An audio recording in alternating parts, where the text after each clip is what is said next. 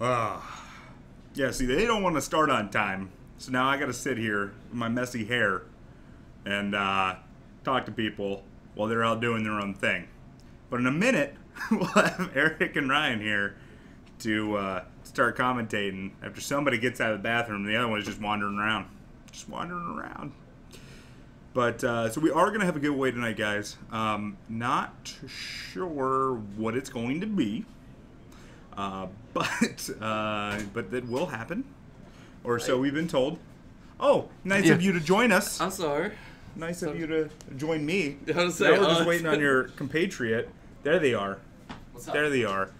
What's up, purple God glasses? bless. Get See, out look, of this my is what. seat, purple Yeah, glasses. we have to do a little. We start on time. Get out of We here. start on time. Get the fuck out of here. We just kind of make it there eventually. Lumley Sandbar said hi to you. I'm sure you already acknowledged that, but I would like to re-announce. He did not acknowledge that. Delay. Sandbar, how you doing? The people. A little chin. Can wait. All right. Everyone knows you're here. Does everyone know where we are? Did we do the introduction? Did we tell them that we are streaming Modern Live from MTG Card Market, and we have an incredibly diverse deck list today, written in my illegible script. I was saying, can anybody read that? So I will translate this for you guys. Let's see what we got. What sticks out to me immediately? Disrupting Delver, being played by, if you guys were here about like 2 or 3 weeks ago, it was like 3 or 4 weeks. He was the guy that was on the really wonky Geist deck. It was 4 colors, 4-color Geist, and he is now on Disrupting Delver. And we sat outside and shrugged our shoulders at each other and was like, "Oh, Disrupting Shoal is basically Force of Will." It's not, but it basically is. It's close. It's close enough. As well, we have several affinity lists. Blue, white, red control, red, green Tron. We have an 8-rack deck that's specifically playing Waste Not. Some of them don't do that. It's not the best card. I thought it was gonna make a big impact. I thought it was gonna. It would have made a bigger Not, impact if 8-rack was more of an impact, because like it allows. There's not as many people testing with it because not as many people are playing it. It's decent enough, but it's also for different metas. Because if you're trying to win through that, you can't play Ensnaring Bridge. Yeah. So yeah, no, I thought Waste Not was going to make 8-rack a thing, but that was my naivete because that was when I just started playing Magic. By the way, guys, this is Eric. Sydney is in Singapore right now. Yeah. Eating soft-boiled eggs on toast. Special soft-boiled eggs on special toast. He posted a picture on Facebook. It was just like a cup with an egg in it, and it looked like it was doused in soy sauce. And he was like, "I'm super excited to be eating soy sauce egg toast." Hello, Tim. Also. whatever helps you. Oh yeah, Tim. What's up? That's Tim Super Saiyan 94. He's from Germany. Or so he claims. I don't know. I haven't seen any bratwurst in my mailbox or anything to verify that this gentleman is in fact from Germany. I trust you. I trust you, Tim. I do. Let's see what else we have. We have American Faeries. I wrote Freedom Faeries, and I capitalized every letter, and Freedom has 4 E's in it. Several blue-red Delver lists. The Thopter Foundry again. I don't know exactly. He was trying to explain to me what he does with the deck, and I still don't exactly get it. He mentioned something about...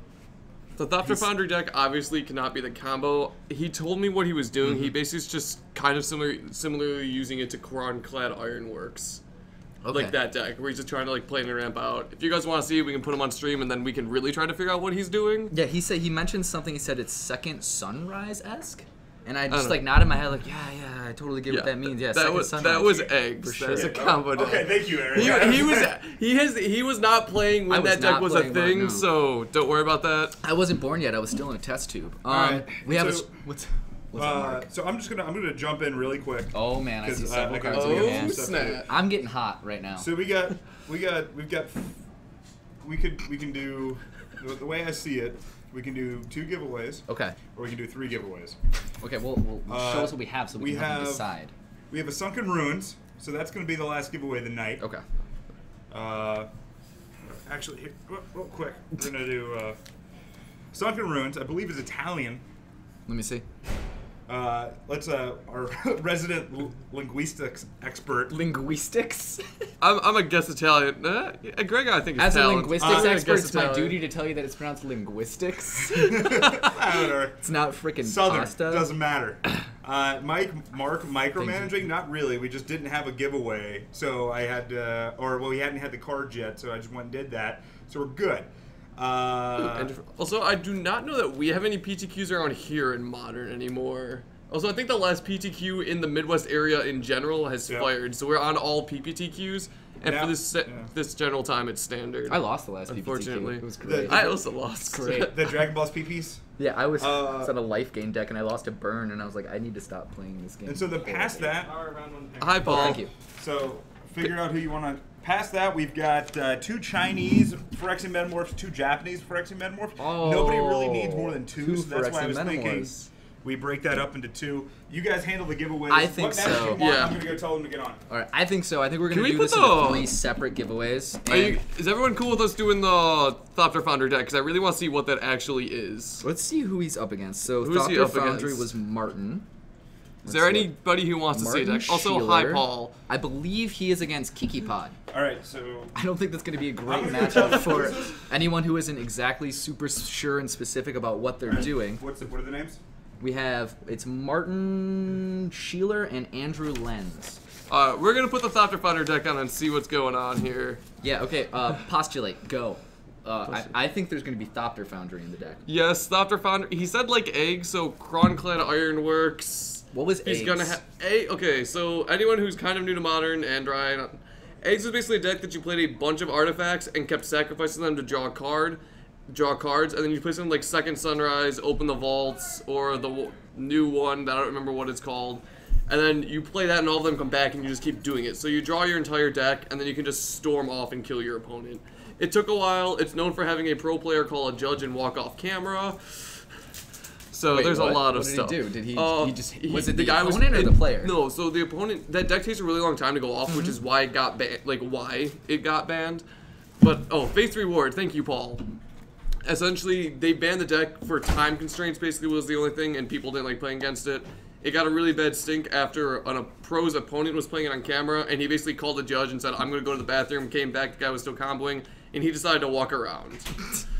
Yes, I almost did that. It did have the Pyrite Spellbomb condition, which is an artifact that you sack to shock your opponent. That sounds interesting. Paul's helping me explain the deck through chat. Thank you, Paul. Oh, I'm assuming PG8 is Paul, the man who brought you and everyone who brought the world Zoo Shift. What's up? I'm assuming your name is pronounced Diesel. Do we have Diesel it going 11? on there? What's up, my friend? Hold on, switch it off. See if they're setting up. Let's see if they're setting up the match. We're gonna get rid of our faces for just a little while. We'll be back. Don't worry. Yes, he's playing KCI. Not yet. Not yet. Nothing. That's He why is would you want to playing look at that? KCI eggs with Thopter Foundry. And Tim Super Saiyan asked, "Do you guys have the James Bond deck?" What is the James Bond Is deck? that a German thing? I don't know if we have that. What is up, Razor Verge? I have trouble speaking English tonight, apparently. Razor Verge? Yeah. Nothing's really up. We're just sitting here. Yeah, if enough after this matchup, if enough other people want, we can put up Burn. I think we have someone playing. See, yeah, we have just straight up Burn. I mean, like every Burn deck right now, he has a little bit of blue for Treasure Cruise. Nothing else really. Doesn't seem like we have any fancy Geist Burn. Okay. And once we get to 100+ viewers, we'll start the giveaways. Like we said, we have 2 Japanese Phyrexian Metamorphs, 2 Chinese Phyrexian Metamorphs. They are sitting down in the background. And we have a Ruins Hundidas, which is Sunken Ruins. And they are on screen, so let's check out this match and see what's going on. And... Do we know which player is which? We're going to figure that out. Let's see.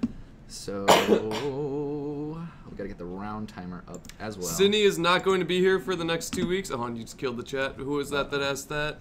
Yeah, Josh, Sydney's not going to be here for the next 2 weeks. He decided to take a vacation back to Singapore. He was actually kidnapped and taken to Singapore, but thank you for putting people's minds at ease. I don't think we have that. Someone was playing a deck similar to that, where he was playing 75, just like singletons, which most of them were gold. Oh, the Just for Fun guy? Yeah. Do we have... I don't think we have any Soul Sisters. I didn't see anybody that I knew that played like a white weenie deck. The closest thing we have is black-white tokens that's splashing blue for Remand and Serum Visions. Yeah. So it's a tokens deck similar to the Soul Sisters beatdown archetype, not Martyr Proc, which is definitely control and super annoying, and I sold that entire deck to buy Affinity. So I could do great things like wrath my entire board with a Ravager, unmetal craft my my Etch Champion, and kill myself. Now, I got a question for Crimson Viper really quick. Does the James Bond deck count as gold cards if they're hybrid, or do they actually specifically have to be gold cards? I have no idea. So Is there like I'm asking Crimson this because he's the one who posted about it. okay, no, well, Tim was saying it's called the James Bond deck because if you play in a tournament, you go 0, 0, and 7. Oh, 007. okay. So, it's you not the draw gold 7 one. times because it just stalls out the game, I'm assuming. Thopter Foundry might be able to be that deck. We could see. I'm trying to figure out who is who. What is the stall deck? Yeah, I'm not actually familiar with what... I know people who play... yes, Esper Control does that also. I don't think we have anyone playing that. I haven't seen the James Bond deck recently, unless that's eggs and people being slow on it. So we're thinking that eggs is similar to this whole James Bond thing. That was the deck that known for taking forever to go off. So. I mean, I've heard of eggs. It just didn't have this aura of infamy that you guys keep referencing. Like how it's just this infamous. For your feature match to start Yeah, Yes, they can Rose, start. do you know who is on the left and who is on the right? I can get their names. Mm-hmm. Thank you. Yeah, they were just waiting for someone to tell them. No, Oh, they're all good. okay. They're all good. So patient and polite, they were waiting for us. Well, let's see if we can take a look at the guy's hand on the right. I see some artifacts there, so I'm just going to go ahead and call him Thopter Foundry. And looks like the guy on the left is mulliganing. Okay. I didn't quite see what was in his hand. Yes, he is definitely the eggs player. I see a. I That believe must that's be a Andrew prison. on the left because I see a Voice of Resurgence, so pod for show. Yes. All right, Thopter Foundry. We'll get that updated for you guys. And it looks like Andrew plays an Arid Mesa, passes, and we see. I don't think we have two Giftron Mirrors players here. We do sometimes have one around, but I don't think he's here today that we saw. No, I don't think so. And And man, yes- I'm going to be whiffing on card calls for this Thopter Foundry. There I'm are not a lot of recognize voices. I believe that's a anything. prism. A lot of what the player 2 is going to be playing are just going to be quote unquote eggs, which are when you sack them, you draw a card, or when they enter the battlefield, you draw a card. So Right. we're going to see a lot of that. Okay, and Thopter Foundry guy, that is. Yeah, I somehow don't think Jace the Mind Sculptor is going to get unbanned, Josh, but we can hope. I think it would be amusing at least. Martin. Is the one on the right? Cool. Martin and Andrew. Yep. Thank you. Yes. I think we just got that. You Are gotta you fix... judging tonight? Yes. Sweet. Alright, yeah, we just got to put player 1's name up too. Okay. Left player. And left pod That player is looks like he's Andrew. got Foundry, but nothing with it, so... He I think does he have a also- turn 2 man acceleration and a pod. And he's down a to Sin 19 because Collector. he's shocked. So let's find the new life totals. Left player life total, 19. He did not shock, sorry. He just cracked the fetch. Yeah. I'm assuming he did that on the end step because he was Yep. on the play. And now Grove of the Burn Willows, so Martin's life total got +1, and he played a Wall of Roots. It also looks like he has a Sin Collector, a pod in his hand, and I can't quite tell the last card. Okay. Oh, and Diesel11 asks, what is everyone's ban predictions? I'm going to let you guys ruminate on that because this is going to be fun to see. Yeah, I'm hoping nothing too much gets unbanned or banned, like... Okay, so I see an Icar Wellspring on Martin's side. Is that his sack outlet? No, Icar Wellspring is when it enters the battlefield, draw a card, and when you sacrifice it, draw a card. I don't remember if it goes back to your hand. You can look it up here if you're... Okay, let's bring that card up because if you guys direct your ocular attention to the bottom right of the stream, you will see that we now have a card shower thingy. So we're going to pull up Icar Wellspring. When Icar Wellspring enters the battlefield, is put into the graveyard from the battlefield, draw a card. Okay. Oh, he did not actually gain life from the Grove because he had the Temple Garden, so his life should be back at 20. Okay. Thank and you. It looks Who was the one who like said that? Thank he you, Lonely just- Sandbar, for checking us on that. Okay, and Kiki should be at 16. And now he fetched just and played the shocked in a pod. breeding pool. I He's believe. playing, and he did take 2 from the pod. If you caught that, he did. He's potting away his. And I believe he's shocked in the breeding pool. Yes, he would have had to play it there, I believe. Yes. And he got kitchen Thanks, things. so he's right back up there. So I don't know if he plays a second Reclamation Sage, but he does have a Reclamation Sage in his hand. So if anything gets a little crazy, he probably would just play that. Okay. The ShamWow says they need to unban Deathrite Shaman. I want that card. I want that card back. Yes, It's Paul, black, we pulled up something it's that's green. not Absorb This. That was our testing card because that seems to be Mark's favorite card. Okay. So we see 2. Is that... And did we decide what card that was? The very colorful one with the lantern thingy on it? That's in this wonky Thopter Foundry deck? I believe that was the Chromatic Prison, which is Okay. just, or like, it's a general egg. There's like multiple different names for them. Okay, and what's the win condition on this deck? Swinging with a bunch of Thopters is my guess. So he did play a Mirror Retriever, which basically can cycle itself when it's the battlefield, so he'll be able to keep cycling those as a combo sack outlet. I don't know if his deck is going to be fast enough against Pod or disruptive enough. Especially Kiki Pod. Yeah, that is a Wall of Roots, and he's potting that for another 3-drop, so we'll see what he gets. Martin does not seem to be threatening the board all that much. No. I kind of agree with Treasure Cruise should be banned, but I don't know that it will be. I think it would be better, like, I think they might wait another ban cycle before they ban it and see what gets printed. And I believe he just, is it Staticaster? Yes, he did just get a Staticaster. He swings in with the Finks. Let's see. Oh, the Staticaster can hit the Mirror Retriever. I guess that's what he wants to do, get it for? Possibly. I mean, okay, so does he have all these dinky little... If he has a bunch of dinky little artifacts, the Staticaster is going to be great if we have a bunch of things with 1/1. It's possible. But the Mirror Retriever dies for value. The Staticaster is very good versus Thopter Foundry's plan, though, of putting a bunch of 1/1s on the battlefield. And I do also think I either see an Eternal Witness or a Reclamation Sage in his hand along with... Josh wants to know which hair product you're using. Me? Who? I believe it says Ryan, which hair product? Go. Oh god, I use Aquage only because it's the friggin' best. It's my sister works at a nice salon, and that's what I've used since I was a wee little bab. Also to OLY64, I understand your pain. His cards are upside down on the draft. His cards are upside down in his deck, but people draw different ways from it, so there's not much we can do about that, unfortunately. It hurts. Okay, so we see another birthing pod. Crimson Viper, it does seem like you like burn. Just reprint Sulfuric Vortex, Chain Lightning, Price of Progress. That is a lot of burn cards. Yeah, Price of Progress, I believe, is on the no reprint policy list. So what's going on there? He looks to be... There's the Reclamation Sage we called in his hand. Hitting the Mox Opal to stop the mana a little bit. Not a bad decision. Hitting the mana fixer. Martin looks like he's contemplating whether or not he has a response. It's tapped. He can't even float a mana off of that. Yeah. So that's going to go straight to the graveyard. Looks like we're moving to combat. He's going to swing in with just the Sphinx. Just the Sphinx. Not a Sphinx. And it looks like he is going to chump with the Mirror Retriever. I believe he turned his Mirror Retriever blue, actually. Because it looked like he paid to make it blue, so it would be +1/+1, so it's a 2/2 then. Okay, and I believe the Staticaster is killing it in response. So he did try pumping it to get it so that it wouldn't be a 2/2 to block the Kitchen Sphinx better. Martin is at 14. And he returned his first egg he played. I believe that was Chromatic Sphere or Star. It's one of them. There's a lot of it. Do you want to just pull up Chromatic Star in general? So yes. People can understand what I'm talking about when I say egg. Oh, is that the namesake egg? Well, there used to be something called Dingus Egg, or like the original egg cycle was basically the same thing. They're not legal in Modern. Okay. So people play this, which is basically you sack it and draw cards, stuff like that. Well, alright. Alright, let's see Martin contemplating his next move. In Andrew's hand, we see the Voice of Resurgence, a Kiki pod, Voice of Resurgence, a Birthing pod, and what looks like an Eternal Witness.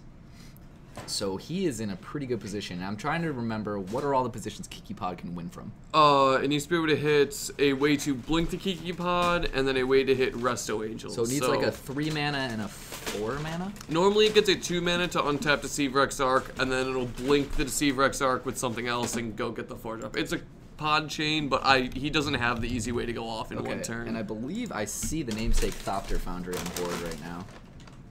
Yes, he did just play a Thopter Foundry and a Sunken Ruins to get stuff back. So let's see what he does from this point, because if it's the namesake of the deck, I'm assuming he has something to add to its fundamental function of sacrificing a non-token artifact and putting a 1/1 blue Thopter on there. So, to Crimson Viper, Cronclad Ironworks, it used to be a lot better before they banned Second Sunrise. It's still okay. It can just, every once in a while, just get out there. If it has, like, the perfect hand through Little Disruption, it can just slam Emmercools. It's pretty decent. The new Dark Zulist, I agree, is also pretty cool. Okay, so I'm getting a better Oh yeah, idea of Andrew what does he's not doing. have a last name. I believe he does in fact have a last name. Yeah, let's see here. No last name. Oh, he doesn't have? No, he does. I'm kidding. I just need to Andrew find it. Lenz. I'm just stalling for time while That I is find right. this It's name. Lenz. Lenz. I swear to God, I put that in. Well, he'll never know if you guys don't tell him, so please don't tell him, and then we'll all be good. And that'll be okay. All right, so it looks like he's sacrificing a lot of things for value to the Thopter Foundry. It looks like he's got a lot of stuff that draws him cards when he sacrifices it. Yes, Paul is correct. Cronclad Ironworks was not played in the old lists. They basically had to start playing it once Second Sunrise was banned to try to make the deck kind of function, because you then needed a lot more mana to play Open the Vaults. Originally, it didn't need it because Second Sunrise was 3 mana and Faith's Reward was 4, so it didn't need that much. Okay. Let's see. Does it look like Kiki can combo? Well, we've been talking. He has assembled an army of 4 tokens. Yes, he has been sacking a lot of his artifacts to get tokens. And that would be 4 life. That Because is, he gains life off of those. and I believe one more from just sacking that Ichor Wellspring. Let's He is see. in Yes. kind of a dangerous position, though. The only bad thing about that is, like, if his that Staticaster untaps, he gets to just destroy all the tokens. Although, no, are they 2/2s? Oh, actually, I take it back. He can't kill them all with the Staticaster because they're all 2/2s due to the Grand Architect. Grand Architect, and what is Grand? So is that- that's what's his official name, so we can bring that card up? I believe it actually is Grand Architect. Grand Architect. It is. Yeah, because it's a blue Thopter, it gets a bonus. Oh, did he just play Ugin's Nexus? Or is that an... Oh, yeah, he does have an Ugin... I see the Ugin's Nexus Yeah, in exile. so he just gets to take an extra turn there. Oh, right. And let's bring that up real quick. Yeah. Tezzeret is an okay deck right now. I think it kind of has the problem of, like, its mana isn't perfect because you need to play artifact mana, but you also need all your colored spells. It's a pretty good deck, but I think it's just too fast to Delver. And I believe, did Andrew just scoop? Looks Yes, like it looks Kiki like Pod did Andrew scoop. just scooped because the 2/2 Thopters was enough to kill him on the next turn. 1, 2, 3, 4, 5, 6, 7, 14 Yeah. damage, and 'Cause- assumedly he could bring out another one. Okay, well, Thopter Yeah. Foundry doing some serious work. That was Thopter Foundry comboing off. That was a lot of damage. Something I didn't think I'd hear tonight. That was Thopter Foundry comboing off. Although he did have a few turns. The Kiki Pod player was short on lands there. He sacked some of his mana dorks and then just wasn't able to draw another land. So he was stuck on 3 lands, which kind of causes Kiki Pod a problem. It really needs to have those fast explosive starts because if it's too slow and isn't able to combo, as we saw in this game, Thopter Foundry was just able to take over and kill it. And for everybody suffering from OCD due to the upside down cards, we do see Andrew turning those right side up Yes. to appease everyone. It looks like he and has to presumably to appease himself. So what's he have in his board? It looks like some Grafdigger's Cage. I didn't see the first 2 cards he laid down. I know Kiki Pod probably has definitely some form of artifact hate. Probably the creature that makes it so people have to sack an artifact. Kataki. Probably Kataki. Most pod lists do run Kataki, and I see a lot. I mean, obviously, a lot of lists run Artifact Hate for Affinity, but I suppose Thopter Foundry runs into that too as well. 2 Crimson Viper. Thopter Foundry is not banned. Only Sword of the Meek. When Wizards does bans, they say they always try to only not ban the entire combo, only ban the half that seems more abusive. So they left Thopter Foundry in, but did ban Sword of the Meek. Well, guess what, Wizards? We just saw Thopter Foundry being abused. Yes, and I believe that was on his. That was either his turn 4 or his turn 5 that he went off. Okay, so I it's think not a it was his super turn fast 5. combo. No, it's a little bit slow of a combo, but like he just kind of has to. He gets to dirtle until then. He gets to see a lot of cards in his deck, so it's pretty resilient. Kiki Pod might ordinarily be one turn faster, but as we saw on stream, he did stumble a bit there. He only had a bunch of 3 drops, so it was really hard for him to actually get the combo going. Okay, I definitely, I wouldn't call that an abusive card if you're taking that long to combo. As well, Thopter Foundry, I mean, it's the only deck of its kind here. It's the only kind I've ever seen. I'm assuming it's not a very popular archetype, so Andrew might have just had no idea what he was going up against. Yeah. I think they were a little concerned with Thopter and Sword being the same thing, because that was a very, like, oppressive control deck, and it just really shuts down aggro.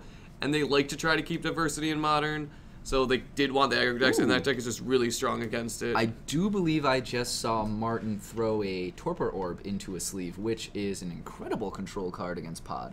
Yes, that really shuts them down if that Every resolves. kind of pod deck. It's also really hard for Kiki pod to deal with that. Most of them aren't splashing black for Abrupt Decay, so they really need some of their creatures with their ETB effects, like Reclamation Sage, to get in there. Yes. He probably has 1 or 2 Qasali Pride Mages just to be able to shut down Torpor Orb, but I'm guessing most of his artifact destruction is going to be in the form of Reclamation Sages. Yeah, I'm about 99% sure I did see a Qasali Pride Mage when Andrew was flipping through his deck. Ban announcement should be next week. Normally it's right after the pre-release by a day or two, so likely it will be on Monday. Oh, and Oli64 said everyone should just play Boggles and deck themselves. I agree, but only to the extent that everyone should just play Boggles and then kill themselves. That's my position on that. Boggles is a fun deck. I sometimes play Infect, which is quite a, as you guys saw me on camera last week, where I just couldn't draw hate against Kiki Pod. But it's a pretty fun deck to play against Boggles. Boggles really is just, it's a solid deck. You have to get great creatures, so your deck can just not draw well, unfortunately. Yeah, like most decks that are very non-interactive suffer from inconsistent draws. So, I don't actually, this I believe is Martin's brew of Thopter Foundry. We can try to talk to him after the match and see if he'll give us our deck list that we can try to post on the WUBRGxyz webpage. So we can try to get that for you, and it'll either be on the webpage or on the Facebook announcement. We'll talk to him after this match to see if he can give it to us or email it to us later. So we will try to get that, so look for that in the next couple days. Deck tech? We will talk to him. Possibly get a deck tech tonight if we have some time. And let's see. Oh, Oli64, you play Boggles. I don't want you to kill yourself. It's okay. A lot of my good friends play Boggles. Ryan's just salty because he loses to it a lot. Before, actually, now that I'm playing Chalice Affinity, it goes turn 1 Chalice. Do you want to do anything? Oh, wait, you can't. Yeah. Because everything in your deck is a 1-drop. So it looks like they started, that's a six card hand. That's a pretty solid nice 6-card opening hand. I see a Wall of Roots, I see a Birthing Pod, I see a Loxodon Hierarch, a Breeding Pool, and something else. Paul's being rude to other people in chat. Paul, we don't want you to kill yourself. Paul's just salty because he also hates uninteractive modern decks. Paul's just salty about... because he can't come out here. He's doing other stuff today, and he's not able to join us. Not here to play Zoo and Shift. he had a very fun Zoo deck. Zoo Shift. Yes, so we'll talk to him about getting the deck list. I'll run out there after this round and talk to him and see if he's willing to stay after a little bit. Zoo Shift, which I might add, we were promised an evolution or at least a new iteration of, and it looks like he shocks in the Steam vents, putting him down to 17. Automatic on the Wall of Roots. Gotta force out. I can't tell if he has a pod in his hand. We should. He does definitely have a Birthing Pod. We will remind players after this round to hold their hands a little bit for us, so we can try to get a little bit better view of what their hands are. Andrew's been doing that really nicely. There is the Chromatic Star. That is the Chromatic Star. The other one is what is the other card? Chromatic Sphere. It's Chromatic the same thing as. Sphere. It's basically the same thing as Chromatic Star. Yes. Chromatic Paul was going to play Become Immense Zoo. Do you care if I explain to them what that is, Paul, or should we wait until we can get you on camera with it? Add 1 mana of any color. Because I know it's your little fun deck right now. Okay, and we see the turn 2 Birthing Pod, or turn 3. And see if he's going to grab any action off that. We did used to have a couple Goblins players around here. Most of them have shifted straight over into Burn now because Goblins kind of isn't great against Delver. You know what Goblins is good in? EDH. Oh, okay. A okay. bunch of broken crap. Yeah, the one Paul was talking about, I forgot that Jared Thompson also released that deck. The Become Immense Zoo list, basically you play Become Immense in ways to give your creatures double strike and pump, so it's really funny. Yeah. Yeah, I think Paul went 4-0 on Scapeshift Zoo, and most of the games he didn't actually use Scapeshift to kill people last week. Zoo is doing pretty good, especially in our meta here for some reason. Okay. We have a pretty wide meta. We do see a pretty quick Reclamation Stage, and the Torpor Orb. There's the Torpor Orb. And he hit the Mox Opal, and he still was able just to play the Torpor Orb. Yeah. That is really going to slow him down. That makes his Birthing Pod a bit worse. Let's see, shocks in a Hallowed Fountain. Taps 4. That's 4 mana. Glenelonder Archmage. That is good right now. Okay. So he can counter any of the artifact spells as long as he has blue mana up. And also looks like he had a, I believe it's Loxodon Smiter, the 3 mana card that when it gets discarded, you just get to play it. Okay. Is that, oh no, I believe that's a Loxodon Hierarch. Is that what it's called? Something like, okay, it probably is a Hierarch. Let's Loxodon Hierarch. believe. It's actually good that he played the Yes. Sage there, because if he did not play Reclamation Sage there, he would not be able to because of Torpor Orb. So he wouldn't have even. He wouldn't have been able to use it. Although, yeah, that is kind of a waste of one. Okay. It's not Hierarch. It was definitely Luxodon Smiter. Is it really Loxodon Smiter? I have not seen that. I've seen Hierarch in Podless, but I have not Yes, seen it was Smiter. Luxodon Smiter in his hand. Okay. Hierarch's a little different. Mark was over on the side of the stream just shaking his head. It looks. Let me see. Let me see. Does he have the Warhammer? Oh, he's got a side. What is that? In his That hand? looks like hell. That's a Zealous Conscripts. That is another way he can go off with Kiki. But Okay. not good to have on the field right now. Yeah, not good when you don't have any enter the battlefield Yeah, effects. he's gonna need to deal with that Reclamation Sage. Doomsday is a very funny deck. It is a very challenging legacy deck to play well, but I've seen people. You kind of knocked this chat. There we go. I've seen people play it, but it is very challenging, and if you get disrupted, you kind of lose once you go off. So it's a very fragile deck. He just swung in for 2 with the Reclamation Sage, and second main played a Scavenging Ooze. Pays 2 to sack the Ooze, and goes right back up because he has a Kitchen Finks. That is a lot of damage he's doing to himself with his lands. Like, luckily he's at 13 life.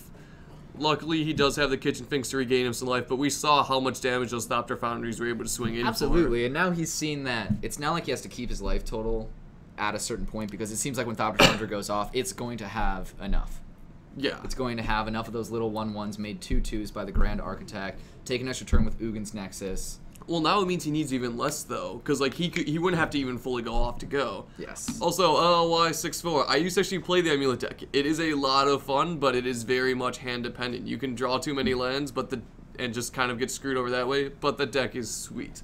Unfortunately, I don't think we have anyone who plays it around very often. But yes, it is not perfectly eggs. It is Thopter Foundry eggs. He won last game by swinging for like just having a massive amount of things on board, then sacking Ugin's Nexus to get an extra spell.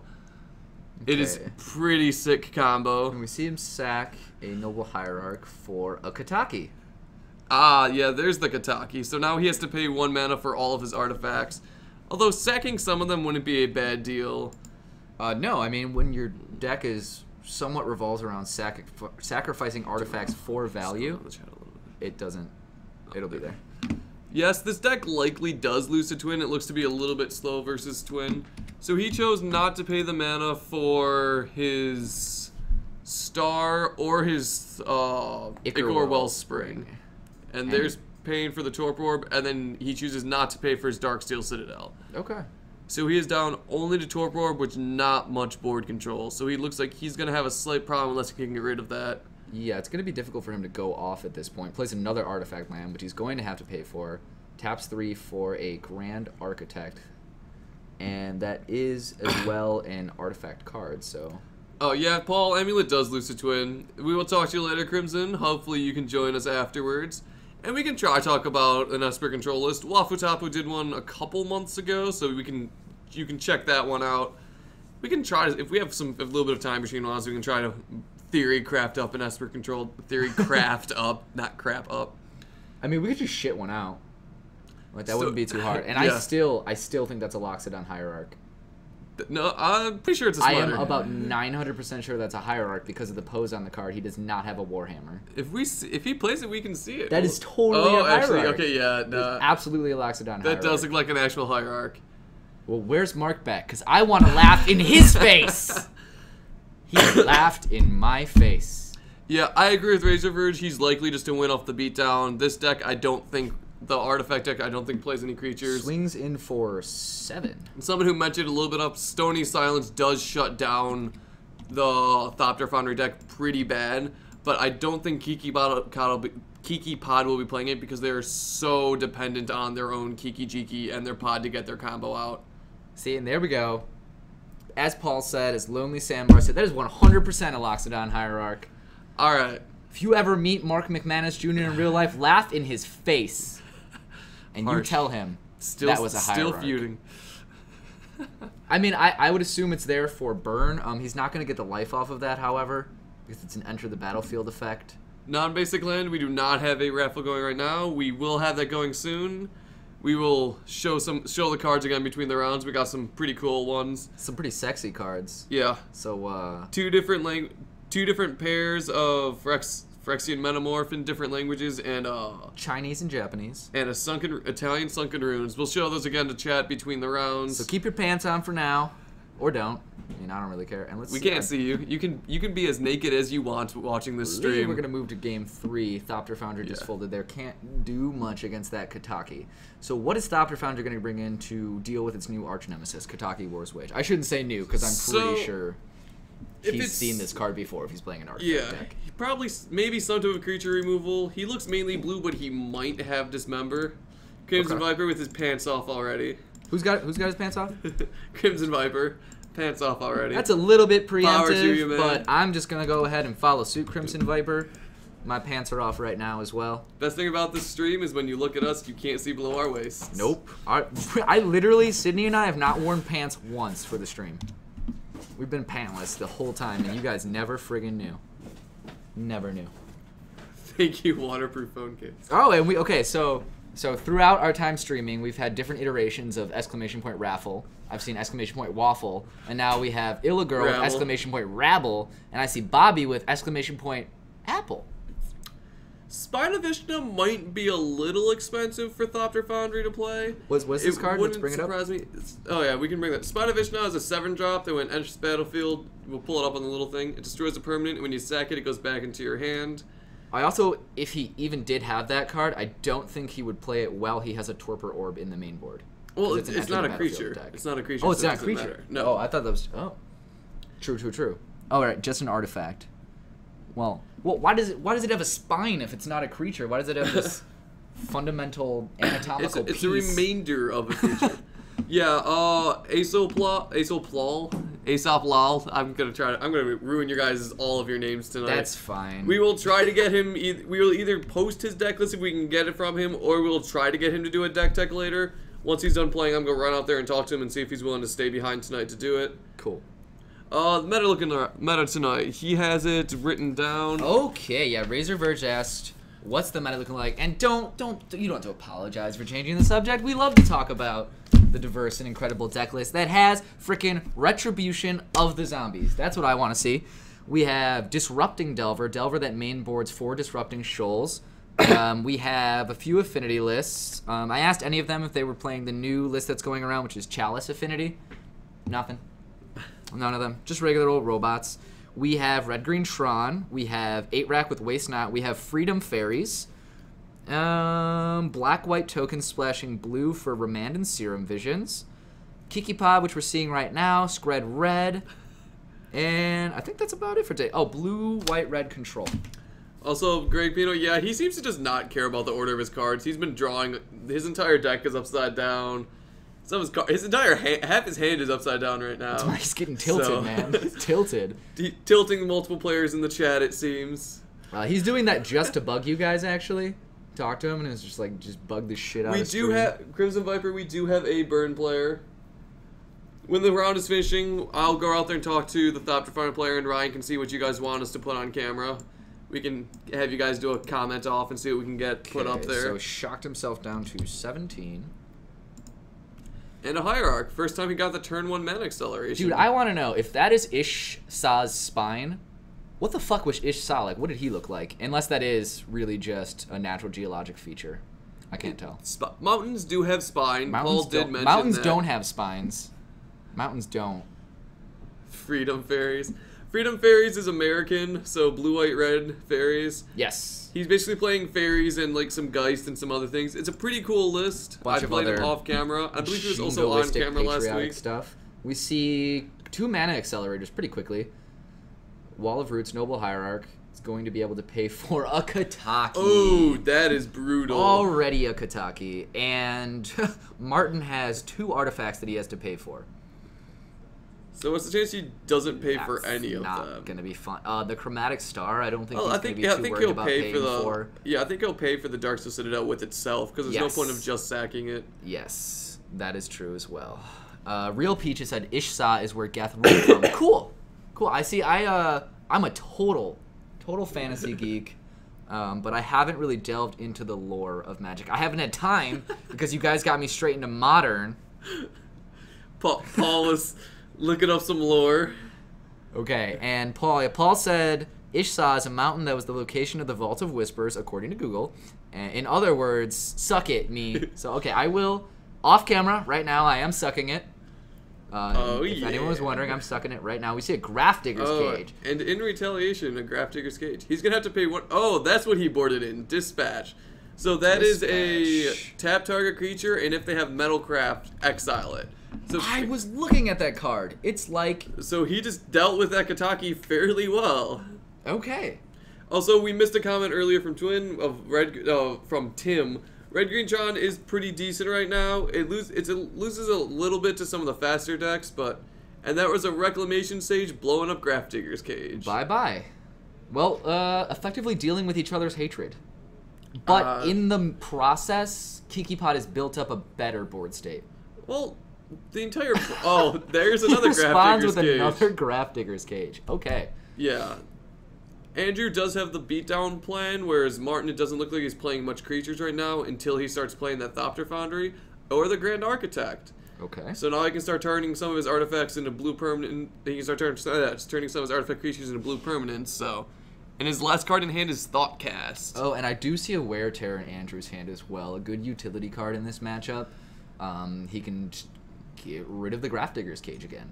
He is having some problems on lands, though. A lot of his hand costs a lot, so not being able to do that is really brutal right now. And we do see him immediately get rid of that, and our stream looks like it's freezing a little bit. Up a little bit. You guys still there? Can you hear us? Can you see things? Because the stream looks frozen on our end, unless they're just standing really still. Stream frozen for you all also, or is it just on our computer? I think they're just being really still. What's up? Jack, can you confirm whether or not the stream is frozen or the players out there are standing really still? I think it's frozen. Okay, so the video is frozen. I'm going to go look at it and make sure the cord didn't get kicked. No, they just confirmed that it is frozen, so hold on. I'm going to go check the cords to make sure nothing didn't get kicked or bumped. Okay. So, while the stream is frozen... Let's see. Okay. I'm going to try to deal with this real quickly. Give me 1 second, guys. And while we're doing this, let's talk about what may or may not be banned. Or might not be. May governs permission. Might is something different. Okay, yeah, trying to deal with the... Okay, what I'm assuming happened is someone probably unplugged the camera. Flick the match cam on and off, Mark, and nothing's coming up. Now we got a black screen. The blue light on it wasn't on, so Mark's trying to take care of it right now. Yeah, just don't stop the stream. Just, did that bring it back? No. Now we have a black screen. We are working on... Uncheck it and check it back on. Okay, uncheck and check it back on. Oh, and we got it working. We're back, and we Mark saves the day. No idea what's going on, but there's a Thopter Foundry, a Thopter Foundry, and a Grand Architect, and we saw what he did from this position last time. Andrew has blown a lot of his hate. He's got a Restoration Angel that could flicker the Reclamation Sage if he had enough mana to cast it. He does actually have enough mana to cast it, because he can use the Wall of Roots to make mana, his 2 lands, and the Noble. So he actually does have enough mana to flicker that, to use that Restoration Angel to flicker the Reclamation Sage. Okay. But we will see if he does that or not. I see the Reclamation Sage tap, and I'm assuming it swung in last turn for 2. Knowing that Martin would not willfully trade his Grand Architect because that is a part of his combo. There's the second Thopter Foundry. Okay, so in case the first one gets blown up, we have a second one there. Okay, and we forgot about the 2 mana accelerants that he has, so we can cast that Resto Angel, flickering the Sage, targeting the Graph Digger's Cage. Okay. To Bobby, GGT is Golgari Grave Troll, and BBE is Bloodbraid Elf. You want to pull those 2 cards up really quick? Sure. These are the cards that people keep talking about being unbanned. Golgari Grave Troll was used in Dredge, and Bloodbraid Elf was banned previously in Jund. And looks like the pod player did flicker in the Restoration Angel to kill the Graph Digger's Cage. And I can't see what that card is. Yeah, and Tim, thank you for reminding us of that. We know he gets 1 life when he sacks an artifact, but because the stream froze, we're a little bit behind on what the life totals are. I'll go check the life totals. I will go around and check the life Eric's totals. going to go ask the players so we can get an card that is. accurate count of what's going on. And also, if you could see what cards that is that... I have no idea what this is. It looks like it might be... looks mythic. I see the glint of... the orange glint of the mythic coloring on the symbol right there. But presumably, Martin is unfamiliar with the card as well because he's taking a long, hard look at it. Okay, and I'm seeing Bloodbraid Elf in chat. What's this about Bloodbraid Elf? Some people saying it needs to come back. Some people saying it needs to go away forever. 15, 17, and that is a Fracturing Gust. 15, 17, and a Fracturing Gust. So that Fracturing Gust blows up artifacts and gives you a lot of life. Okay. We can pull that card up and gather. How much life did he just gain? So he is at 17, and that was a lot of... he had like 6 artifacts out. Well, it looks like the 2 Thopter found... Oh, look up Fracturing Gust really quick. Okay. Because that was a lot of artifacts. Fracturing Gust. 2 life for each permanent, so he probably gained 12 life there. Okay, and did he have a Darksteel Citadel? Because He sacked it. Oh, okay. I was about He to say. sacrificed his Dark Citadel. I was gonna say, I he think should be at 12 life higher, which would be 14 to 23. Oh, it's 23. All right. Martin's at 14. Okay. Thank you. Yeah. Mark just came and gave us the updated life total, so we didn't have to math very well. 14 to 23. I'm better at math than math, to be quite honest. That's why high school was hard for me. That is some brutal honesty. One of these streams might be turned into a intervention. So we have the Burning Pot out now. That is very good for him. I see an extremely advantageous board position for Andrew here.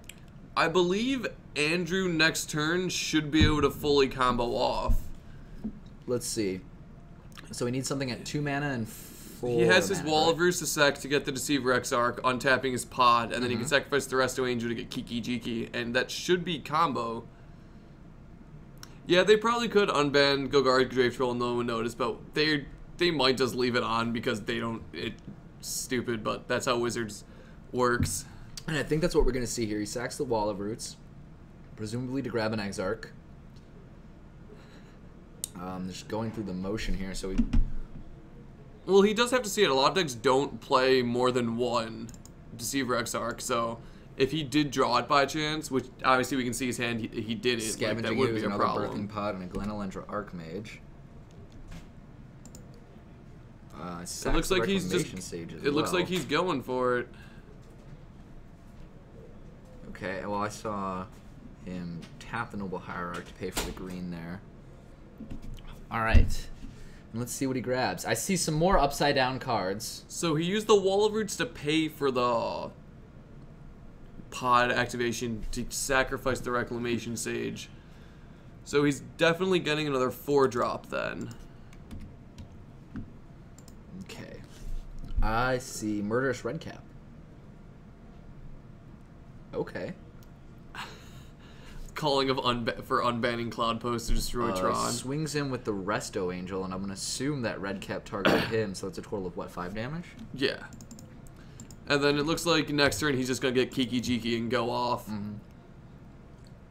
See a second Grand Architect, and just a passing of the turn, with nothing but a Darksteel Citadel up for mana.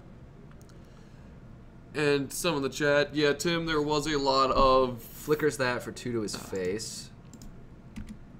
There were a couple Dredgevines lists going around for a bit, but I think a lot of times... There we go. We have the Kiki Restoration Angel combo, and that's GG.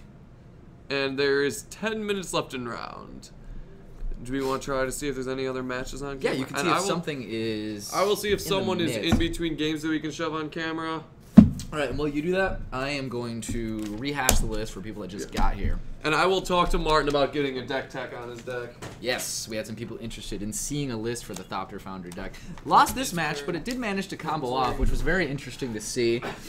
All right, guys, so I know there's someone out there named Crimson Viper who wants to see Burn, and we do have a single Burn list.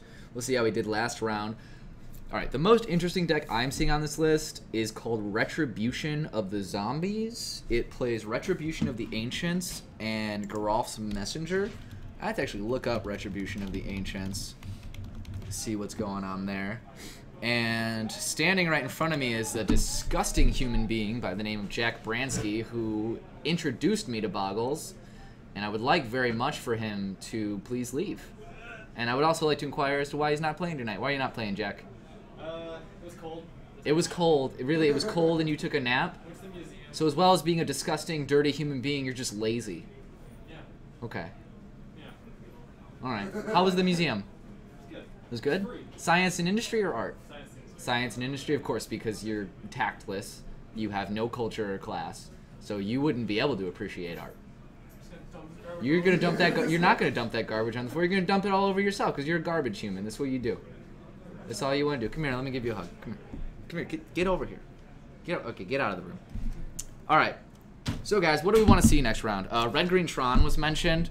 It doesn't sound like anyone has too much of an interest in seeing 8-rack. By the way, I played the 8-rack guy at the PPTQ that I mentioned I was going to. And turns out 8-rack doesn't do very well against a Leyline of Sanctity. I've already seen Thopter Foundry. We have black-white tokens, and the guy told me he was splashing blue for Remand and Serum Visions. Sounds somewhat interesting. A lot of the cards in black-white tokens are pretty cheap, so if you can draw into some, not too bad. All right, what's up? Do we have another match? No, we're not gonna have another match though. Okay. All right, we were just going over. We can flip back. Do you want to show the new people who haven't been in here the giveaways? Yes. And where do you see if people followed or not? I don't know how to check that. Let me see. You can flip Where it is back the to us. booth? And we're back. And I just pulled up Retribution of the Asians, as you guys can see in the bottom right side. We have a guy playing a deck that he calls, like as I mentioned before, Retribution of the Zombies, which uses Garroth's Messengers and Retribution of the Ancients. Ask in chat if anybody's followed, because I'm curious to see if Moobot's not working. Really? Okay.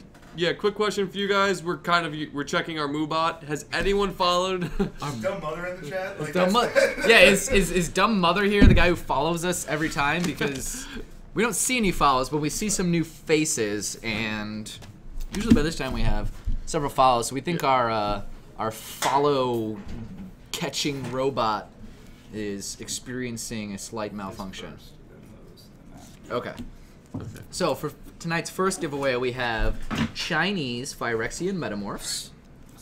For the second giveaway, we have 2 Japanese Phyrexian Metamorphs. And we're giving these away separately because we realize, okay, they're 2 different languages, and no one really plays any more than 2. You can only see one of those on the camera. That's right. I have trouble with this camera.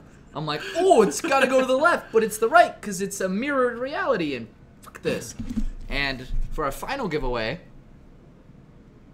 we have an Italian Sunken Ruins. Yes. Is that what this is? Sunken Runes. Oh, and I did see some follows up here. Thank you, Lonely Sandbar, for the follow. We do have some follows. Thank you guys Dia del Oso. Gracias para la follow. And Calexel. A friendly face. I know. Oh, God. Everyone stop. We should not stop be. Okay, raffling. hold on. We are not actually starting the raffle yet. The raffle is not. Every time I show the cards, people are like, raffle! It's happening! It's not happening. Not yet, my friends. We do not have the raffle yet. We're going to do that a little bit later. We're just waiting for more. Probably after the next round, and after each round, we're going to raffle them off. Lonely Sandbar, I know you're just refollowing, but I'm just rethanking you because I'm double glad to have you here. Zasetum. I have not seen your face before. And we got I our won't ever see your face, going. but thank you for the follow. It also shows up down here, Eric. Orzov for the win. I remember you. Thank you for the refollow, I'm assuming. And Lonely Sandbar says he's been followed for months. Well, thank you for the unwavering dedication. I know you have. I've seen your name a million times in chat. We've talked before. And Calexo, you as well. Oh, it looks like we have exclamation point Bobble and exclamation point Picnic. Okay. I can do a picnic. It's a little cold outside. Oh, God. All right. It's horrible here in Chicago. Thankfully, we're in the double digits. It's like 18 degrees, which is fantastic. Which is why Eric and I both have our pants off, because it's just so damn warm here in Chicago. It's smoky in this back. Smoky, steamy, I believe. Oh, Captain Roy, thank you for the follow. Welcome to the community. Hit us up in chat. And really quick for Bobby, yes, when we sorry, for Razor Verge. When we do the raffles, we remind you guys, you just type in !raffle and it'll add you guys. We'll let you know when we're going to do that. It should be after the next few rounds. In order to enter the raffle or to win the raffle, you have to be following us. So just click the follow button if you're in chat and want to join the raffle. Yes, you have to be followed to win the raffle, but I mean, why wouldn't you want to follow anyway? Yeah, and we're pretty cool. Thank you, Electric Gypsy, for the follow. Welcome, Electric Gypsy. Glad we have a non-Electric Gypsy here, so good to have the electrified version. Yeah, Illinois is super sweet. We have great weather all year round. Oh, God, yeah, it's fantastic. We have 2 seasons, which are fuck you and winter. Next game should be in about 5 minutes. Nobody was really in a good point to put them on camera, so we're kind of killing 5 minutes. And this is the list of what we've got. Yeah. Guys, we need hype for something. While we're waiting, what do you guys want to... Thank you, Razor Verge, for following us. If you want to see something in the feature match at home, you need to do this to get hype for it. This is how you make hype. And then you need to say the name in chat. So, for example, say I were a viewer and I wanted to see Freedom Faeries. I would go at home and I would type Freedom Faeries. And then, while waiting for the next match, you go Freedom Faeries. Freedom Faeries? Freedom Faeries. Freedom So, what do you guys want to see? Right. We have Freedom Faeries. Someone did say they wanted to see the Retribution of the Ancient Zombies, because that one really does sound fun. Sergeant Kidder. What do we want? Rum and Coke. Rum and Coke? I want I have rum and Dr. Pepper. I could definitely put some rum in it. Pipe. Pipe. I actually got I have homemade coffee liqueur. Like, one of my cousins started making it at Christmas. She was just like, here's alcohol. So I spike my girlfriend's coffee sometimes without telling her. Yeah, you told me that. And then she's been spiking me back. And I work from home, so I'll just be sitting there with my cup of coffee, and then I'll be writing something for work, and I'll be like, I am kind of tipsy. Looks like some really zombies and Tron hype. Well, I saw someone called us a hooker and asked us for 8-rack. Well, you got me. You have me questioning I don't think we have mud. Well, you put my self-worth and self-esteem into question, so now I must. For Orzov FTW, Freedom Faeries is just American fairies. He's splashing Geist in a fairy shell. Paul really wants Delver. I don't see anyone else wanting Delver. It looks like a lot of people want zombies. We can run out there and try. Who's the guy? Do you know who the guy yeah, the zombie players. You're going to have to go talk to him. His name is John. So I'm assuming he is John Bouchard. Yes. Do you want to go run out and talk to him? Alright, we're going to go check on him to see if we can put him on camera. And we can see what we want to do next. Oh, and someone asked about the foil Splinter Twin deck. That's Sydney's. Sydney's in Singapore eating soft-boiled eggs and toast. And also his family's there, so and that's probably also why he's foil there. Twin. Foil Twin, foil Affinity, foil Goifs, foil everything. Yeah. We're currently streaming from MTG Card Market, which is in Chicago. I am from Chicagoland area. Ryan just left. I don't know exactly where he's from, so I can ask him when he comes back in. I'm from the South Chicago suburbs near Joliet area. Blues Brothers. Mark currently stepped out, so he's not actually here anymore. We're kind of running the show. Let's see. I believe the 8-rack player is running a Liliana. I will be very surprised if not. I kind of agree with Sharpshooter. It doesn't really run that well. Ryan just ran out to go try to get the Zombies player to come be on stream, so we'll see how that goes. I'm gonna try to pronounce your name, Gibasum. He was basically just sacrificing eggs, artifacts, so Chromatic Star, Chromatic Sphere. He basically was just trying to sack those to generate more card draw, and then he just swung using a Grand Art Attack to make his Thopter Foundries 2/2s. He did win the first way like that on stream. If you want to go back and watch that, we'll have the stream posted on YouTube, hopefully sometime tomorrow or the next day. And we talked to him to try to get him to do a deck tech, so if he's still around when it's done, he will either deck tech or I'll try to get his list to post for you guys on the Facebook group. So if you're not already following us, as the Moobot kind of pops up every once in a while, you can just look at the Facebook group. That's where we post a lot of our deck lists. Did you answer Electric Gypsy's question? I've been we live stream on Wednesdays for Modern, Thursdays and Mondays for Legacy. So our Legacy meta is pretty good around here. There's normally a decent amount of people. Wednesday is our Modern stream. Ryan should normally be doing that. I do it sometimes when they need someone to fill in. What else you have? So those are the main days we stream. So Monday, Wednesday, Thursday, all around 7:30. And most of the time when we're here, which is today and tomorrow, we have random giveaways to do during the event. Alright, if anyone hasn't seen that the giveaways, nipple rub though. The nipple Can't rub. even see me nipple rub. Hey, oh, you can see him nipple rub. I actually have this thing where Well, I'll tell you guys that story later, but there's a reason. Like, that was like a joking nipple rub, but I really He do has this thing. serious nipple rubs. No, I have this thing where, like, subconsciously I'll, like, surreptitiously just, like, twist my nipple. It's just something I do. It's kind of a nervous habit. Oh, and Tim asked me how Omaha was. Omaha was great. Eric went, too. We flew together. Yeah, he helped me put together my list last minute. He turned my affinity deck into Chalice Affinity. And then I ended up playing against Jund mid-range, and I was like, great, these chalices aren't doing anything. Crimson Viper, I think they sometimes get posted on the website also. Oftentimes there'll be a little link to it because it gets put up as a link. If you follow us on Twitter, it should be up there. And we're going to actually try to get him to do a deck tech later tonight. So if you follow us on YouTube and we do the deck tech, you can come back and check when we get that posted in a day or two. And then you'll be able to go through and watch the deck tech of him doing it. We talked to him and he seemed interested, but sometimes he's running a little bit late, so we'll try to get him to stay the entire time. Ryan, question for you. What do I think about Red Assault? I don't know what Red Assault is. Help me.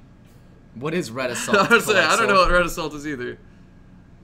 The Phyrexian stuff. I have not heard of that. Red Assault. Could you pass us a list? Is that the Assault Strobe deck?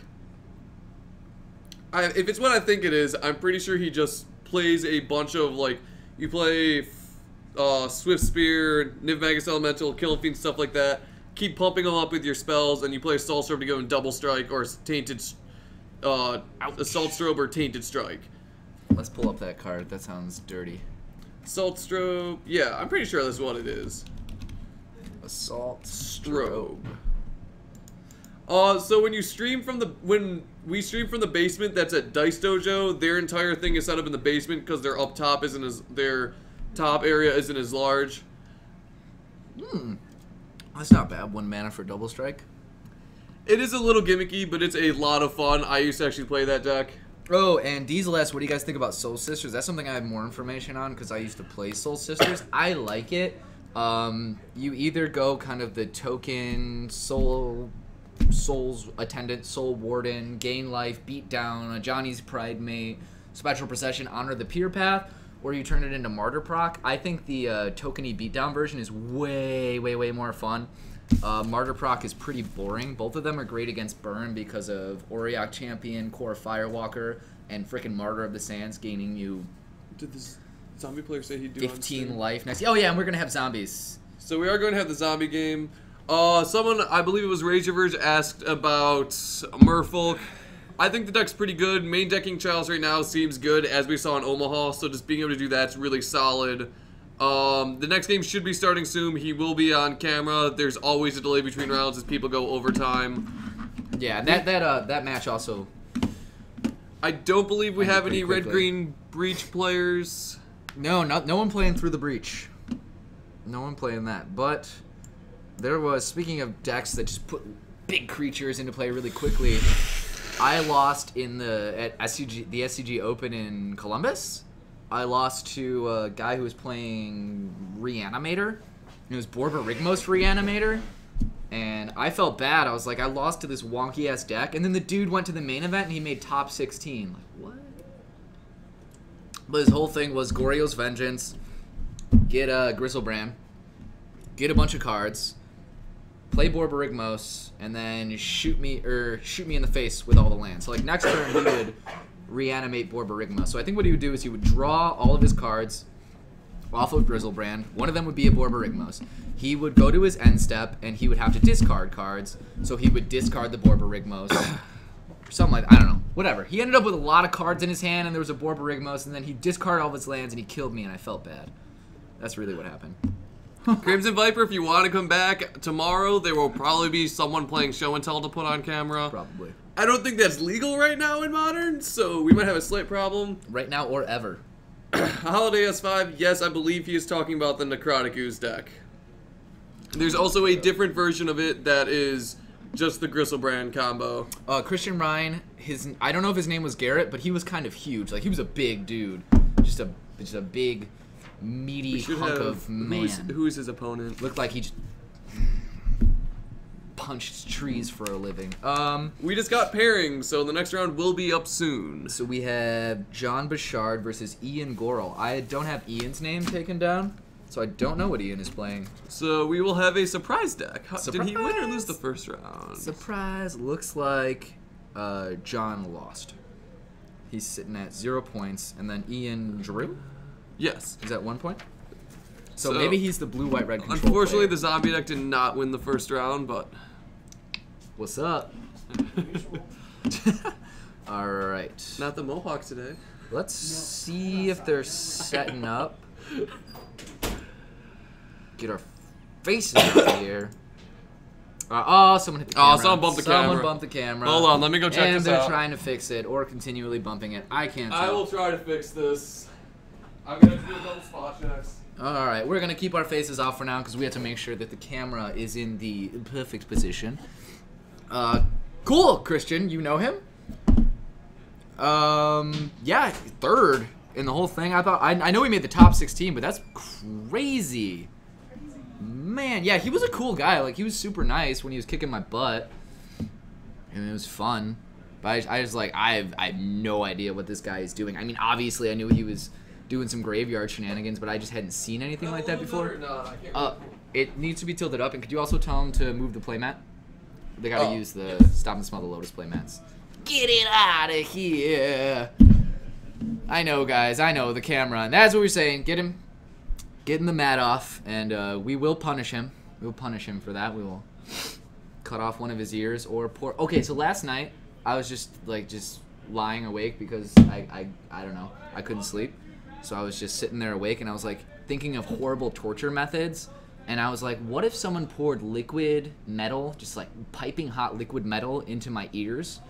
And I thought that sounded terrifying and painful. So if you guys could just imagine what it would feel like to have liquid, molten liquid metal poured into your ears. Can you imagine what that would feel like, Eric? That sounds really painful. Yeah, I was thinking about that I gotta last move night. it more the other way. Like if I were sleeping and someone just like brought a spoon and drizzled some liquid molten metal into my ears. Yeah, Christian, he had a beard. He had like 5 beards. He was like a ton of beards. He had so many beards. No, I definitely think it was that guy then. And so you said it's Necrotic Ooze combo? Because I didn't even see Necrotic Ooze. He killed me with WUBRGxyz and a ton of lands. And WUBRGxyz, if you discard a land card, you can hit someone for free. So he had a ton of cards drawn off of Gristlebrand, and he just repeatedly shot me in the face. So I'm gonna update the overlay here. He's the one in the plaid sleeves. I gotta get. Cool. And No, I do not. what is the guy on the right playing, and what's his name? I don't know. His name is John. I don't know what he's playing. Ask him what he's playing, please. All right. Zombie retribution of zombies. And the camera is still not quite right. Oh! Collect soul. What about lungs full of small cockroaches? That's a bad one.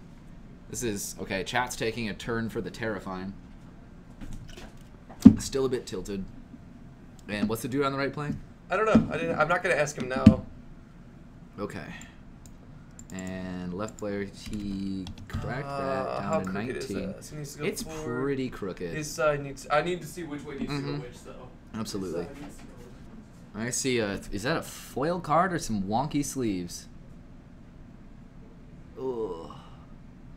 See, an Urborg. I know Andrew's deck plays Geralf's Messenger, which I'm assuming that's why he has Urborg for mana fixing to get that 3 black cost. Ooh. Worms on the inside of your eyes, says Xanafan. Ugh. I'm gonna have a lot of scary things to think about tonight. While I try to find out what these guys' names are. Is it better? Because now it's entirely against the table. It's a little better. I mean, it's much closer. I also need to figure out who the guy on the right is. John Bouchard, Ian is his name. The top piece. Yeah, that should be. Yep. That is Ian. Ian. What's your last name? Ian Gorel. Okay. We see a third swamp. I see Liliana in Andrew's hand. So I don't know what he runs besides Retribution of the Ascents and Geralf's Messenger, but he's just going to pass the turn here. See, end step. Is it Charm? Draw cards. It's really the best I can get it right now. I think I saw Fate Stitcher and a Jeskai Ascendancy, so I'm just going to go ahead and make the call that this is Jeskai Ascendancy. Alright, that's better. Because if you have Fate Stitcher and Jeskai Ascendancy and you're not comboing off in that way, then I don't know what you're doing or who you are or why. Oh, and here we see the Jeskai Ascendancy being resolved. And those are some shiny sleeves. Like, holy crap. Today's giveaway is 2 Chinese Phyrexian Metamorphs, 2 Japanese Phyrexian Metamorphs, and an Italian Sunken Ruins. Yeah, and we're giving away the Phyrexian Metamorphs paired by language, 2 different sets. I moved it slightly off the table, so that shouldn't hopefully be a problem. If it is being bumped, that means it's too close, so I will check that. I believe that is a... But it looks like they're bumping the table and the camera is not shaking. What did he just play? For 2 black mana. What is that? What is that card, Eric? Which one? Come on, you know more than me. What Fate is that? Stitcher, Jeskai Ascendancy, or Geth's Verdict. HC Fox says worst torture is being outside in Chicago during winter. That is true. Yeah, you know. Okay, so we have a Fate Stitcher and a Jeskai Ascendancy on board. The Things Intelligent might get Gentleman. kooky pretty soon. What is the question of what? Was that a Geth's Verdict? I thought that was a Geth's I Verdict. was right. It was Geth's Verdict. It just doesn't look like the second word is verdict. Well, pull it up on. Pull it up. Pull it up for people to see. I was gonna guess Geth's Verdict, but I'm just like I'm basing it less off of game knowledge and Definitely Geth's Verdict. and more off of what the words look like. And come on, that doesn't look like it says verdict there.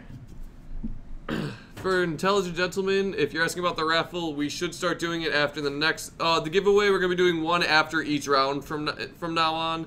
So after this round, we'll do one of the giveaways. The round after that, another giveaway. Hold on, pull back the chat really quick. Tilt the actual camera ever so slightly. Alright, I'll see what I can do about the camera tilt. It needs to be slightly down on the red guy's side. Okay, ZRS1, thank you for the reminder on the rules. Let's see, remind him he doesn't have priority to play that Geth's Verdict until Ian plays a spell. Correct.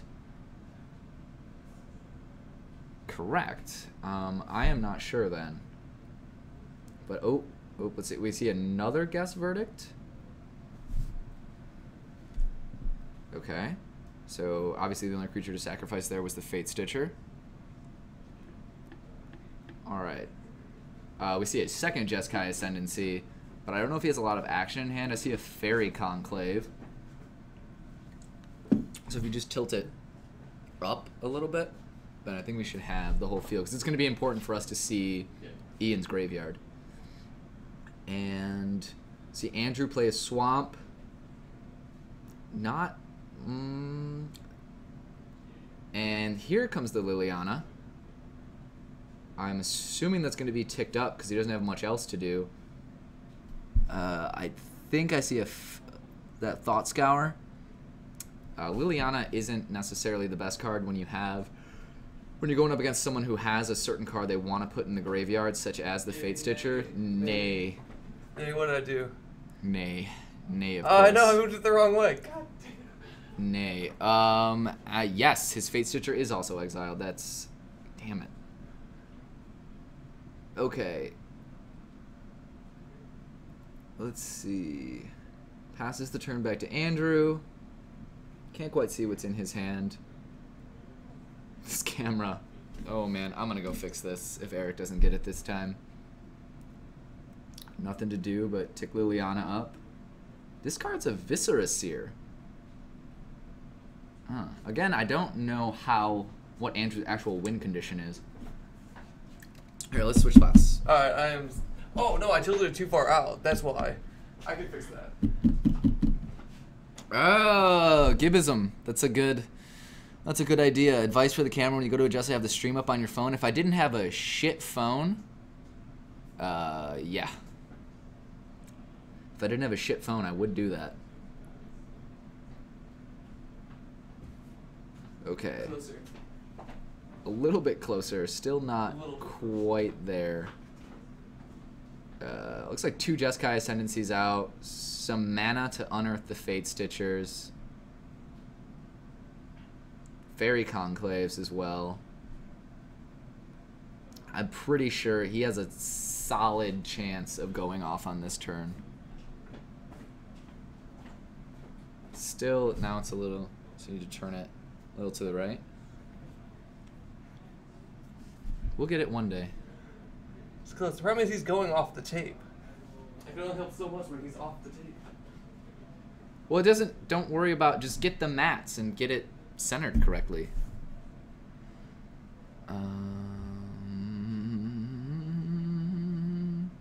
Yeah, the camera is very off-center, so we are trying to fix that. We have to keep running in between the rooms, try to get that done. And like I mentioned, he has the Fairy Conclave up. Going to be putting the counters on that. 2 Jeskai Ascendancies, so that's 2 loot triggers every time he casts a spell. It's going to be pretty easy for him to go off at this point. Do you want to try to fix that crookedness? Yes. I can't do it. I got it about centered. You are angering them, Eric. Alright, switching with Ryan, sorry. Apparently I'm incompetent at that, so Ryan's gonna try to fix it now. Okay. Okay, I'm gonna call you. This is what chat said to do. It's a really good idea. Alright. So I'm gonna call you. We're gonna be having a phone conversation about this. I apologize, guys. Okay. Okay, I'm calling you right now, and I will try not to disrupt the players.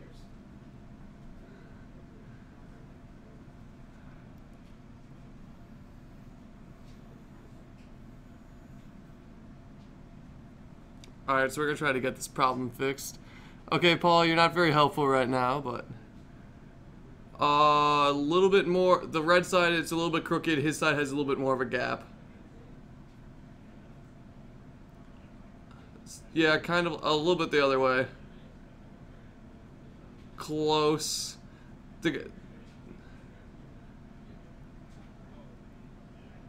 Move the left tape. Left. There we go. That's too far. No, that's the wrong direction. Sorry, guys. We're trying. A little too far. It needs to be a little bit more that way. That's too far. Back a little bit. Too much back. Sorry, guys. We're trying. A little bit more. A little bit more. Nope, that was way too much. That's gonna be close as we can get it. It's still a little bit crooked, though.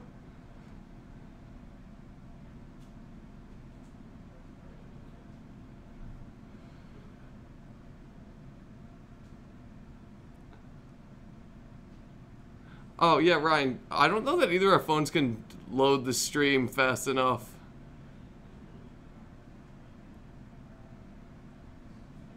Move the stand to the left some.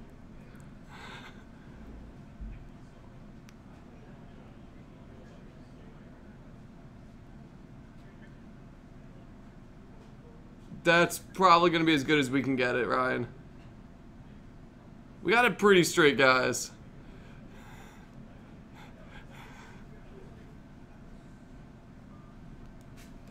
Alright, we got it pretty straight. I don't think because the top looks straight, the bottom doesn't. We're not going to be able to get it any straighter than this. Well, we can see the whole yard now.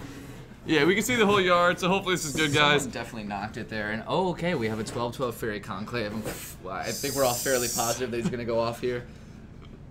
It is on a stand, and it's on like a little crane thing over the stand. We forgot to shut the door. HC Fox, you give more directions than my girlfriend when it's time to hang pictures. Okay. It's slightly crooked. The players themselves are actually crooked. That is their own fault. And, of course, in all this tumult, thank God it's Jeskai Ascendancy. Because we don't really have to pay attention to the life totals because he's just going to go off here and follow, just save us from having to count all of that. Yeah.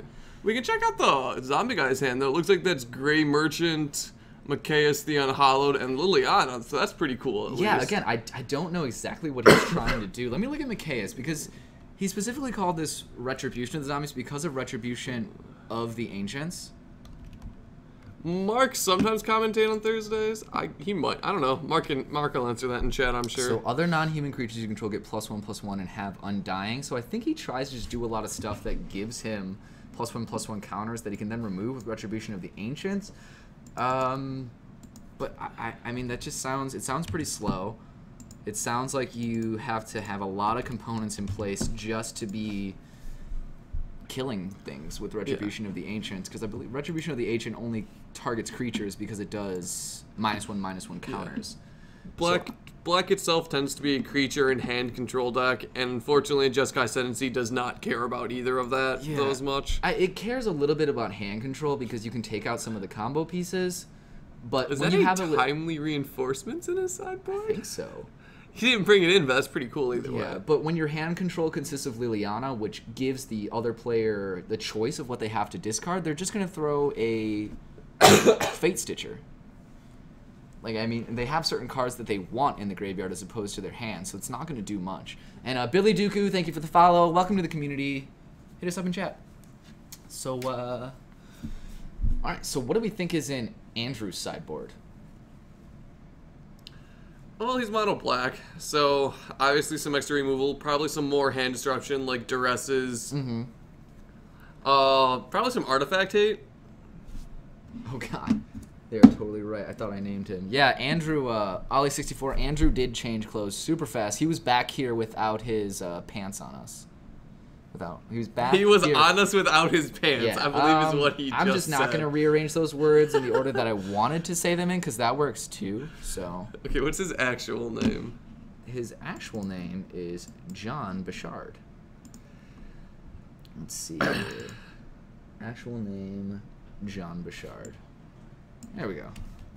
And Crimson Viper, if you're able to stick around, we will hopefully have him put up anything. I think he did. I couldn't quite see, but I'm guessing he did. He also might not have brought a sideboard, which I guess is possible, but I thought I saw him grab something. Not bringing a sideboard is not a fantastic idea. Let's see. Let's update their records as well. Player record. Yes, Sergeant Kidder. Surgical Extraction is also a very good black card he could bring in that would hit every single Fate Stitcher. 001. Let's see. Right player record. And Ian drew the first round, it looks like. Oh, last 64. Yeah, we're kind of getting... It makes sense, though, because we want to make sure this is as updated as possible so you guys can have the best quality possible of what you're watching. He could very well just have 15 ley lines. I would do something like that. You always have the famous, like, Belcher sideboard of just open a pack and throw it in. Sometimes you have a mountain in your pack and it's actually helpful. Okay, so we see... Thoughts. Bitter Blossom?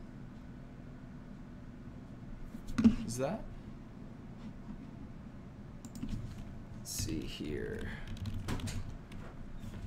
Bitter... Not Bitter Blossom, Bitter Blossom. I believe, yeah. Yeah, So that we is see a Bitter Blossom. Constant sack outlets. Okay. I saw Ian. Already lots of cards in the yard. Also, I believe Fox got off for the night. A little bit late, but have a good night, Fox. Alright. We see the 1/1 Fairy. So he's down 1 life. Alright. What do we play in Modern? So I'm picking up Scape Shift now. I also play the Ad Nauseam Unlife combo. And Affinity a little bit. Alright, and we have Geralf's Messenger on the board. So that is 2 life again. That's Ian loses 2 life, and he's fetching to lose another life, so that's down at 17. Let's see if he shocks here. Well, it's at the end step, so obviously it'd be pretty dumb if you shocked. Did he miss his fairy token trigger? No, he's got the die representing the fairy. Oh, that's so hard to see against our mat. Yeah, that is quite hard to see. At least the letter or the number is red. No, That's he got true. that, and he's down 1 life because of it. Okay, back to Ian's hand. I do see the Fate Stitcher in hand. I don't believe I see a Jeskai Ascendancy. Scalding Tarn, which he will play, and then let us see. Just passes the turn. Alright. back to John. Ooh, looks like he just drew a Phyrexian Obliterator. That's saucy. It's fun. A bit slow in this matchup. You're not going to be able to, block something with it like a Fate Stitcher because it's just going to tap it down. And Jeskai Ascendancy is at 16. What are you watching? Did he fetch twice? Yes, he did. You can see 2 fetches in his graveyard. There was the original one he fetched and that one. 2 Flooded Strands. And I know that card. That is a standard card. Grim Haruspex. Can't really read it that well, but we'll pull it up so you guys can see it. Okay, and that is a morph creature. Whenever another non-token creature you control dies, draw a card. So he's starting to set up a little combo going, and he just seems to be missing a sacrifice outlet. And I see, hold on, Geralf's Messenger, Undying. And I think Geralf's Messenger left and came back. I believe that is his fairy. Is that his? No, I think his fairy's right Well, because he there. got 1 this turn and I believe 1 last turn. So that should be his fairy token, not an actual +1 counter on it. Okay. So he swung in for 4 then? Which is why Geralf's Messenger is tapped. Yeah, as Mark asked, you guys liking the new overlay? I'm liking the little card in the side, so if we're talking about something, we can bring it up or get you a little bit better visuals on the cards that are on the mat. Okay, I see 2 Jeskai Ascendancies in hand now. Found those off the dig. Fate Stitchers as well. It's going to play the 4th land. Presumably try to resolve the Jeskai Ascendancy here. John doesn't have anything to stop that. Goes to discard the Fate Stitcher. 8 cards in hand, I believe. Passes the turn. 4 mana up, too. Now, is he fearing some kind of enchantment removal? Something like that? Well, he does have red up, but he doesn't really have enchantment removal. Okay, and he'd have to hit a decent amount of damage. Okay, Well, not really. I see. Yeah, I'm trying to keep track of it. That's again why I probably should have fairy tokens because I can't tell. I don't know why he put his fairy on top of Geralf. Yes, Mark, that is something we should do. Is to have a box of tokens so we know what is a fairy and what is a Undying counter. But we do see the aforementioned Phyrexian Obliterator coming down. That'll be doing some damage. I don't think it's necessarily too scary. Oh, so he has Bolt in his hand, which might not have been why he cast it. He might be wanting to bolt the Grim Haruspex before stuff starts dying. True. Grim Haruspex. It doesn't get procced off of the fairies though, because they're tokens. But here he is fetching for a plains, perhaps. Does he have Path to Exile in hand? No, I just see a Bolt, another Gifts Ungiven, it looks like. And Jeskai sending some other blue cards. Okay. So Gifts There's the Ungiven. gifts. End turn Gifts Ungiven, and he took 6 damage. I'm assuming 8, because I'm assuming he swung with the tokens, though it's difficult to represent that you're swinging with tokens. Ooh, and 2 Fate Stitchers directly to the yard. Okay, and so he's got 4 mana, 2 Jeskai Ascendancies, 2 Fate Stitchers in the yard. I think that was a setup to go off on this turn. Crimson Viper says, I am actually thinking of buying my next big purchase from MTG Card Market. You know, that's something we haven't mentioned. MTG Card Market has an extremely robust online store. So anytime you guys are looking for cards online, they have some pretty damn good prices and pretty much anything else. That is absolutely true. Gifts, you need to have different names. He did just gifts for 2 Fate Stitchers, I believe. That is not... Was it 2 Fate Stitchers or was it a Fate Stitcher and a different card? I believe that was just 2 Fate Stitchers, which is not legal because it's cards of different names. See, we pulled that up right here. I'm familiar with that because of Giftstron grabbing Iona and Unburial rights from me. Do you want to go grab that and tell the judge?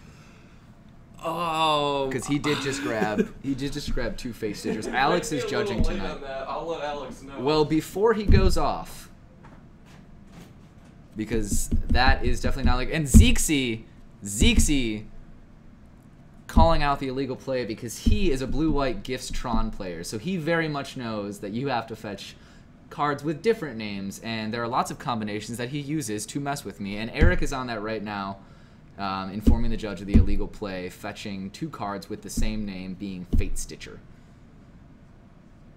So Eric's out there right now getting Alex, and hopefully we can stop him before this goes off. But yeah, illegal play on the gifts ungiven.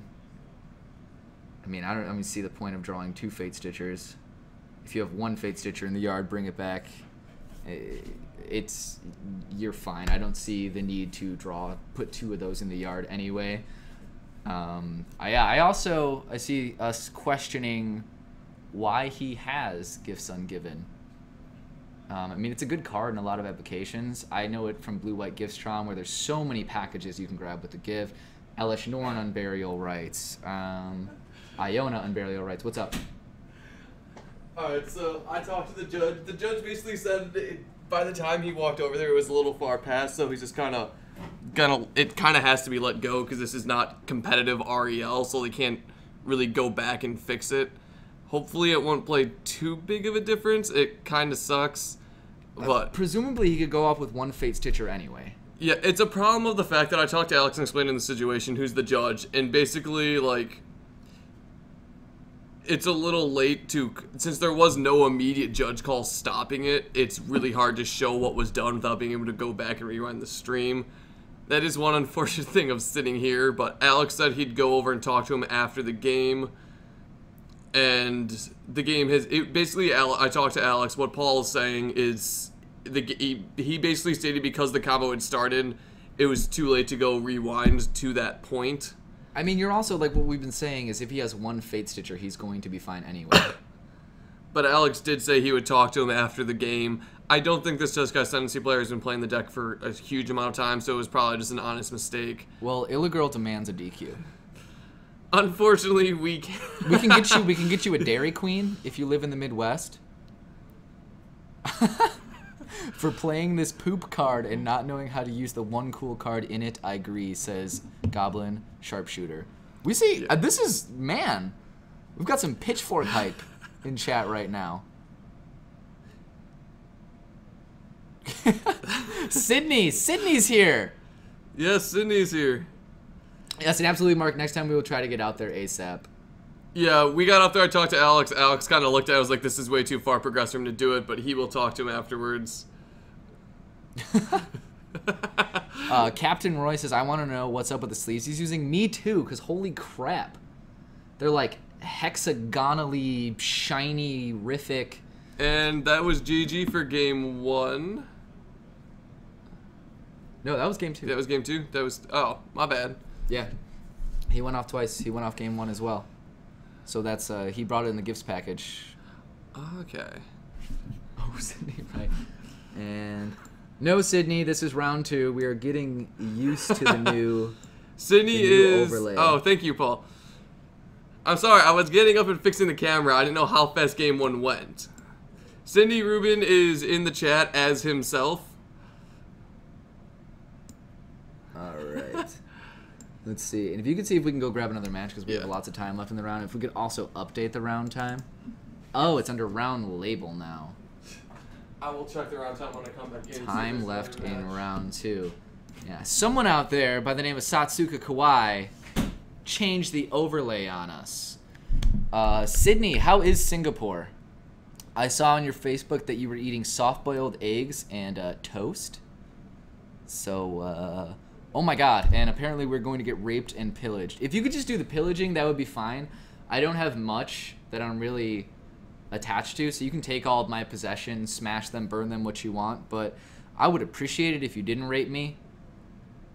So, I mean, it's up to you guys. You guys are the ones doing the raping and pillaging, so obviously you're in the position of power, but I would just appreciate it if we kept it mostly to the pillaging. That's just a small request, and if you can accommodate anything. Yes, you are right, Mark. You did show us everything, and we're getting the time here right now. Okay, Sydney, you still have not answered the question of how Singapore is.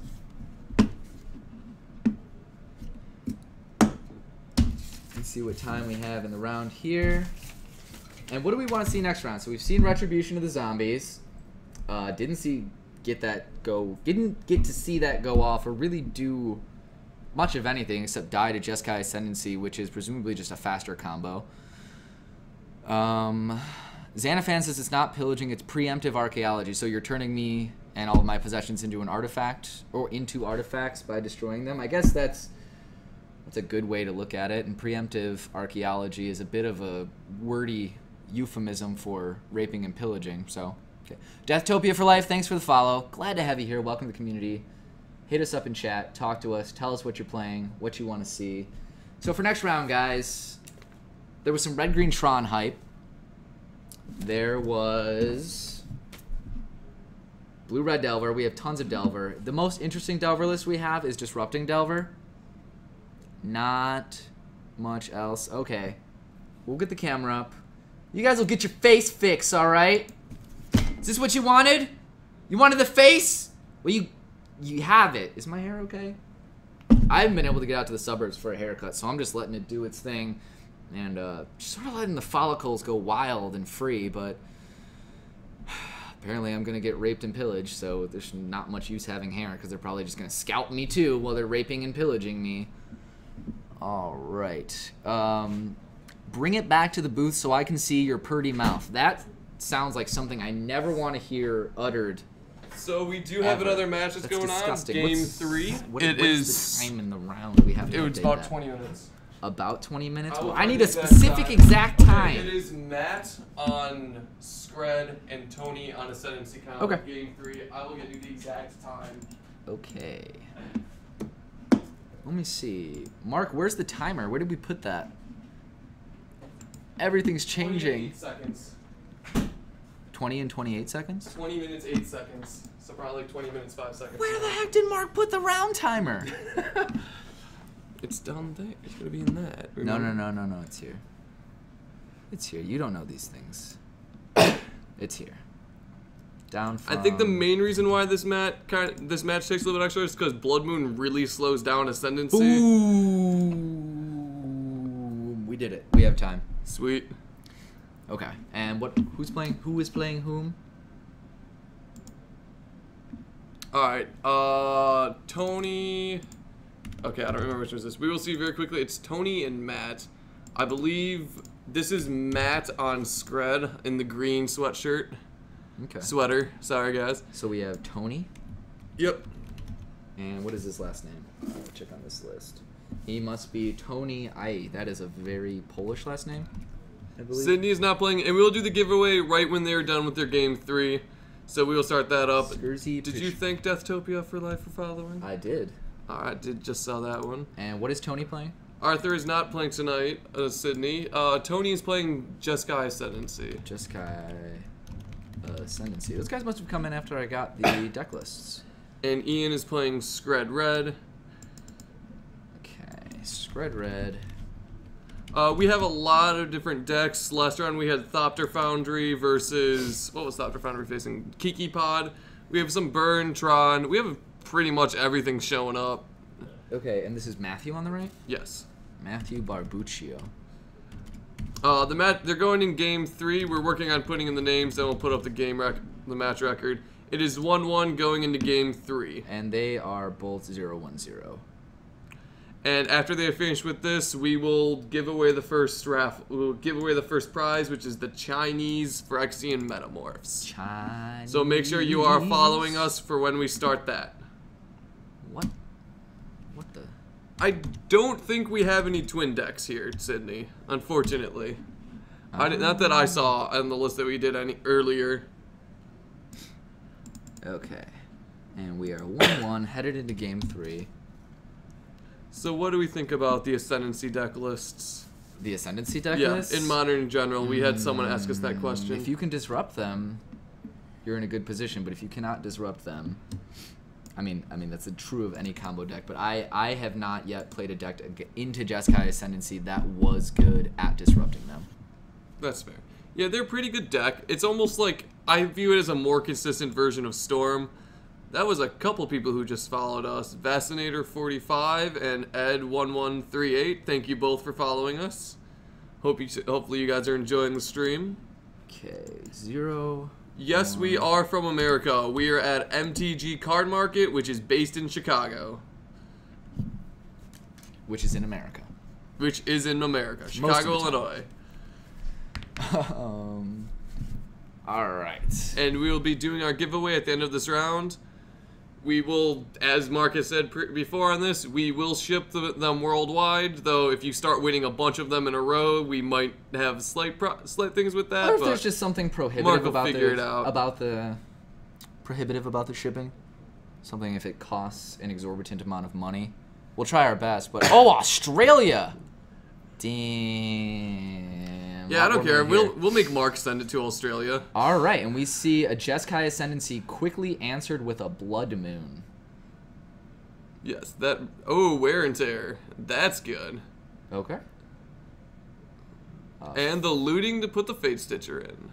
And looks like Jeskai Ascendancy is putting himself in a pretty good position to go off. Yeah. Fairy 2 Conclave damage. swings for 2. Yes, if you do play Rurik Thar, Jeskai Ascendancy kind of loses.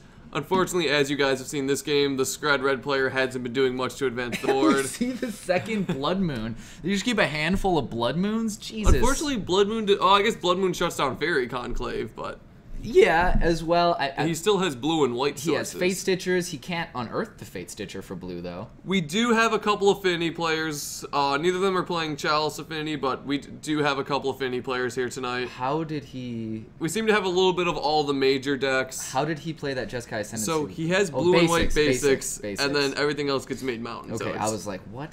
Yeah, I didn't see the basic lands there, because they look so damn pretty. But Bamboo Beat, thanks for the follow. Glad to have you here. Welcome. And Kuguri Ukami. Kudagari Okami. I'm gonna butcher everybody's name tonight. And Tony is at But 6. his hand's a little iffy. He has a lot of looting. He has basically 2 land. Oh, there's 3 his third Jeskai Ascendancy. Ascendancies. Where's your 3rd Blood Moon, Matthew? What is up, Mike? Hey. Yes, thank you. And loot trigger, we see the Celestial Colonnade go into the yard. And in hand, we have a Dig Through Time and a Young Pyromancer. That Dig Through Time is not castable right now, though. Although after Fate Stitcher gets off, it might. Well, it could fetch a basic island. He cannot fetch a basic because it's a That mountain. is a mountain. That is a mountain. Ooh. And let's see what he does here. But all those basics are fine. Yeah, so every once in a while, like, if you don't have ad blocker, Twitch will just pull up ads trying This to is the enter turn. the stream, which are probably what he's talking about. See a Lightning Bolt quickly taking care of the Young Pyromancer. At Tony's end step. And there we go. There's the 3rd Blood Moon to answer the 3rd Jeskai Ascendancy. Blood Moons and Ascendancies for days. Again, can unearth the Fate Stitcher with the non-Blood Moon basic land. Can't do much with it yet, though. No, just passes the turn. He doesn't have any spells to actually loot with, so he can't actually do anything if he has the Fate Stitcher. So he looks like he's really waiting for that combo turn and hoping Skred just doesn't disrupt him until then. Because Skred And- likely has the card Skred, so he can blow up any Fate Stitcher. And we see them both trying to grab some action and passing the turn. We see another uncastable Dig Through Time. Plays Fairy Conclave and passes. To the question at Gypsy, you are not limited to the number of mythics you play, it's just not all of them are going to be good. Okay. And yes, that was a bolt. He is playing Skred Red, so it's burn-ish. I see a Stormbreath Dragon in hand. Ooh, yep, that is that's now in the graveyard. Going That's into the probably graveyard. one of his finishers. Why And would he there's a discard that at path this to point? exile. Well, he doesn't have a land. He'd rather cast something that he could use against it. Okay. I feel like that could take over the board pretty quickly. I mean, the path to exile... No, it has protection from white. Kuragari, And there that he is... He has the 5th land that would have enabled him to play that Stormbreath Dragon. Kuwagari, that is very much a sad dig through time. He does not have the second basic to cast it. Sadness. They do both seem to be very sad. Blood Moon is pretty much locking him out of this game right now. He can't use his Fairy Conclaves. All he has is a blue and white mana, so he's not able to chain his spells very easily. They're just dejectedly passing the turn to each other. There's Serum a Visions. Serum Visions. He can play that with the 1 basic island. But you gotta imagine Matthew's entire hand is removal right now, though. So as soon as he untaps as soon as he does anything with the Fate Stitcher, it's going to die. Which is why... That was Matthew smiling and giving the camera a thumbs up. Check out my blood moons, guys. Don't know what it is. Okay. See a lightning bolt? I believe that is kind of indicative of his earlier statement of this is going to be a very interactive game. And he gets to draw and loot 3 times because he has 3 Jeskai Ascendancies. So he is going to draw 4 cards and discard 3. I mean, obviously not all at once, but... Yeah, he gets the opportunity to loot 3 times. He does not have to. Unfortunately, he doesn't have another blue to untap the Fate Stitcher, so he could untap it itself, but it doesn't look like that's what he wanted to do. Alright, well here we see a second basic island in hand, so next turn, someone's going to be digging through 10. Yes, next turn might be his combo turn, although Matthew does have a lot of removal. His hand is pretty much all removal spells, so he's hoping to be able to fight through those Fate Stitchers. Oh. Oh. I do not believe we have a full list of either of the decks. I think Matthew's playing a fairly standard Skred list, and it looks like Tony is just playing the blue Ascendancy, but I don't think we actually have the full list up anywhere on Facebook. Okay, and again, he's going to draw and loot off of that Path to Exile. He just got rid of the Hellkite. Skred wins by either beating you down with dragons or using Skred to finish you off on a Boros Reckoner. So you just do a bunch of damage to your 1 Boros Reckoner. Vingo700, thanks for the follow. Glad to have you here. Welcome. Hit us up in chat. Tell us what's going on in your life. What you're playing. Oh, they also play Koth to untap it. So there's a couple different win cons it uses. It's really a mono-red, like, mid-range disruption deck, as you can see by the Blood Moons. Okay, so we see the basic island. There's the unearthing Fate Stitcher start. And... Skred number 1. So he definitely has Skred. I'm going to take a quick look at Skred. 2, 3, 4, 5, 6, 7. That is a 7 damage Skred going at that Fate Stitcher.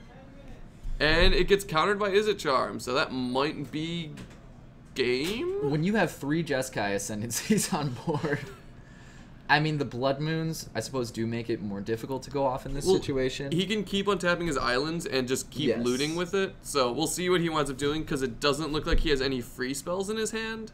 He has 2 but dig here's through the times. dig through time. He has 2 of those. He has another one to follow that up as well. And I think he also has enough cards to delve for the second one. Judging on that stack of cards in the graveyard and seeing how many times he's looted because of the 3 Jeskai Ascendancies, there's a pretty good chance. And Matthew is all tapped out, no creatures on board. Even if they were, they'd just get tapped down.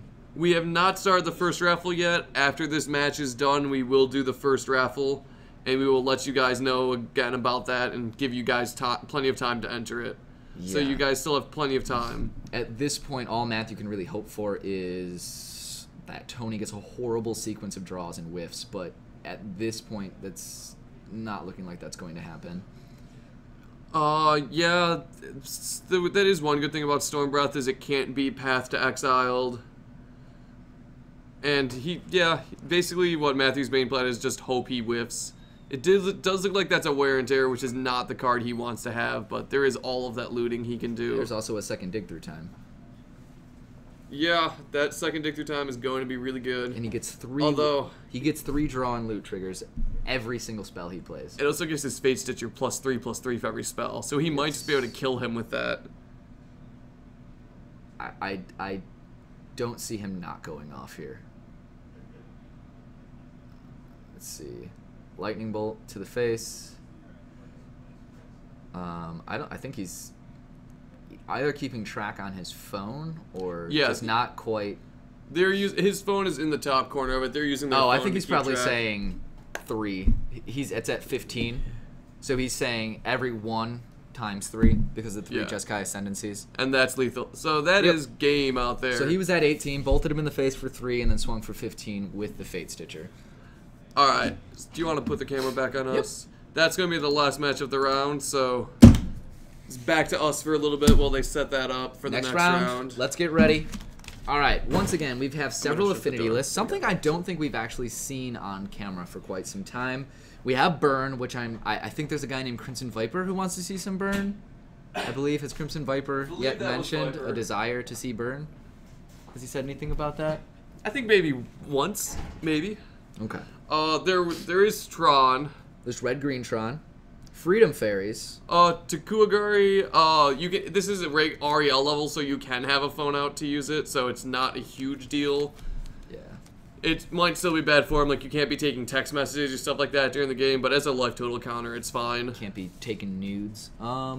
Several Delver lists. We already saw Kiki Pod, Retribution of the Zombies, American Control, some Affinity, some 8-Rack. Yes. I want to know how 8-Rack is going. Zexy wants to see some Tron. Of course you want to see Tron. Of course you do. Because Zexy is There's some 8-Rack. blue-white gifts Tron player. And while this is going on, so we have about 5 minutes left in the round, why not do our first giveaway? And you handed me the Japanese ones. I want the Chinese ones. Close enough. I can't read Christ. different Oh my languages. I'm God, sorry. you can't read it all. You're illiterate. Yeah, these that are the too. two Chinese Phyrexian Metamorphs. Have to be followed for the giveaway, but other than that, we're going to open the raffle, and when we do, all you do is type !raffle, no spaces in between those. You will see your fellow chatters typing in a message. If you are unsure of how to do it yourself, just copy and paste someone else.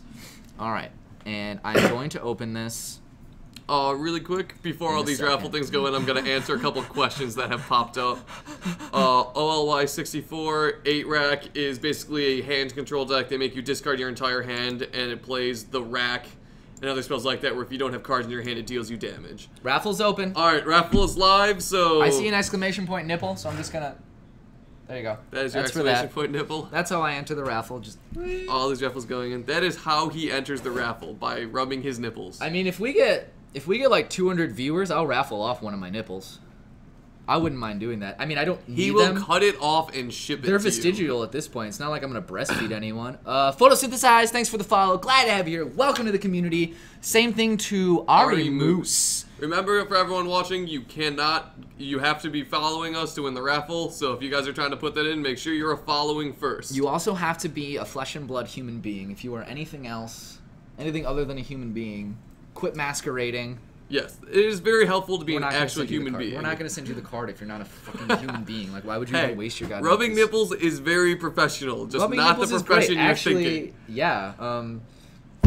I did that at my last job interview. They were like, so what are some of your weaknesses? And I was like, my nipples are erect right now, and I would consider that a weakness. Is that a weakness? It's a weakness. That's a strength. It's a strength.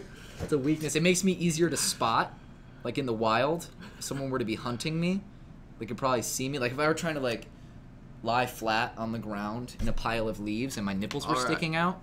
It looks like the raffles are slowing down a little bit, so we'll give you guys a little bit more time. Okay, and Let's see. What's a good way we can kill some time for fun while the raffles go? well, what I usually do is I take out Affinity, and I draw until I get a keepable hand. So let's see. I saw Kura. You were saying you're an Affinity player. I am as well. Photosynthesize. You're a potato. Wow. So we're gonna give you guys about 3 more minutes while he's doing his keepable hand test. We're not gonna mail cards to a potato. I don't care how sentient you are.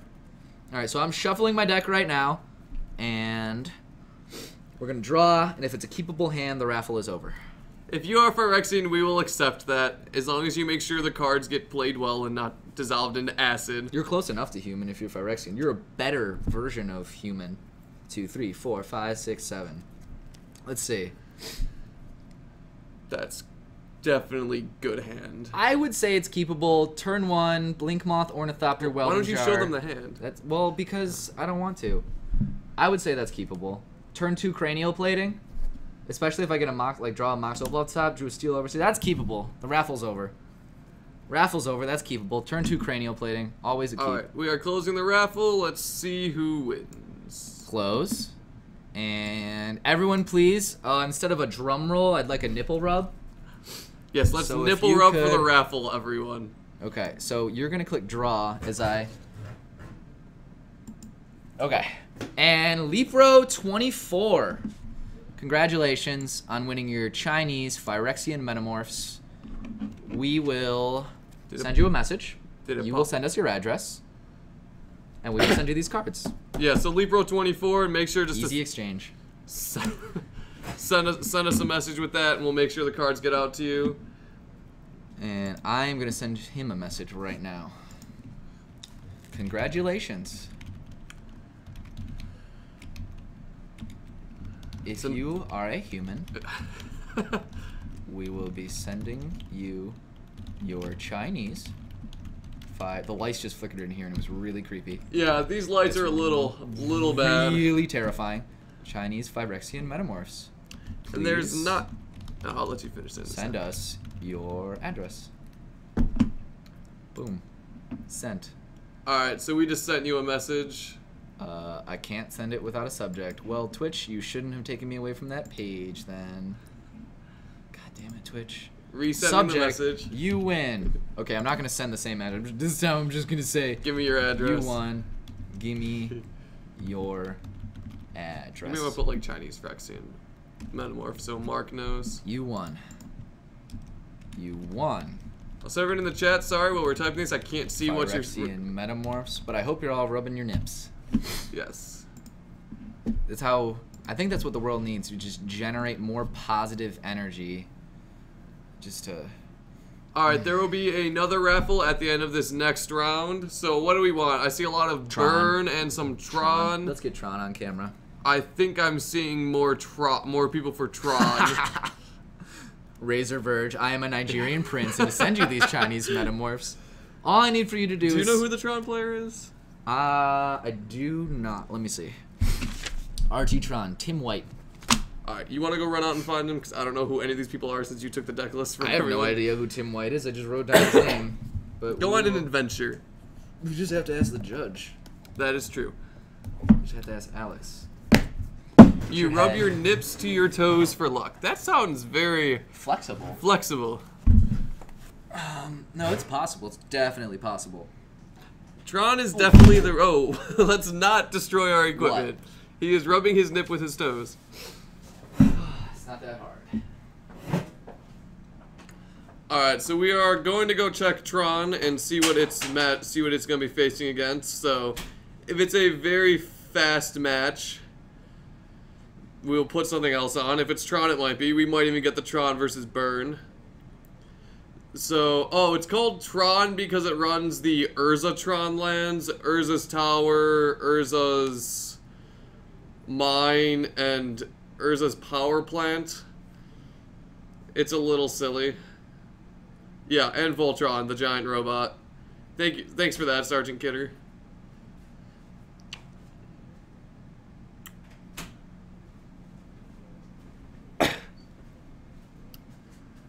Tim, do you by chance know the lore off the top of your head to type out for these people? Or, like, link to it? I know there's a couple different Wikipedias you can look up lore for. But yeah, the Urzatron is all 3 lands to make the giant robot Emmercools. Yeah, Neon Blue Lights is kind of a good way. I guess Emmercool, if he was, like, robotic, he would look like he had a bunch of neon blue lights coming out of his face. Yeah, Kugari's right. Affinity does only run 1 affinity card, but it's based off a deck that used to run a lot of affinity cards. Fairy Forge does seem pretty cool. I'm not quite sure how exciting some of the cards are going to be, but it looks like there's a lot of fun cards for the limited format. Electric Gypsy's nipples are now hard. Apparently that's going to be a thing. That's going to be our theme of the night, rubbing nipples.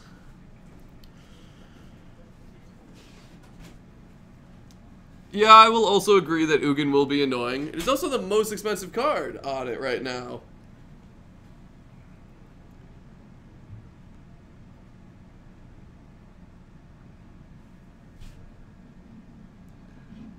Yeah, we do have some... Paul, what the...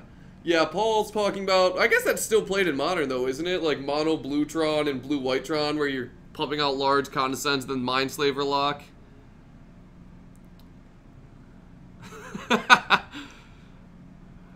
Sorry, Arch Noodle, it's not my fault. Ryan seems to really like loving his nipples, so he's just going to be rubbing them the entire stream.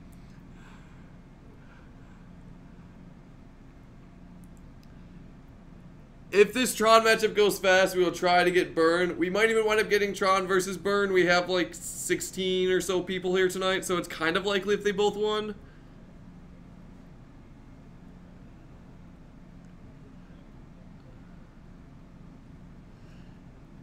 been playing Magic for a long time. At least long enough. Do you know who the Tron player is playing against? Okay, let me see if I can look up. Right behind me. Look for Tim White, Red Green Tron. We want him on. Tim White actually won both his matchups, and he is versus. Okay. Can we get him on camera? Sure. I cannot see. Oh, he's facing Andrew Lenz, who didn't we see it? What was Andrew running? He was one of our first decks. You can see on my little notes, it might say Andrew, it might not.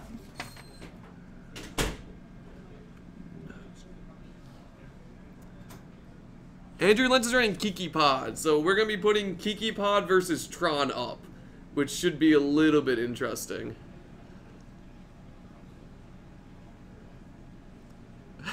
Punt Nick on camera. So we will see how long this takes to pop up.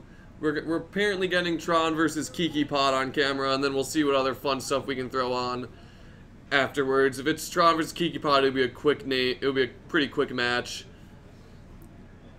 Hopefully, well, it's likely to be a quick match. I can see that stalling. Yeah, Razor Ridge is pretty right. Kiki Pod is normally a little bit faster. And then we'll see what else we can find. Burn might still be going at that point. Same with the American Control. To Vaccinator, Kiki Pod is basically kind of like the other pod, but it goes for the combo a lot heavier. It basically pods Kiki Jiki, untaps the pod, gets a 4-drop, flash the Kiki, and just keeps comboing off. It tries to go for Kiki Jiki, Deceiver Exarch, Kiki Jiki, Resto Angel, or Kiki Jiki Zealous Conscripts. Can combo off from a lot of different positions too. Yeah, it's basically like a very combo pod deck, and it really needs pod. Oh, looks like our mouse died, Mark. Buying us cheap batteries. Let's see. There we go. Yay, our mod wins. Okay. Our mouse is alive. We did it. It's alive! Okay, so we'll reset all the info. We are moving into round 3. And we are going to have Andrew Lenz back on camera playing Kiki Pod, we were saying? Yes. Okay. It is Tim versus Andrew, and they are sitting down, so we may want to. What are their records? They're both 6-6. Okay. So they are both undefeated. Nice. Nice. And someone hit the camera. Really? Every time. Match Was record. it you who hit the camera? I did not hit the camera. I Was didn't it even, you who hit the camera? It was not me. Yeah. I'm gonna go try and fix the camera again, so this will be a fun little game. I'm just gonna tilt it forward to get more of the playing field. Okay. On site. Hold the fort down.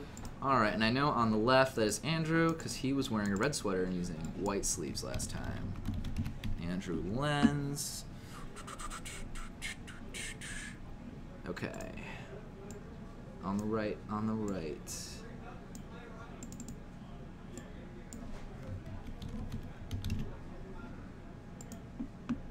Red, green, Tron. Oh, we're getting there with the camera. And this is Tim White. Okay. Both undefeated.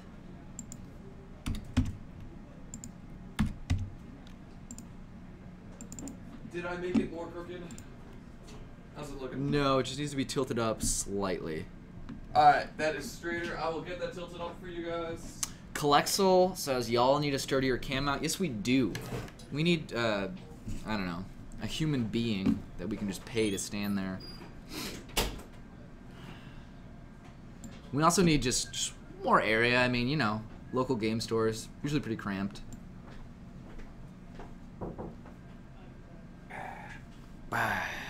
Poop denied. P denied. P denied. 2 rounds now. Ow. The round is at 49 minutes. 49 minutes. A little bit more forward. Wait, is that too far or too close? That You're is going to too want to close. tilt it up. Yep.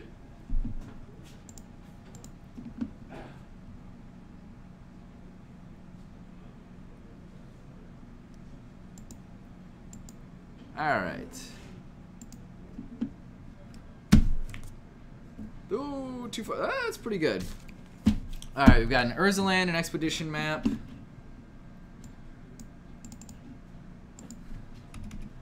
We've got... Is that better? Yeah, That is like should perfect. be That's good. as good as I'm gonna get that. I don't know if I'd call it perfect, but we're getting there. I am perfection. Do not question me. Okay, and we see a turn 1 Birds of Paradise. I see a birthing pod in hand. 2 components of the Urzatron lands. Both players look like they got pretty good opening hands. Is that a turn 3 Tron? That will be a turn 3 Tron we see. Okay, sacks the expedition map. Let's I see what's better. Let's see, 1, 2, 3. So we paid 2 life for the birthing pod. Yes. We're going to see what's better, turn 3 turn 3 Tron, or turn 3 Birthing Pod. I'm just glad that both of the decks are essentially turned on at this point, for lack of better words. Yes. So are we going to start taking bets as to the length of this match? Oof. Because this is already both decks starting to go off. Yeah. Let's get Skred out of there. What card should we pull up? Let's pull up Birthing Pod. Birthing Pod has a lot of text, so it might be kind of cool for them to see if anyone's not as familiar with it. And we do see the final Tron land. So he has 7 mana, essentially. Taps 3 for an Oblivion Stone. Ooh, O-Stone is brutal there. Goodbye, all of your permanents. And he's also doing a Relic of Progenitus for good measure. Okay. So I'm guessing because he can't really tell if it's Kiki Pod or not, so he's not gonna know if it's good or not.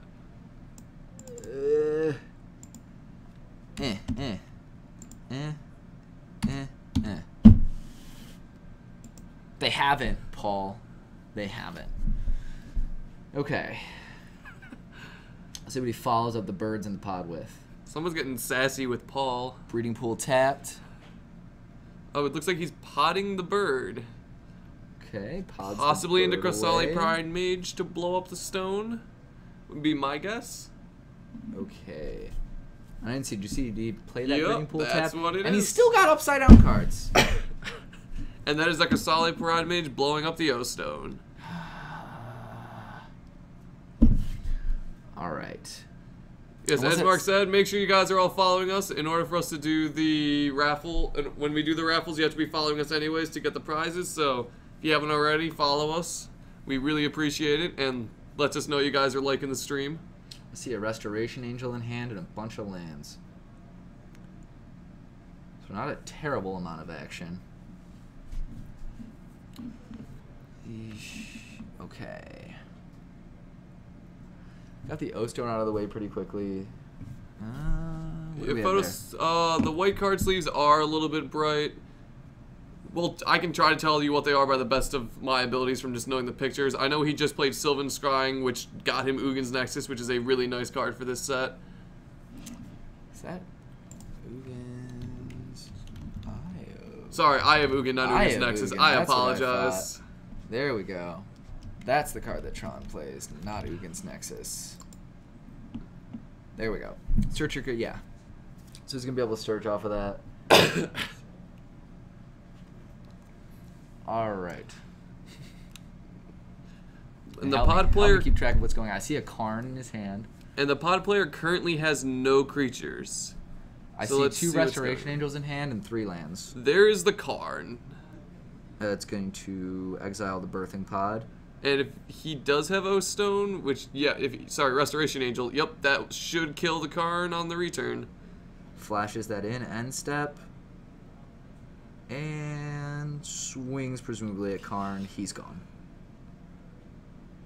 Okay.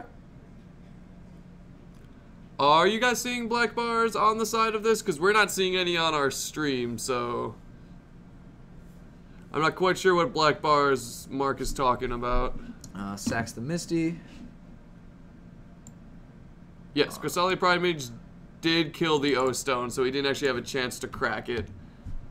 Oof. Oblivion Stone is a dirty card. The new set's pre-release is this weekend, so next set's release will be next Friday, Crimson Viper.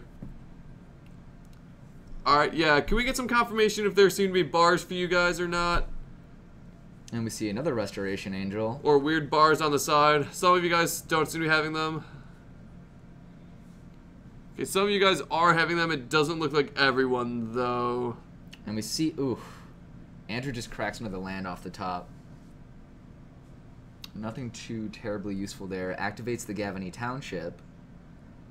And swings for 8. Swings for 8. That is a large hunk of damage going there. But he should now get an activation of Ugin's Nexus to search for something. Yes. See, how much mana does he have? It looks like 3... He should have the 7... 7, 9, 10, 11. 11. So he cannot Karn yet. But he is getting close. He could... Karn, or you mean Emrakul? So Emrakul, he can play sorry. Karn. Ooh, he does have that, though, which I believe is the Ulamog. Ulamog, which is destroy target permanent. Ulamog. Ulamog. Yep, so that should be destroying one of the Restoration Angels. And he perfectly has 11 mana to cast that. Mm-hmm. You saw, but he has not cast it yet. Nope, he was getting that end of turn. Mm-hmm. Untaps. Let's see if he draws into anything valuable. I believe that is a Chromatic Star. Did you give Tim the life from that Grove of the Burn Willows? I did not. I think Andrew was at 17 life due to a Sylvan Scrying earlier in the game. Okay. We see the Chromatic Star coming down. Sacked, draw a card. And I believe he just grabbed another Karn. Oh, and true, it costs 2 less because of Eye of Ugin. Oh, yes, he does only need 9. Which is why he was able to play the Chromatic Star, sack it for value, and have 9 mana left open. But he did just draw a Karn, I believe. So he might want to play that here instead. It looks like, nope, just doing the Ulamog to take the damage out. Because now, Ulamog, I think the reason why he did Ulamog instead of Karn, because now he definitely can hit in damage. Or if he does Karn, he minuses to get rid of 1, and then Karn dies. Absolutely. We see Andrew going back down to 16, cracking the Arid Mesa, and grabbing a Stomping Ground tapped. Ulamog is not going to be fun. Can't block the Restoration Angel, but Andrew has a handful of lands. Alright, so it does seem like some people have the black bars, but not everyone. I'm not quite sure what's causing that. Could be something...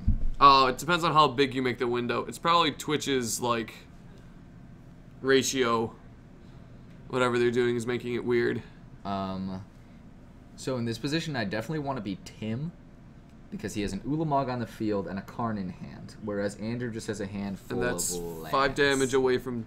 Tim just took 5 from that Restoration Angel after it got pumped. And it looks like... Presumably Karn's going to come down and exile that, and it will no longer be an issue, and I don't think Andrew's going to have a follow-up play. Well, the question is, do you swing with Ulamog first and see if he sacrifices it, or do you just go, yep, he's swinging first to see if he sacrifices the Restoration Angel? I think he's going to keep it. I mean, it's the only thing he has, and he knows he has a handful of lands, so it's not like he even needs to keep lands to cast anything. So there's the Annihilator 4, and then we should be seeing Karn post-combat. Which will take care of the Restoration Angel. He is at 7 life, though, so that is definitely fairly low. But one more swing with Ulamog, and that takes out basically all of his permanents after this Karn hits the field. Okay, it doesn't block with it either. He could have blocked... He couldn't have blocked because it was tapped. It was tapped, you're correct, he attacked. Well, he wishes he could have blocked. It doesn't matter, it's gone now. And there we see him scooping to Ulamog and Karn. Yes, and that is the From the Vaults Ulamog. Okay. So here, back up to 20. Sideboard plans for Kiki Pod against Red Green Tron. What does he bring in? Avalanche Rider, as we just saw, he grabbed. Sometimes Fulminator Mage they'll have in their board. Nyan Cat?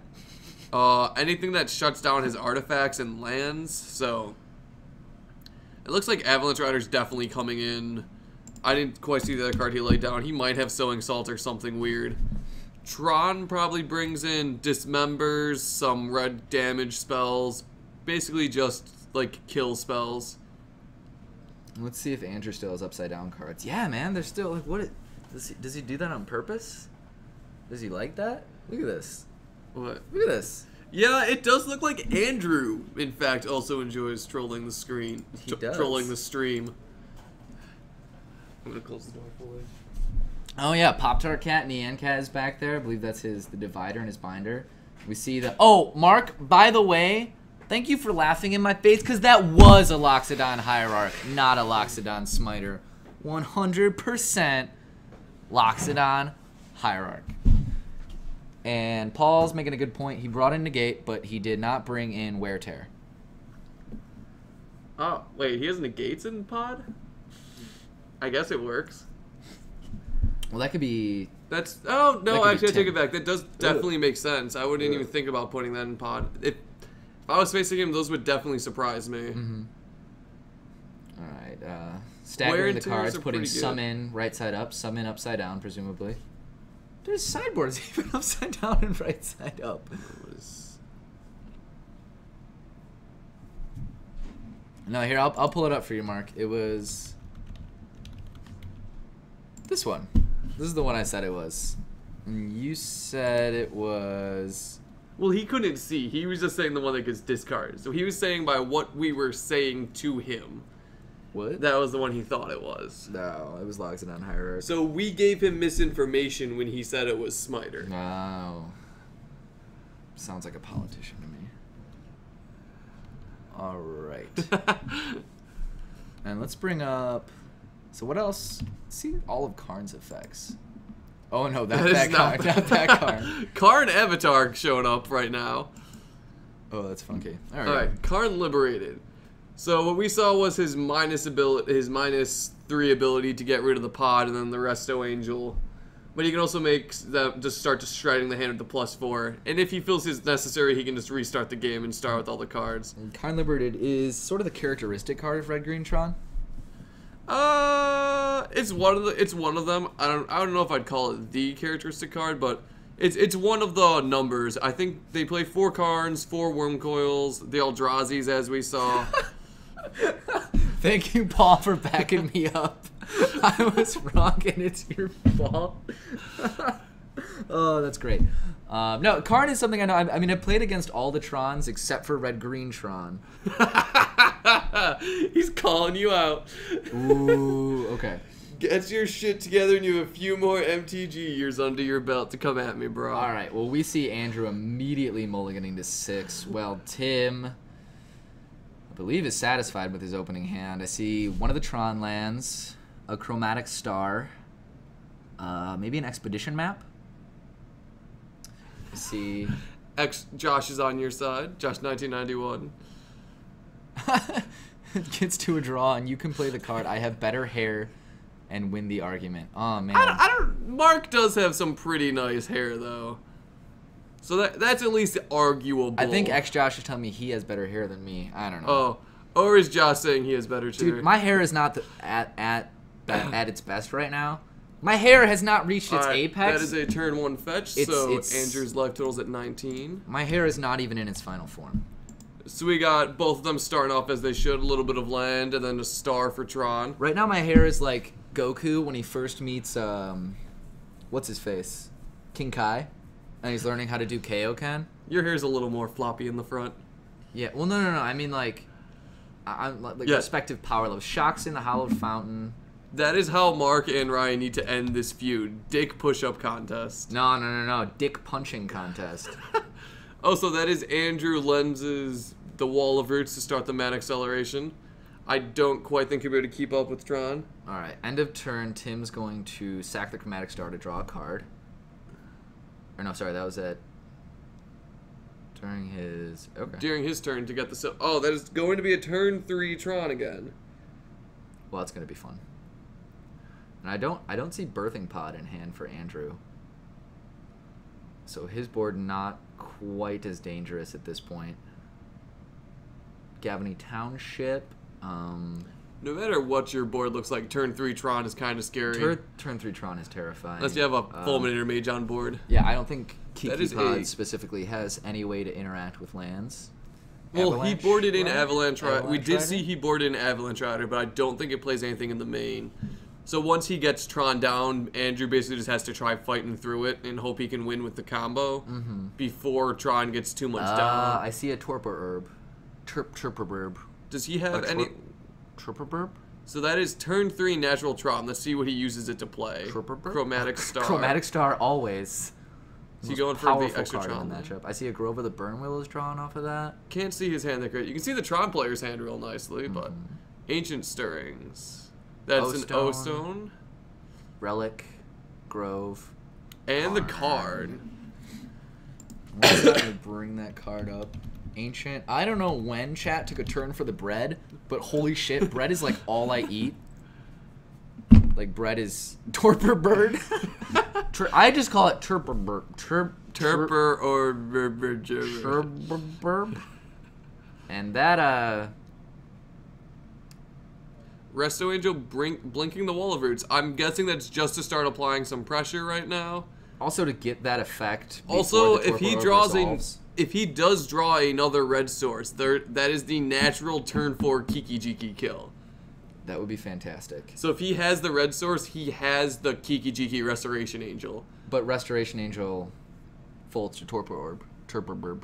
Yeah, but he can blow that up. He has like, is that Chord of Calling in his hand? Turbo Burb? I believe that is a Chord of Calling in his hand. I think what you're seeing is a Scavenging Ooze. Oh, I thought there was no. That's definitely a Chord of Calling at the very end. Voice of Resurgence. He has a Scavenging Ooze, a Chord of Calling, a Kiki, and he just drew the Voice of Resurgence. He's had the Voice of Resurgence for quite some time. Okay. I've been eyeing it. Really? I don't see where. Yeah. Oh, No, that's see? okay. 4 cards: Scavenging Ooze, Kiki. Okay, that Voice of Resurgence is what I thought the Chord of Calling was. I apologize. Stream. And we see the Voice of Resurgence come down and swinging in with the Resto Angel full 3. Yes, he did have turn 3 Tron, but it was not the natural draw, and he did use Ancient Stirrings to. No, he did use. Bro, Sylvan if it ain't Scrying to get natural, it. if it ain't natural, it doesn't count. It doesn't count. If the Tron ain't natural, it don't count. Reset the game state. Unnatural Tron. Doesn't mean anything. Karn.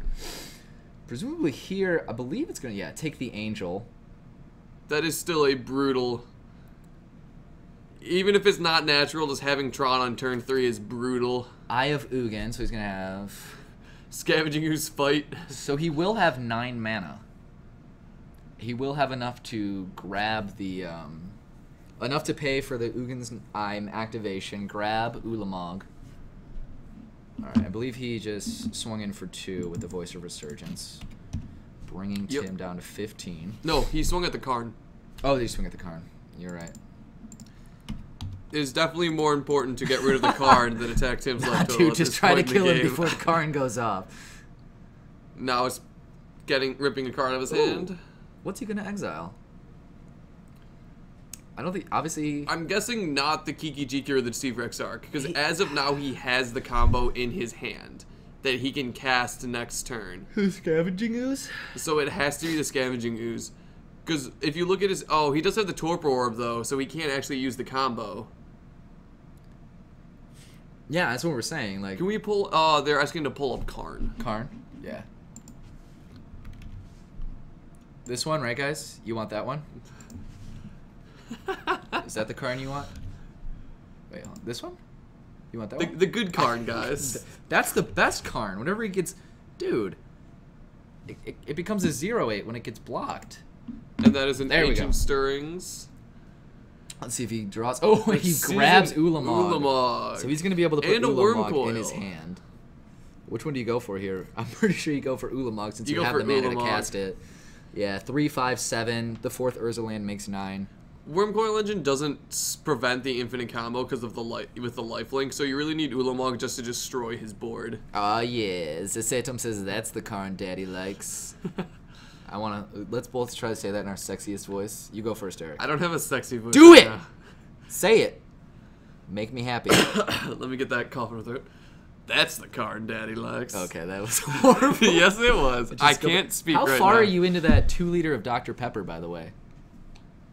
About halfway. About halfway. Yeah, I'm getting Eric through is He's soloing a 2 liter of Dr. Pepper. I am single fisting this 2 liter.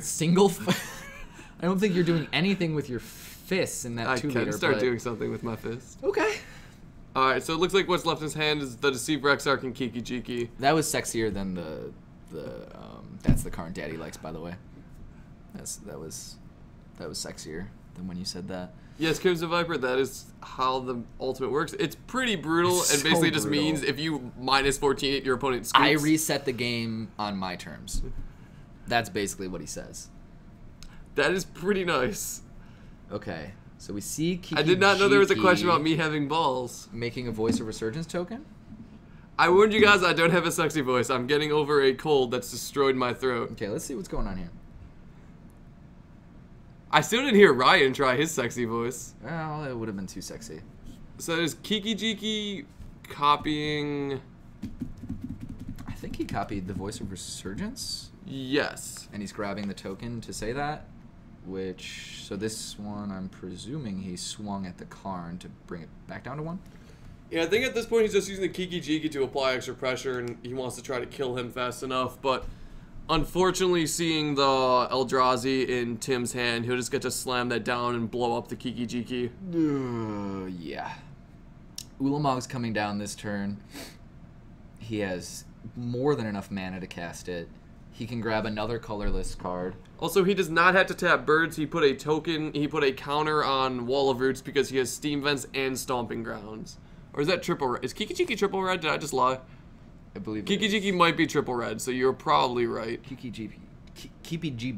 Unless I can't see the card under Gavany Township, though, to know if it's red or not. Intensive. That's a Hallowed Fountain, so it is not, and he should have had to tap that bird.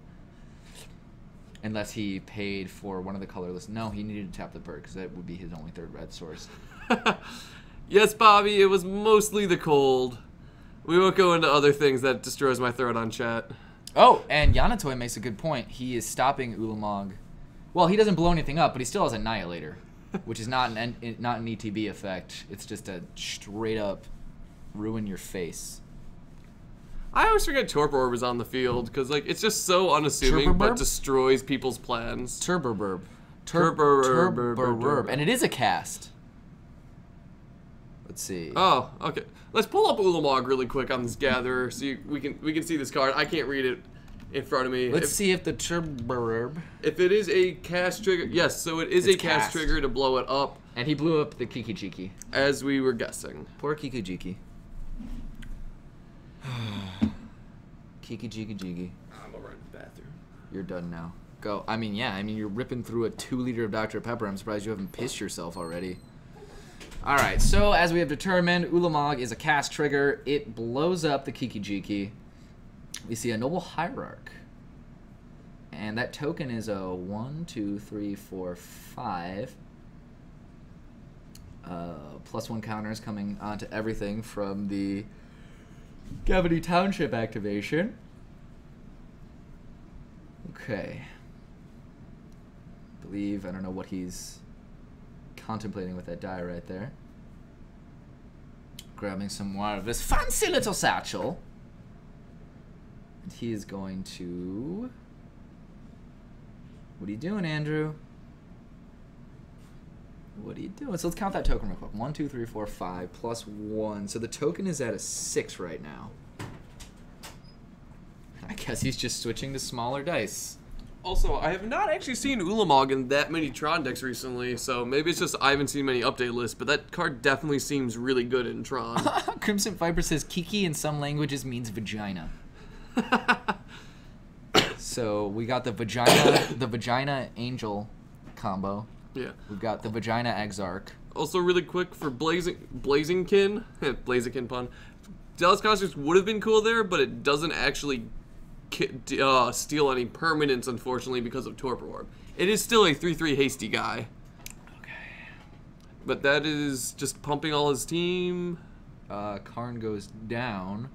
Gonna exile the voice. By voice. Token goes back to a 5. I guess he's not too worried about the Gavany Township. I think maybe I would hit the Gavany Township there, but just destroying voice is also we'll see very what he's good. Gonna sacrifice when he swings in for 10 with an Ulamog. Oh yeah, I did forget about that. So now he can't sacrifice the Voice of Resurgence to get creature value. No. Which is very relevant. Yes. Scaring the chat chat that was with a your horrible. British. I don't even know. I'm not even gonna call that British. I'm just gonna call that something. This is pretty bad. Looks like he just scoops all of his lands to sacrifice for Annihilator. Yeah, in French, Kiki is slaying for dick. Oh, okay. Well, Kiki is a very flexible word, it seems. So he sacrifices 3 lands and the Wall of Roots. So he's basically only planning on casting 3 drops from the Hierarch and birds. I mean, I don't think he has anything in his hand that gets him out of this. I don't know that they do, but always fight until it's guaranteed over. I'm pretty sure if he just slams something there. I mean, Ulamog isn't as hard to kill as what's his face? The Wheeler, yes, I have heard that joke before. If you go back, all the 10 Shocklands have basically puns that can be a vagina. And then we see him grabbing a worm coil engine off of the... and there's extending the hand. You can't face a Karn, an Ulamog, and a worm coil engine. That's just rough. Do you want to see if we can get another match on camera? Yeah, you want to go run and try to find the burn player? I don't know who the burn player is. That is... Alright, I will see what I can do about another matchup for us on camera, because we still have 20 minutes left in the round. Nick Rar? I don't know who that is. I'm going to see who's having a break. Okay, yeah, see who is moving into something. You want to show off what we're going to be raffling off? These are the Japanese ones? Yeah. Show off the pimp cards. Okay. Alright, guys. Gonna get my face back up here. Second raffle of the day. Hold your pants. We got 3 of them. Already gave away a duo of Chinese Phyrexian Metamorphs, and here we have a duo of Japanese Phyrexian Metamorphs, giving those away at the end of the round. And after the final round, we have an Italian Sunken Ruins. Alright, and Holidays 5 says if the burn match is still going on, the burn player didn't count to 20 in time. True, true, true, true, true. Very true. Alright. Make note who won what, Mark? The red-green Tron player winning the match, or someone winning the Chinese? Who's winning what? Oh yeah, the cat raffle gloves. These are my gloves. My girlfriend gave them to me. The thumbs are ripped. Makes me feel like a happy, homely little hobo man. I don't know. I wasn't wearing them all winter, and then I found these. I very much like them. They bring me comfort when I wear them. Meow. Meow, meow, meow, meow. So, guys, did anyone go to GP Omaha? Anyone compete in any competitive events lately? I was at GP Omaha. I did better than I did at the SCG Open, where if you guys were here last week, I was talking about all the hilarious times I punted with Affinity by sacrificing my entire board to Arcbound Ravager without paying attention to Metalcraft or the board state or what my opponent was playing, or, you know, like the voice of sensibility in my head that was like, you probably shouldn't sacrifice literally everything to your Arcbound Ravager right now because that's absolutely not necessary. Okay, Kuraga says robots are right. I would like to see Affinity. I would like to see someone much better than me play it. I'll show you Affinity right now. I mean, I can show you my deck. Okay, Kuraga, you get your deck out and we could play a match right now. I have a cranial plating. I win already. I have a cranial plating. What are you gonna do? Yanatoy asks, when is the Sunken Ruin raffle? We're gonna do that last. We had perfect timing to re-throw Thopter Foundry on camera. All right. Gibbism says he top 64 at SCG Philly. Congratulations, dude. Awesome. Alright, so oh no, they bumped the camera. Did they really? Yes, they did. How? I will take a look at the camera. For everyone, I just ran out there. We're going to have the Thopter Foundry guy play one more match on camera. He's facing Blue-Red Delver. Some of you guys saw the deck earlier. It was pretty cool, so... If we even have a camera after this... can you flip it to the camera picture so I see how it needs to be fixed, yes, or if it's fine? Yes. That's not bad. I'll try to tilt it. Yeah, move it, and also, tell him not to use that playmat if he's thinking about it. Say, don't even think about it, son. Don't even think about it. And I believe that is Harrison Fang on the left, because all he wears is sweatpants. Okay. 20. Just gonna... Well, let me look at the match slip here. We've got... Who was Thopter Foundry guy? Thopter Foundry was Martin. Martin Schiller.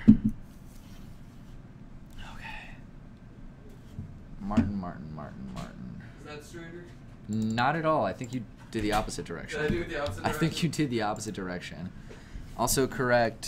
Thopter Foundry is on the right. Why are people holding their cards upside down today? What is wrong with society? Oh, that totally is Harrison on the left. And All he plays is blue-red Delver. Well, it's not all he plays. He was an Affinity player. And I'm trying to convince him to get back to Affinity so I have more people to... Oh. Kuraga. That's still the wrong way. A little bit better. I'm just going to call you Kura. Kura said, my deck likes to throw lots of land at me. Affinity, why do you do this? I feel your pain, dude. That's definitely happened to me before. I kept kind of a greedy hand where I was like, I only have 17 lands. I'm not going to draw into them. And it was like, Darksteel Citadel? Darksteel Citadel? Do you want another Darksteel Citadel? No, I don't want another Darksteel Citadel, but I had one. And that was against Splinter Twin, so I was just too slow and they comboed off on me. That is Harrison Fang. God, these mid-round switches, man. How's that? Putting me on edge. Horrible. Actually? That's actually horrible. Can you fix it? It is actually horrible. Do you want to try getting it straight? I'm okay. Yeah, can you update the information? Yes, I can. Ooh, that's gross, Yanatoy. That is gross. 4 Stony Silence and 3 Wear and Tear. You are the kind Someone of person I hates Affinity. hate.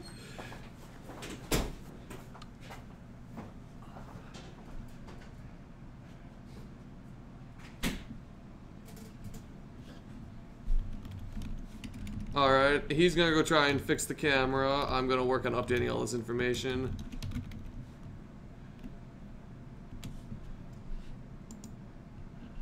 That is Thopter Foundry. Oh, a little bit better. Camera needs to be... Oh, this is almost perfect. Camera just needs to be tilted up. So close.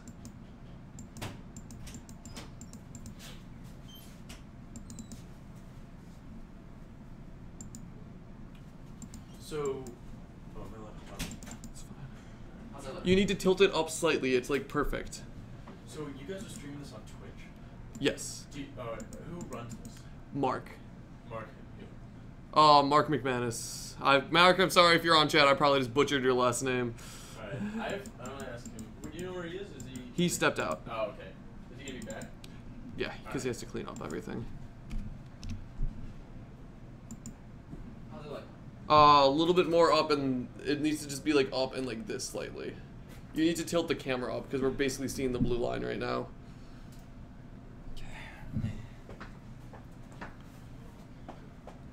Yeah, it just really needs to go up a little bit.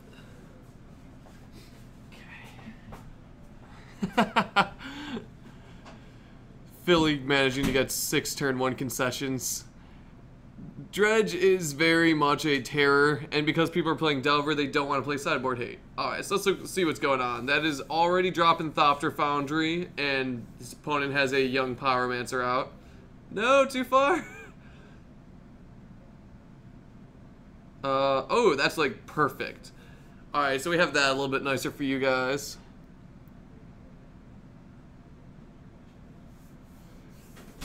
How's it? Perfect. Okay. Alright, so that is a Smash to Smithereens against the Thopter Foundry, which I believe he sacked in response. As you guys can, as a reminder, this is game 3, so obviously these are all sideboard cards that they brought in. And that is a token trigger. That is a cute little token. Dragonite. Oh, he loves Dragonite. It's his favorite Pokemon. I was talking to him about that. What's this about you being a serial killer? Eric the Butcher Millington, my bet for next serial killer. It happens, don't worry about it. The twist is I was the killer the whole time, strangling people with my kitty gloves. Meow. It was a pathetic meow. Like, that's why I'm not a That cat. was a meow. That's Okay. why I'm a human. I can't even meow. Jesus Christ. My cat can't meow. So if you hear that meowing coming towards you, know it's Ryan, and he's turning you into serial killer. It's horrible. Meow. Oh, shit. Oh. That was a nice whistle there. From the and shadows. that is a Mirror Retriever and the Chromatic Sphere. Okay, are they both at 20? Give it some more eggs. Has no one swung yet? Delver player has not even fetched. There was 2 Thopter Foundry triggers, so Tim White should be at 22. Okay, is this the right... Tim White should be at 22. Okay. Let me see. Well, it's Martin Sheeler. There we go. It's, that's not Tim White. I didn't get to finish. And that is 2 young Pyromancers. Updating the information. Martin Sheeler was a young boy. He played Dredge and Thopter Legacy Foundry. is the turn 1 combo kills. And he sacked his artifacts. Ooh, we're gonna have a token war here. Mark, does this mean you're back in chat or you're entirely out? He's out. He's out. out. Might pop back in later. He's out. Right. He's talking I just about seen him talking for a while. Big ass belly. 1 damage gets through off of that. Down to 21. Get some nice blocks there. Get out of here. We see a Delver of Secrets. And both of them are 1-1-0. At this point, they're both 1-1. Alright. 1. And 1. Oh, I did talk to the Thopter Foundry guy again. He did say he will try to stay after the final round and do a quick deck tech for us. So even if it's just laying out the cards and me to talk with him, you guys should be able to see his deck. And then we'll try to get that posted up on Facebook and the website or wherever it's supposed to be put up so you guys can see it. Back up to 22. Alright, in Harrison's hand, I see a Lightning Bolt and a Vapor Snap. And 2 Young Pyromancers. And he has 3 Pyromancer tokens, so that is a lot of pressure threatening the board right now. Yes. Martin did play the other Thopter Foundry though, so that's going to be a lot of damage. Oh, wait, we need to get some hype for this. As Mark said, let's get to 800 followers. Tell your friends, your parents, your relatives, everyone you know. Tell we are streaming. Everyone to get in and check out the stream for the followers. Plus, if they're following us, they have a chance of winning the Japanese Phyrexian Metamorphs. And the Italian Sunken Ruins. So and they can see firsthand the life and times of Eric the Butcher Millington. And the, I don't know what my serial killer name is going to be yet, but I am going to kill people. Eric the Butcher Millington says, get your friends to follow or else. I will. I will hunt every one of you down. That would actually be like a great serial killer. Just meow and strangle them to death. I could even have like kitty claws. And like I'll come up, like I'll be crawling on the ground and go like meow, and I'll like scratch at their leg all cute, and they'll be like, "Oh, are you a stray cat?" I'll be like, "No." Yeah, I agree with Gibson. Dredgevine in Modern is more of an graveyard synergy deck, not really a dredge deck. All right. It mainly uses dredge to get. It doesn't really try to combo from the graveyard. It just more trying to play a lot. But like it still says dredge, so it's the closest thing you can. Living End is also kind of like dredge. It's pretty fun. We see 3 tokens and a Swift Spear swinging in. That's cracking the Chromatic Star to get another token. Gaining a life too. Every time he sacrifices something, he gains a life. That's why he's at 23. This life total is going to be a little hard. Alright, and he's swinging. He's going to block the Delver, but not the tokens. Takuagario, how I pronounce your name? I'm going to butcher your name every time I try to say it. So this is his own deck. It's basically his take on the Cronclad Ironworks eggs. Instead of using Cronclad Ironworks to pump out a whole bunch of mana, he uses Thopter Foundry to make the tokens to kill them. Yeah. It's pretty cool. Just call him Kura. That's what I call him.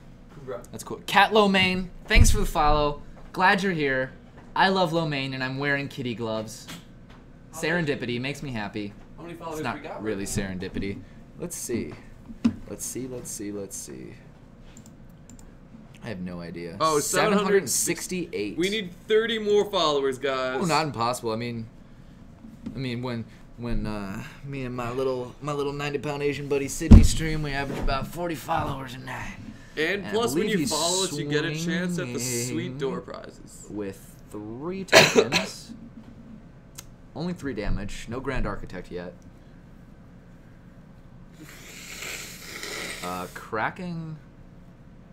Sacking Ugin's Nexus. Wow, so he gets to take another turn after this.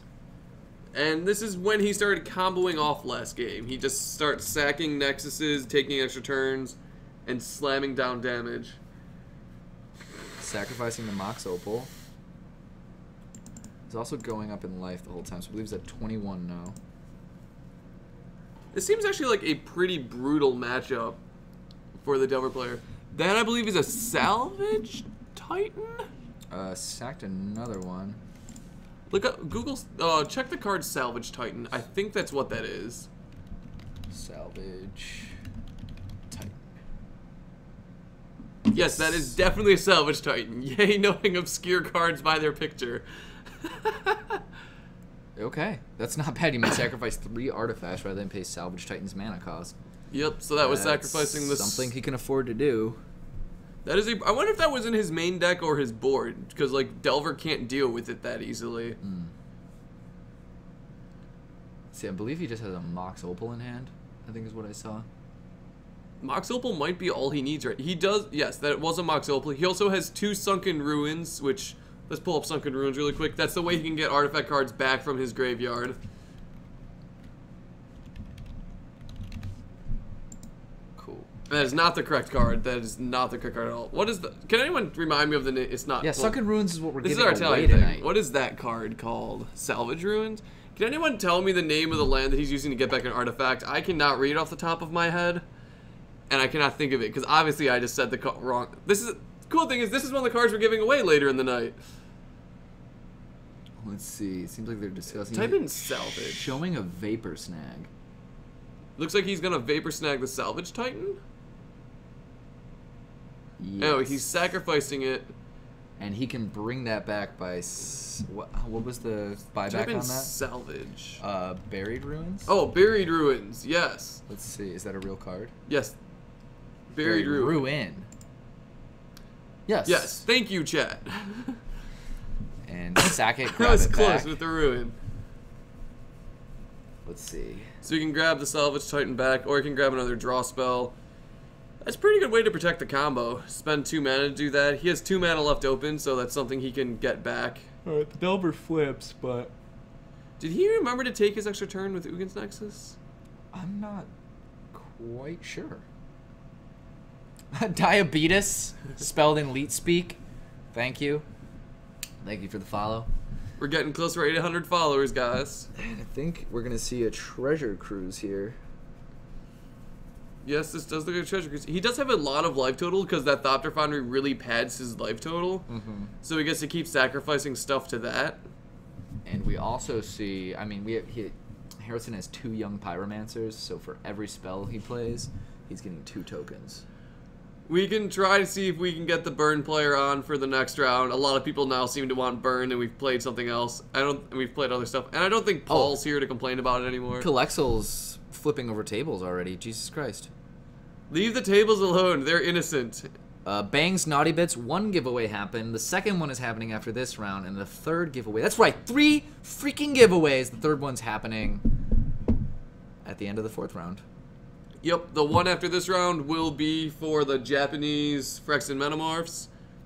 So make sure you guys are following us. Cracks the Misty.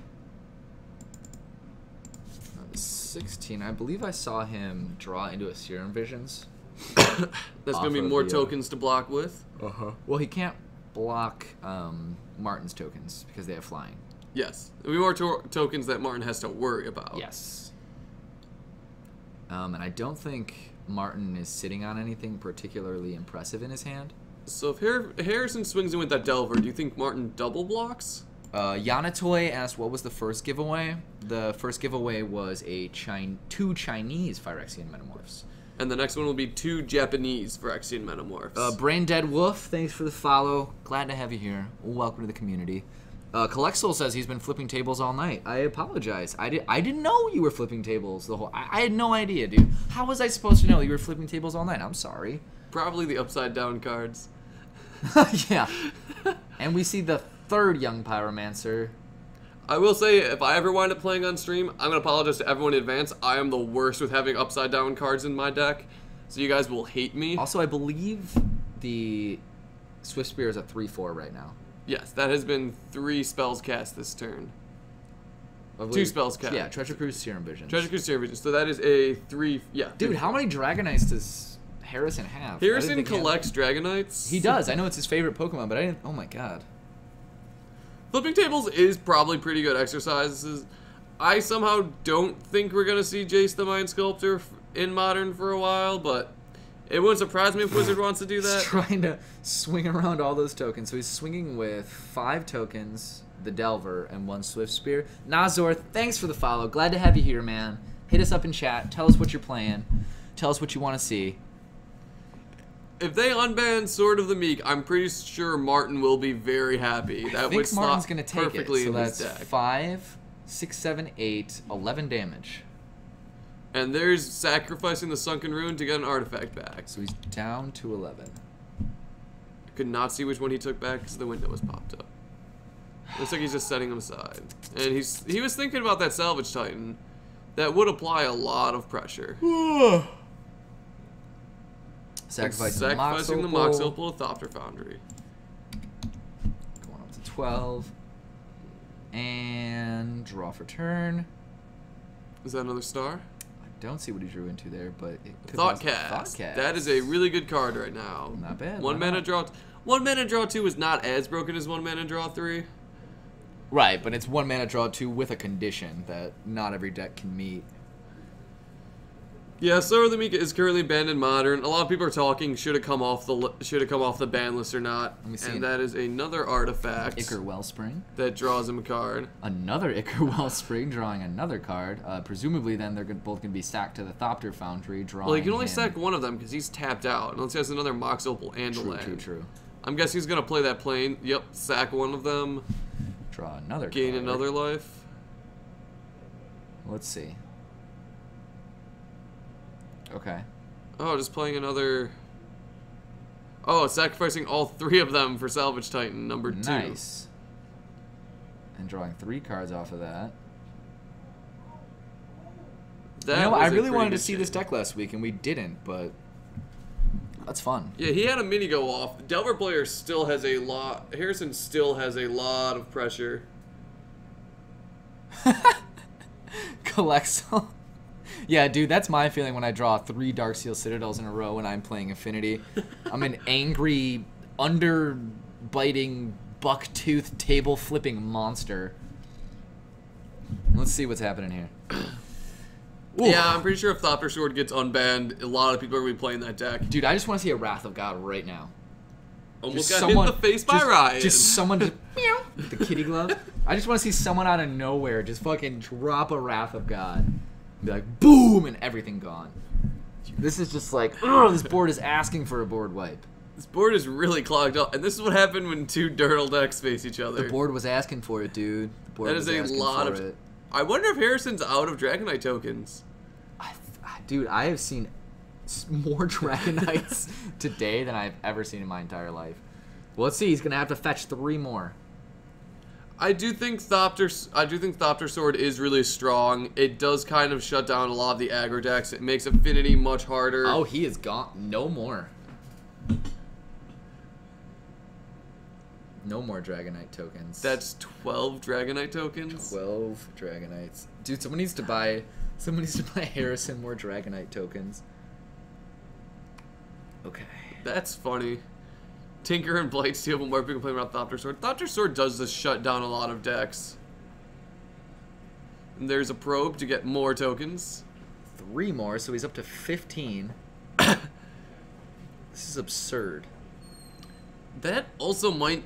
That's really close to lethal if he swings in with everything. That Martin's basically puts him at 1. Gangbanged by young pyromancers over here. He ain't rubbing his nipples. No. I'm rubbing my nipples to this. Are you kidding me? No, I'm not. I mean, young pyromancer's fun, but I don't play Delver, so this doesn't get me off. This is a very cool Thopter Foundry deck, though. This is. We are seeing it go off in a different way than we saw it go off earlier. We didn't actually see the Salvage Titans earlier. Yeah, but they are a pretty great card for this, it seems like. And also, we have only a few seconds left in the round, so this match is probably going to turns. And we're going to see Harrison swinging with everything. And that is a 2-3 Swift Spear, I believe. Or did he play Lightning Bolt? I believe he played Lightning Bolt, so it's either 3-4 or 2-3.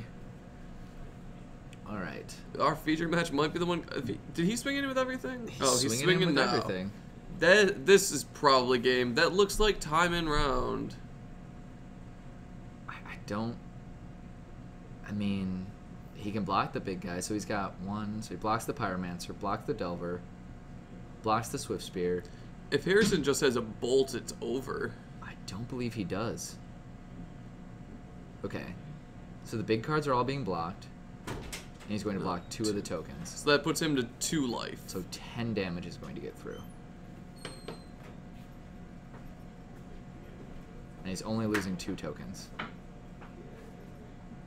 So unless Thopter Foundry can just go off, gain some life back, get a really advantageous board state, which I don't think he'll be able to do with what he has in hand. Yeah, so it's 10 damage getting through. And possibly in the chaos of communicating with chat, we might have missed some life gain counters. So we might not be absolutely clear. He's at 2, give or take a life point. Yeah. Also, yeah, Bloodbraid Elf might get unbanned. That's kind of a hard spec, just because, like, John does kind of need it, but I'm pretty sure everyone's scared of mid-range because of Siege Rhino anyways, but we'll definitely see come next week. I think so. I think Wizards will do something to shake up the format. Totally never paid my parking. Oh.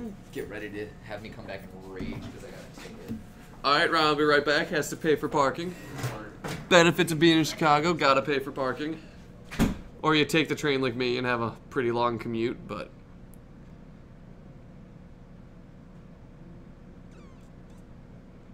Yeah, there will probably be some ban list changes. I don't think... I was at Omaha, the format didn't look that warped. Siege Rhino's insanely good against Delver, so there's plenty of that to counteract Delver. Legacy seems a little bit more tilted towards blue-red, so something might get banned. We'll see how many formats Treasure Cruise is still legal in at the end of this, because it's even pretty insane in Vintage.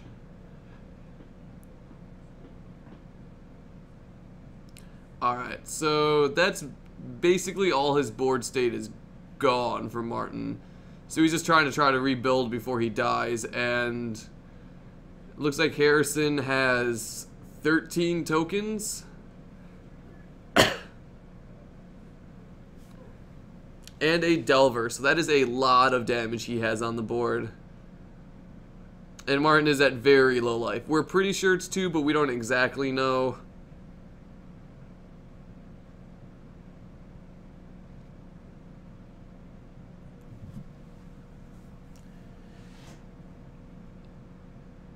The ban list should be coming out sometime early next week, most likely Monday. But yeah, Bloodbraid Elf is kind of spiking right now, so we'll see if that comes unbanned or not, but you never really know. And Martin gives him the game. Alrighty, so I'm gonna pull the camera back towards me for now. That was Harrison picking up the win on Delver. We will try to show you that deck list of Thopter Foundry a little bit later in the matchup, a little bit later in the evening, sorry guys. And while Ryan comes back, I will hype the raffle a bit. We have, trying to get the shown on camera, this doesn't work the best. These are Japanese Phyrexian Metamorphs. And these will be the next raffle item. Once Ryan gets back from paying his car, we'll raffle that off. So make sure you guys are following us.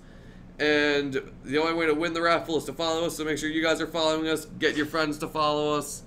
We're trying to get to 800 viewers tonight for Mark. It's one of his goals, so we got to make sure he's happy. Ban update comes out the 19th, which I believe is Monday? Or Sunday night into Monday, so something like that. Alright. Chirper. Alright, Delver 1. I was hyping this. Do we want to start the raffle? Yeah, for sure we want to start the raffle. Alright, we are going to start the raffle for the Japanese Phyrexian Metamorphs. Speaking of Japan, Kawaii Gaming Guy, thanks for the follow. Also, I come back with confirmation that there is indeed a god. No ticket. You want to hype those? Is this the raffle? Yeah. Let's open the raffle. That's 2 full hours of my car sitting out there. Just in the nude. Final round. Thank you. Alright, the raffle. Whoa, what happened to our... Oh, the raffle is up. He is going to be repping that and figuring that out. Who do we want? We want to get Herbs. We want to get Burn. We'll see. Well, we also might want to see... I believe people said Burn. Who's Who undefeated? Is playing Burn. Nick is playing Burn. Oh, by the way, guys, the raffle's open. Oh, yeah, you already got that. But yeah, I think next week I'll ask Jameson if we can give away some Turbo Herbs. Let's see. Tim White, we've seen. Tim White was on Red Green Tron. Red Green Tron is undefeated. Everyone, do your hype hands. Everyone get some hype going. Who's the Burn? Oh, and he's playing against Jordan Walsh. So for the final match, we have Red Green. So undefeated, we have Red Green Tron versus American Control. Looks like At table 2, What am I second throwing best up there? record, we have Harrison on Delver versus... Ian Gorel. What was he playing? He was playing something interesting. It We looks saw like him earlier. He was playing... It looks like Nick was doing okay, the Burn player, so we might be able You to want to grab grab Burn. Nick? Do you know who Nick is? I have no idea who Nick is, but you can just tell Alex, the judge, because Okay. he knows who the players are. Nick's, what's his last name? So Nick Rar, just tell him the people at table 3. People at table 3, Nick Rar. All right, guys. Ryuzaki32667. Damn, the freaking otaku names today. Thanks for the follow. Glad to have you here. Welcome to the community. Assume you're following for these sick, nasty Japanese Phyrexian metamorphs. I'm still in disbelief that I don't have a ticket. I left my car out there for 2 hours in north side of Chicago. Ooh, Lonely Sandbar with the exclamation point waffle erotica. I'm feeling it. Douse me in syrup and lick me dry. Ugh. Okay. All right, guys. We got 10 more seconds for the raffle. 10, 9, 8, 7, 6, 5, 4, 3, 2, 1. Okay, raffle's over. Let's draw a winner. Close. And draw. Unenthusiastic. It's versus Disrupting Delver. I know Dominic. I'm pretty sure Dominic is running the Disrupting Shoals in Delver. That is not Dominic. Sam is running those. Oh, it's not? Well, Dominic also runs that, too. Okay, well, Sometimes. Unenthusiastic won the... I like your username. Yeah, I'm sure he you're won. very nonplussed about this prize. Yeah, seriously. Okay, let's send him a private message. I like how it's like a private message. Send you a little something special, Mr. Unenthusiastic. Oh, Think they're I setting got up what their it match. takes to turn you on. Subject, you won Japanese metamorphs. Metamorphing. Oh, I can't move it. Power Hold on, Rangers. I'm gonna flip the match really quick. Don't press anything. Okay. Us your address. Boom. Sent off. Alright, guys. And this is Burn v Delver. Razor Verge, Unenthusiastic won the raffles. Lumpy Pickles, thank you for the follow. Glad to have you here. And I love pickles. There will be one more raffle at the end of this round, and then hopefully at the end of this round we will also be able to throw up the Thopter Foundry deck list if he stays. So what are they at? They are at 6 and 6, so they both have 2 wins, 1 loss. Okay. I'm gonna get this all updated. Dude, how do I not have a ticket? Because they don't care. And yes, we're gonna work on trying to get Martin's deck list for the Thopter Foundry. Dude, on the south side, they make up shit to give me tickets. Okay, who's on the right? See, we don't know who's on the right or left, do we? Dominic is on the right. Dotterer. Yes. And what's he playing? He's either playing Scapeshift or Delver. I don't know Okay. which, but I know what decks he runs. Yet He to runs. be named. And on the left, we have who? Whom? That would be Nick Roar. Bang's Naughty Bits. The final raffle is an Italian Sunken Ruins. Is an Italian Sunken Ruins, which You is missed the other Metamorphs. We gave away 2 Chinese Metamorphs and 2 Japanese Metamorphs. the Sunken Ruins is the blue-black Filterland. All right. Hey, Tim threw Kit Kats to everyone in the stream. Just splooging his Kit Kats everywhere. Thank you, Tim. Did you thank Lumpy Pickles for his follow? I did. Sweet. I did. We have some really fun usernames. We have Bangs, Naughty Bits, Lumpy Pickles. They go well. All right, burn. People were interested in watching the burn, so we decided to throw this on instead. Tron. So we'll see what goes. If this game is going fast, we'll see what we can grab to throw on camera afterwards. Yeah, we're trying to figure out what deck is on the right. Scapeshift is not a cheap deck. It runs a full playset of Misty Rainforest and Cryptic Commands. I think it's Do we know if he's on Scapeshift over $500. We do not know. We will find out by his first Scapeshift or Delver. He's been running both of them depending on his whim of the night. I'm just gonna keep Scapeshift Delver. and then we'll erase one. We will see by his opening hand. Hey, he rolls a 4 and he rolls a 2. Eat it, Burn. We will see by his opening hand what he's playing. Okay, and they're both 2/1. Correct. Let's start time for the round. Yeah, Scapeshift itself is $20. Burn's kind of cheap. Goblin Guide's jumped up though. I just built Scapeshift by trading off my entire collection basically. It is a very expensive deck, but I figured I wanted to try. Scapeshift does not have to play Glyphs though, at least, which is nice. It can. I've seen Glyphs in it, but 12/1. Alright, he is Delver. Delver for sure. So Delver v Burn. This is gonna be fun. Does Burn run any board wipes? To get rid That of seems like a tokens? very good trade, Fnatic. Play set of players with for primal to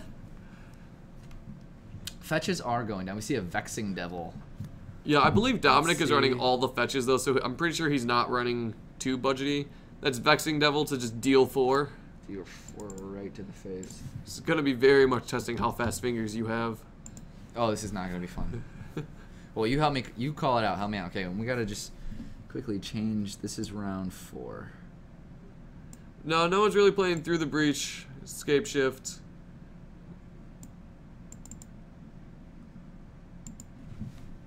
Boom. Okay. Oh God, what did he? What was that? What was that? His control's mana base is Was that insanely a forked expensive. bolt? What was That that? is a forked bolt. So presumably just 2 to the face. Yep, 2 to the face to pump his Swift Spirit. Got it. It's spell So 4, efficiency. so they're both at 16. Mm-hmm. Another Vexing Devil. Quite vexing indeed. Those I love devils. that card. I love Vexing Devil. I think it's a good card. I would totally play that if I were playing a burn list. He definitely has more lands in his hand. I see an Eidolon as well. That would make the match really interesting. Oh, so it looks like he let that Vexing Devil stay instead of taking the 4 damage. Hopefully he has an answer for it. And Presumably Lava he has an Spike. answer for it. Okay. Maybe he might not want to take 4 though, because he takes a lot of damage from his lands and free spells. Okay. So Lava Spike puts him down to 13. So he has to cast 3 spells this next turn. Guys, yeah, I think we're probably going to have time to move to the control match. Jesus. Okay, cracks for a fetch. This is going to be fun if Nick throws down that Eidolon. It's not going to be fun. Dominic Dotterer. It's not going to be that's fun. how you spell his name. Dotterer, yeah. I never realized that how you spell his Well, name. this is not going to be fun for Yeah. us to count. If he don't play the Eidolon, Nick. Don't do Burn it. punches a lot. He's gonna play the Eidolon. It Don't shuts play the- down Delver so Don't hard. play the Eidolon. Don't do it. Polluted Delta. So he might have the 3 spells he needs to play. Oh, there's the bolt on it just to kill it. That's +1 for Eidolon. So that's 2 Swings damage in for from the 1. Eidolon. Swings in for 2. Looks like 12 all. 2 damage And from the Swift Spear. Passing the turn with some mana up. Just slam the Eidolon. Yep. Counter spell check. Oh God, is this 3 damage correct? Cracks. It's 11 off the fetch. Let's pull up Eidolon, the Great Rebel. It's new in center. I believe it's 2 damage every time CMC is 3 or less. Eidolon. Of the Great Rebel, the bottom one. Yeah. 2 damage. Ooh, remands it. Holiday 5, yeah. A couple people wanted to see Burn. It's Burn versus Delver, so it'll probably be a fast matchup. Oh but yeah, we're assuming that we can tear through this match and then grab the 2 players who are in contention for going undefeated. That is a watery grave. The people wanted to see Burn, so we threw it on the screen. We try to give you guys what you People want were to see. flipping tables. Yes, people were flipping tables. They were flipping tables all over the place. We tried to listen to the vocal majority, and a lot of people said Burn, so we decided to throw it on camera. Okay, so we're assuming. Also, he's playing Watery Grave, so he's doing something legit with this deck. Okay, swings in for 1. Life totals down, back to even. Ooh. Mountain and ooh. Swift Spear. I am also hoping we get the filter lands. If you guys stick around after this round, we will be raffling one off. I think I see 2 Eidolons in his hand. think he's gonna Vapor Snag. What was that he just played? Vapor Snagged his Swift Spear, so he's down to 9. Vapor Snag does 1 damage? 1 damage? Yes.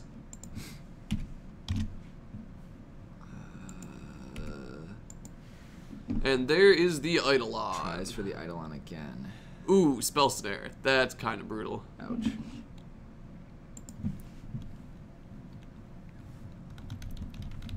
Let's see, Dominic's hand is, he just drew a land and he has a Spell Pierce. I can't see if he has any others. I can't see what the second spell on his hand is. Swings in for 1.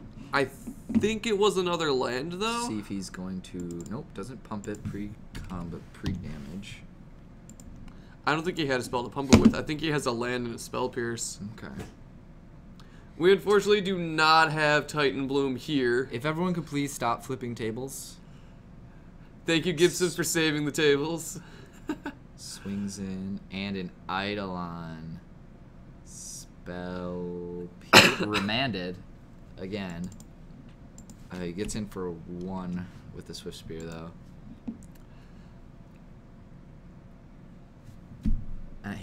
God, Eidolons all day. So that is a little... That Eidolon's gonna come down eventually. That is a fight for that. How much damage does it look like I think this is the second Swift Spear. Second Swift Spear. That's aggressive. 2 damage. That'll put him to 7. And a Delver of Secrets. Ooh. So the last card in his hand is a Spell Pierce. Scary, scary, scary if that flips next turn. Vexing Devil is quite good here. Ooh. It'll force some damage on it. Let's see if he's gonna allow it to stay. Unfortunately, we do not have Titan Bloom. If someone shows up with it, we will definitely make sure to put them on stream. Guys, please, the tables. For the tables. For the sake of the tables. The Zeus's are like $20-something. Like, it's not the most expensive deck, but it's fairly strong. And yes, I believe he is doing 4-color burn. I don't know So he allowed what the black is for it yet. to stay. And swings in with a Swift Spear. I don't think he wanted to take the 4 damage off it, because then that's 2 burn spells. Yes. So See him Delver fingering his mustache in contemplation. Delver did not flip. That is a lava spike in his hand and a mountain. Gibism, well, flipping people is not a good way. It's not a good behavior to demonstrate when you're asking people to stop flipping tables. Hey, people aren't tables. Someone did the table flipping dude. That's hilarious. Oh, that's great. Okay, so Delver doesn't flip. Double flip. There's an Eidolon, a Swift Spear, and a Vexing Devil. Yeah, I'm guessing black is for Bump in the Night, but I haven't really seen Black is for Bump in just the Night. I am positive black just is for a Bump in the watery Night. grave for it, though. Normally you'd get like a Blood Crypt.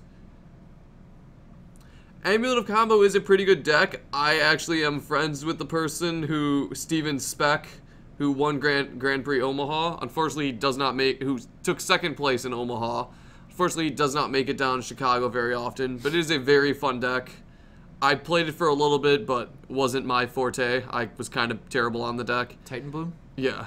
It's weird. It's weird. You have to know the all of the intricate interactions. It is a very mathematically in-depth deck, but it's pretty cool. Basically trying to get to 6 mana as quickly as possible. Yeah. I like it when it wins with Hive Mind in one of the packs. I think it's hilarious. It is really brutal to win with Hive Mind, because your opponent just looks very sad at you. Yeah. Ooh, another Swift Spear. Are you remembering to take 2? Because give him 2 damage because he has Eidolon. That is true. So he is at 5, which is a very low life total if that Delver flips. He can block the Swift Spear, but he swings in for he looks like he's not sure what he's swinging with. 6. Make up your mind, son. Let's bring up Vexing Devil really quick. Vexing Devil. Yeah. Oh, I just love that. A 4/3 for 1. Amulets versus Robots is a very entertaining match, though it's kind of just like solitaring the deck. I never got to play against Amulet at Omaha. Photosynthesized Delver does sometimes have Delve. Treasure Cruise. He has not seen it though. Treasure Cruise might be his saving grace in this match right now. Let's remember Did here, you Dominic. take? Oh, he's blocked with the Swift Spear. Yeah. Let's see. He also has to play around, so he takes 2 Yep, that is 7 damage on him. or 7 life. 7 life on him. Yes. I love Vexing Devil. That is my favorite red card. Passes the turn back, just waiting for those Delvers to flip, but he's gonna have to do so. Ooh, and here's the aforementioned Treasure Cruise.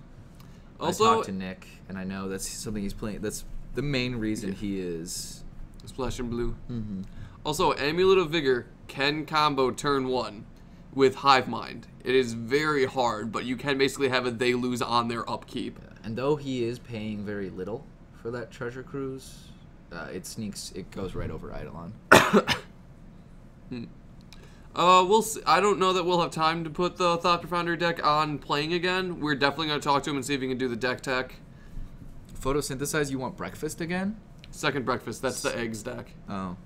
So I Thopter thought Foundry. this was an exclamation point waffle reference. And that is the swing with everything. I just if want- there's a burn spell, that is really brutal. I just want breakfast. I don't want breakfast again. I didn't really have breakfast this morning. I had a crap breakfast. I also see 2 lava spikes. Yes, he does have 2 lava spikes. So that Will he need to use them? So that's 3 damage. I think 3, and then And it goes board up to trade. 4. That's it. Lava spike's an instant? Yeah, just lava spike to the face, pumped up the Swift Spear, and that was just enough. Look up lava spike really quick.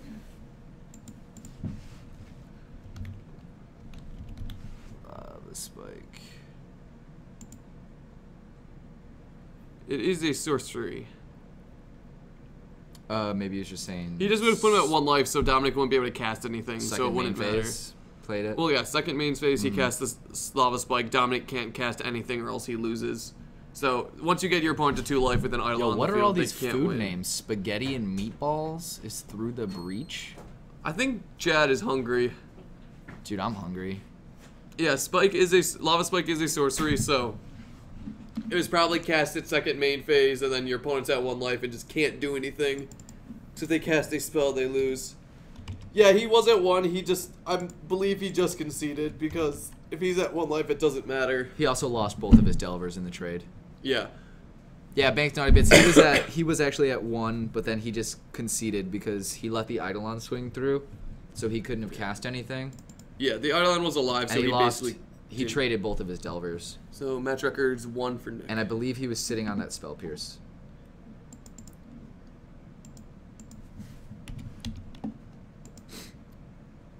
Okay, and he also would have lost life from that Spell Pierce. so- Oh, we also missed 2 damage from an early Steam Vents, Okay. apparently.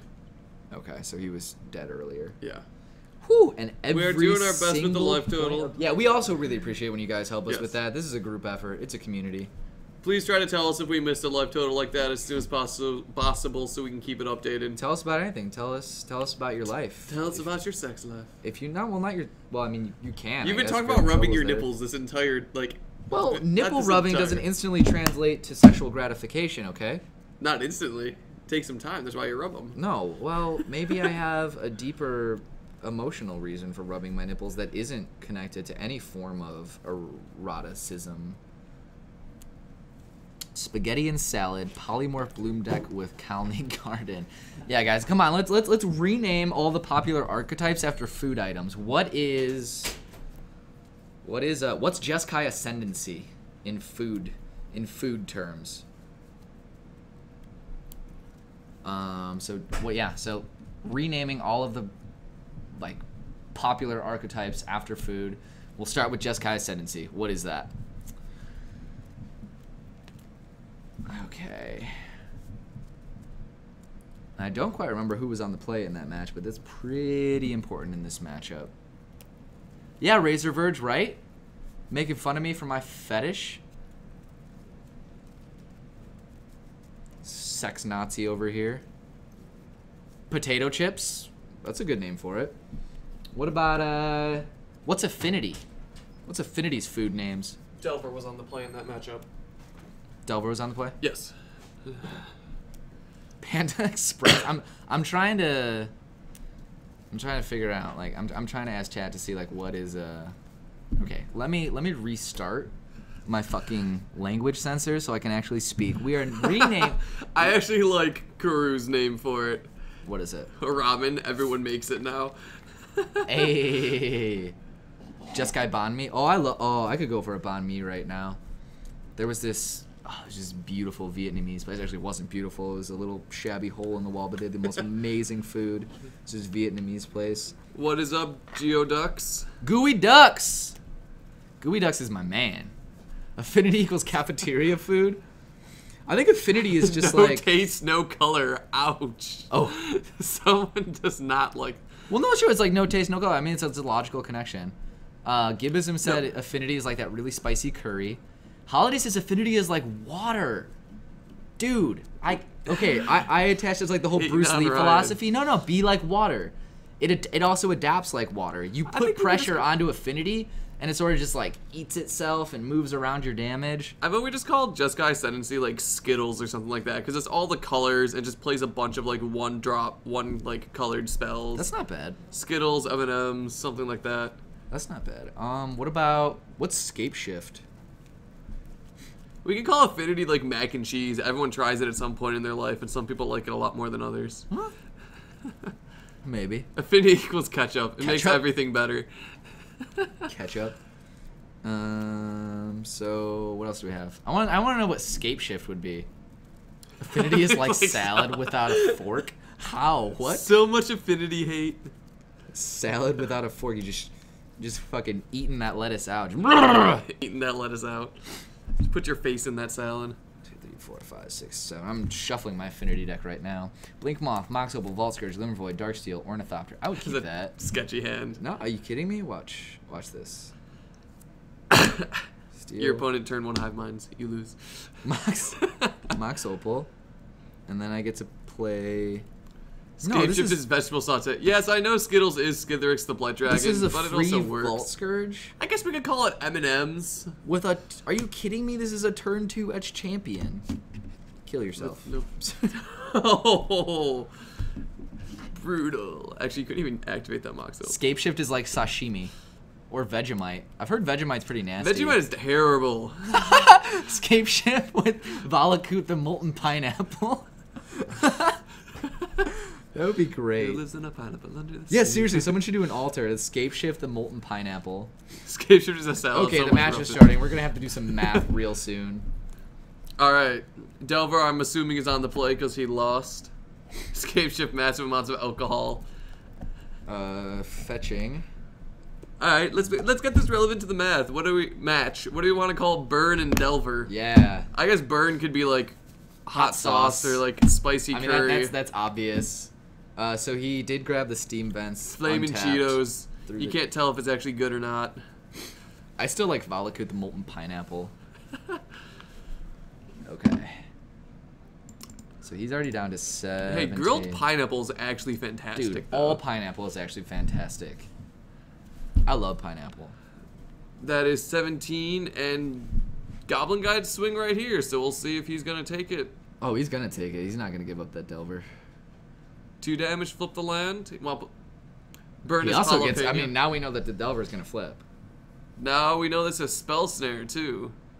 Okay, so he is at 15.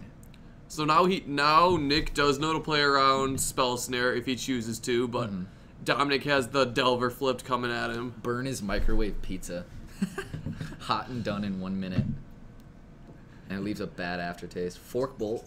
Burn his Russian salad. All the damage applied. The blow up mutagenic growth. Oh, does he have mutagenic growth in his hand? I do not know. It's down to 17. And we did not see a Delver flip the entire last game.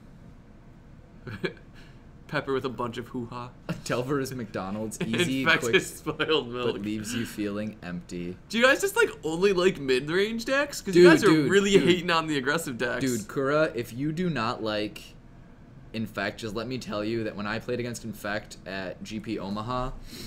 Okay, he's shocking himself here. I got a turn 1 Chalice on 1, followed by a turn 2 Blood Moon. The guy was just like, can I do anything? And I said, no. No, you cannot. Lightning Bolt swings in for 2. Kills the Delver and Swiss.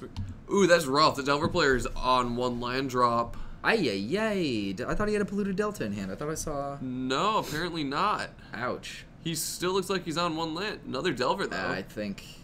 Ugh. That I is see a Vexing Devil as well.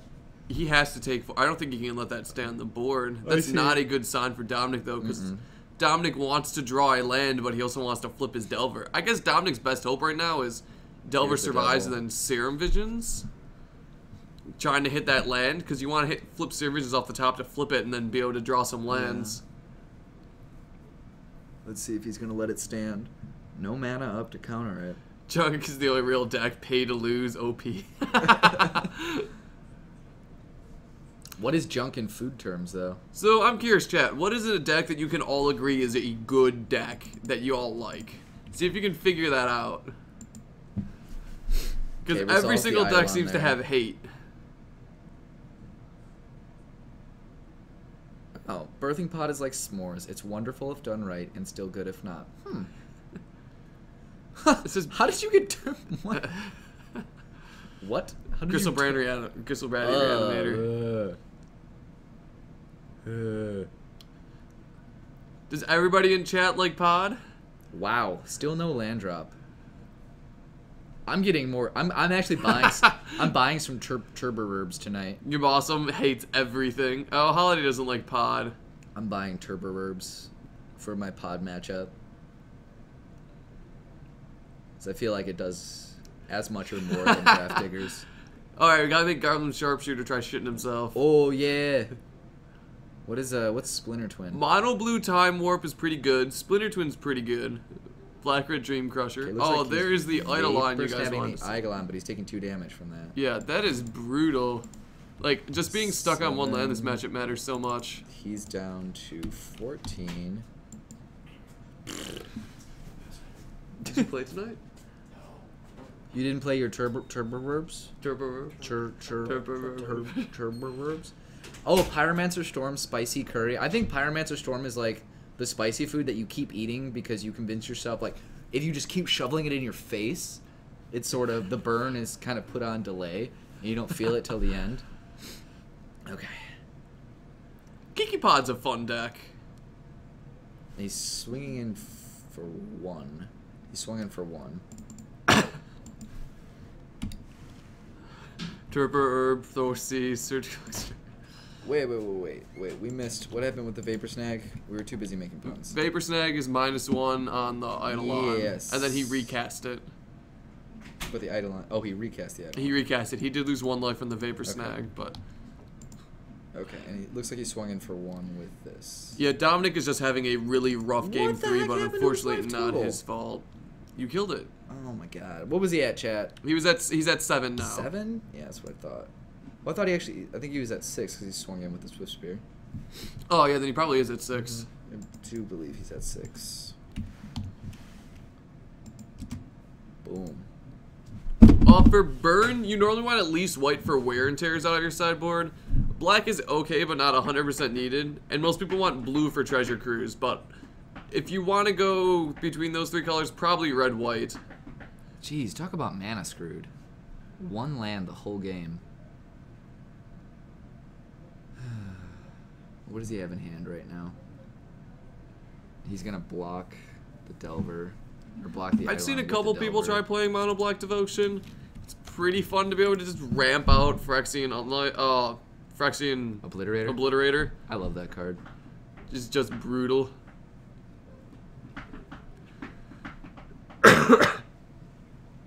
Oh, there we go. I think he has a Polluted Delta. It's too little, too late. Yeah, he did finally draw his 2nd land, but if he fetches it, he goes to 4, which is a burn spell he loses because he just can't do anything. Any burn spell, he pretty much loses. He did kill the Eidolon is dead though. And there's Delver. There's Delver. Passes the turn. I think he basically can only fetch if he has to. Oh, Lava Spike. I think that's Is Shard that Volley. Shard Volley? Yeah, Shard Volley. He's sacrificing the mountain. Is he hitting the Delver, I think? Probably. Or he might just go to the face. No, that's game. He Shard Volleyed the Delver and showed Skull Crack, which is lethal. Game over. Alright, you want to go see if we can get Red Green Tron? Do you want to find the guy? I can find him. I'll go on the quest. Tim White. They're at table 1. Well, Pip that. we're not actually. Buy tables here. While that is happening, bring my face back up. I'll see that if I can get the Faeries on. It's our final giveaway for the night. It's an Italian Sunken Ruins. But before we do this, we have to figure out... Let's see. I haven't been paying much attention to chat, so let's see what you guys are up to. I think we're all trying to agree on a deck that everyone likes. Let's see. I believe the consensus was fuck Pod. I think Pod's a fine deck. Yeah, it is definitely a pain in the ass to play against. And yeah, Brain Dead Wolf, we're gonna try to get Tron on. There's a red-green Tron player that's undefeated right now. Forget who he's going up against. I believe he's going up against Jeskai Control. So it's gonna be a pretty grindy matchup. Omeo12, thanks for the follow. Tenastor, thank you for the follow as well. Tim, good night. Good night, good night. Yanatoy, fuck Affinity. Come on. Tron is done playing and all the other matches are in between. Do we want to put the Thopter Foundry deck tech on? Do we want to get him set up? Just put it out on the table? Sure. Is everyone's pretty much done? No, but everyone's like in between games, so we'd have to wait 5 minutes. Like, We can wait 5 minutes to get a final match and then put it up. Yeah. I'll talk to him. So we can get a match on. We want that. If he's gonna be leaving right away, I think we should just put him on. Okay. Belgot Leons, thanks for the follow. Glad to have you here. Welcome to the community. Hit us up in chat. 8 rack. Wait, let's see. What are the other deck lists? Oh, Yanatoy says, I would love Affinity if it didn't have Poisonless. This is the best part. I absolutely love that. Just kind of like swinging in a little bit with some regular damage, and then all of a sudden, what? Double black? Cranial plating on my Ink Moth? Bye, goodbye. You're done. Gooby Duck says Black-White Tokens is cute enough that nobody should hate it, right? Except when it beats me at GP Omaha. Because he doesn't have a Stony Silence, so I'm not playing around the Stony Silence, and they top decks the Stony Silence. Okay, there's kind of a match about to start, but also Thopter Foundry guy didn't want to stay around very long. Do we just want to put his deck tech up and just do it? We'll probably grab a list from him. Should we just write it down and then... Well, we can either add him on Facebook and get the list. He's gonna call me in really quick. Do you want to talk to... Alright, so do we want him to give us the list? Like, if you write it down? Yeah, do you have a deck list? Yeah, You can get one on. Like, yeah, if you can get one either digitally, send it to us. Or why don't you just come here? Come here, we'll get you on camera. They liked your Thopter Foundry list. If you need to, just write it on a sheet in here. Yeah. Come have a seat. Take my chair. Get on camera with us. I'm gonna go talk about setting that last deck up. It was Martin, right? Yeah, Martin. Alright, guys. This is so funny. This is Martin, the Thopter Foundry player. So tell us about Hi. your list. Where did the inspiration come from? I like Thopter Foundry a lot. Yeah. And I don't care that Sword of the Meek is banned. Did you play it when Sword of the Meek was around? No, I go like on and off playing, Okay. so I wasn't actually playing around that time. But I saw a list that was basically Thopter Foundry and a bunch of like egg artifacts and open the vaults, and I thought it was super, super cool. So I tried to do a similar thing. But the reason why I didn't do exactly that was I really like the card Ugin's Nexus. Yeah, we saw you play that and because- taking extra turns Yeah. with it. I think it's like a really bizarre card, and so I wanted to use it. Okay, so what kind of, I mean, it was something I've never seen Tony before. and his opponent are going on. It is Ascendancy versus Freedom Fairies. Okay. So we got the Freedom Fairies. Red Green Tron played and already finished. Oh, wow, that's almost impossible. So real quick, tell us your favorite thing about Thopter Foundry. I like using Grand Architect to cast. We saw it, that was Nexus badass. And then take an extra turn and kill them. Yeah, that was pretty sick. Yeah. When you had the 2-2. Well, we're going to get the other matchup. Awesome. And if you will follow MTG Card Market on Facebook. Yeah. And just like post the list. Sounds good. Here. Sounds good. If you Well, guys thank like you. Nice meeting you. Thank you. Yeah, have a good one. If you want to make it easy, you can also just write it down. Yeah, okay, Really quick. thanks. Cool. Although, do you mind if I switch chairs? Yeah, with you? absolutely. And we've got him writing down his list. So all you guys asking for the list. Yeah, by the way, lots of people wanted your list. Oh, cool. Thanks. Everyone was really excited about it. We're going to get another matchup. They are setting up already. It is Tony. We have Tony back with us again on Ascendancy. That seems to be a common deck to see tonight. And he is facing the Freedom Faeries. Oh, Freedom Faeries is the And we will be dude doing on the final right. raffle after this round. Alright. Just be patient and we'll have that for you guys. It is the Sunken Ruins Italian. And who's on the right again? What's his name? See whoever Tony's opponent is. Come on. It's whoever's Freedom Faeries. I can't find it. Let me see. Freedom Faeries. Look at his name is Arik. Arik Frumkin. That's him. Arik Frumkin. And who's his opponent? Tony SKRZYPCZAK. His What? name is 1, 2, 3, 4, 5, 6, 7, 8, 9, 10 letters long and only has one true vowel and a Y. What? He's going to share the list and we will give it to Yeah, Mark. if you guys want to follow MTG Card Market on Facebook, we're going to post the list there. Yeah, post it on... Oh, these mid-game switches. We did tell him we want the deck check, but like it'll take him a while to do it, and understandably it's starting to get late around here, so he's gonna write it down, and maybe some other time he'll be able to do it. Yeah, but we're trying to squeeze that in because we've been running a little bit late. So Yeah. kind of. We'd much rather be able to give you guys a list, and it looks like this is starting. Got some Faeries versus Burn. No, Jeskai Ascendancy. Jeskai Ascendancy, yes. Well, it still says Burn. Yeah.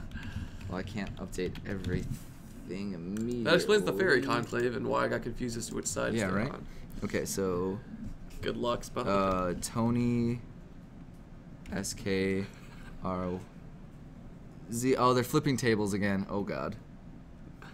R And replacing the tables. CYPCZAK. Scrish pack? Scrish pack? Scripper jack? Scripper jack? Somewhere along those lines. And I see a fetch land in his yard. And that Ascendancy was spell pierced. Both at. But yeah, it's 19. already like 11 around here, and I'm guessing he has to take the CTA to get back, and CTA takes quite a while. Yes, we're trying to. Yeah, we're trying to let Card Market close on time and let our friend Martin not die on the red line. Yeah. So, So follow us on Facebook. I will try to get this list posted on Facebook Yeah, or and something. also I want to make note that he is a true Thopter Foundry player because he, as he said, played it after Sword of the Meek was banned.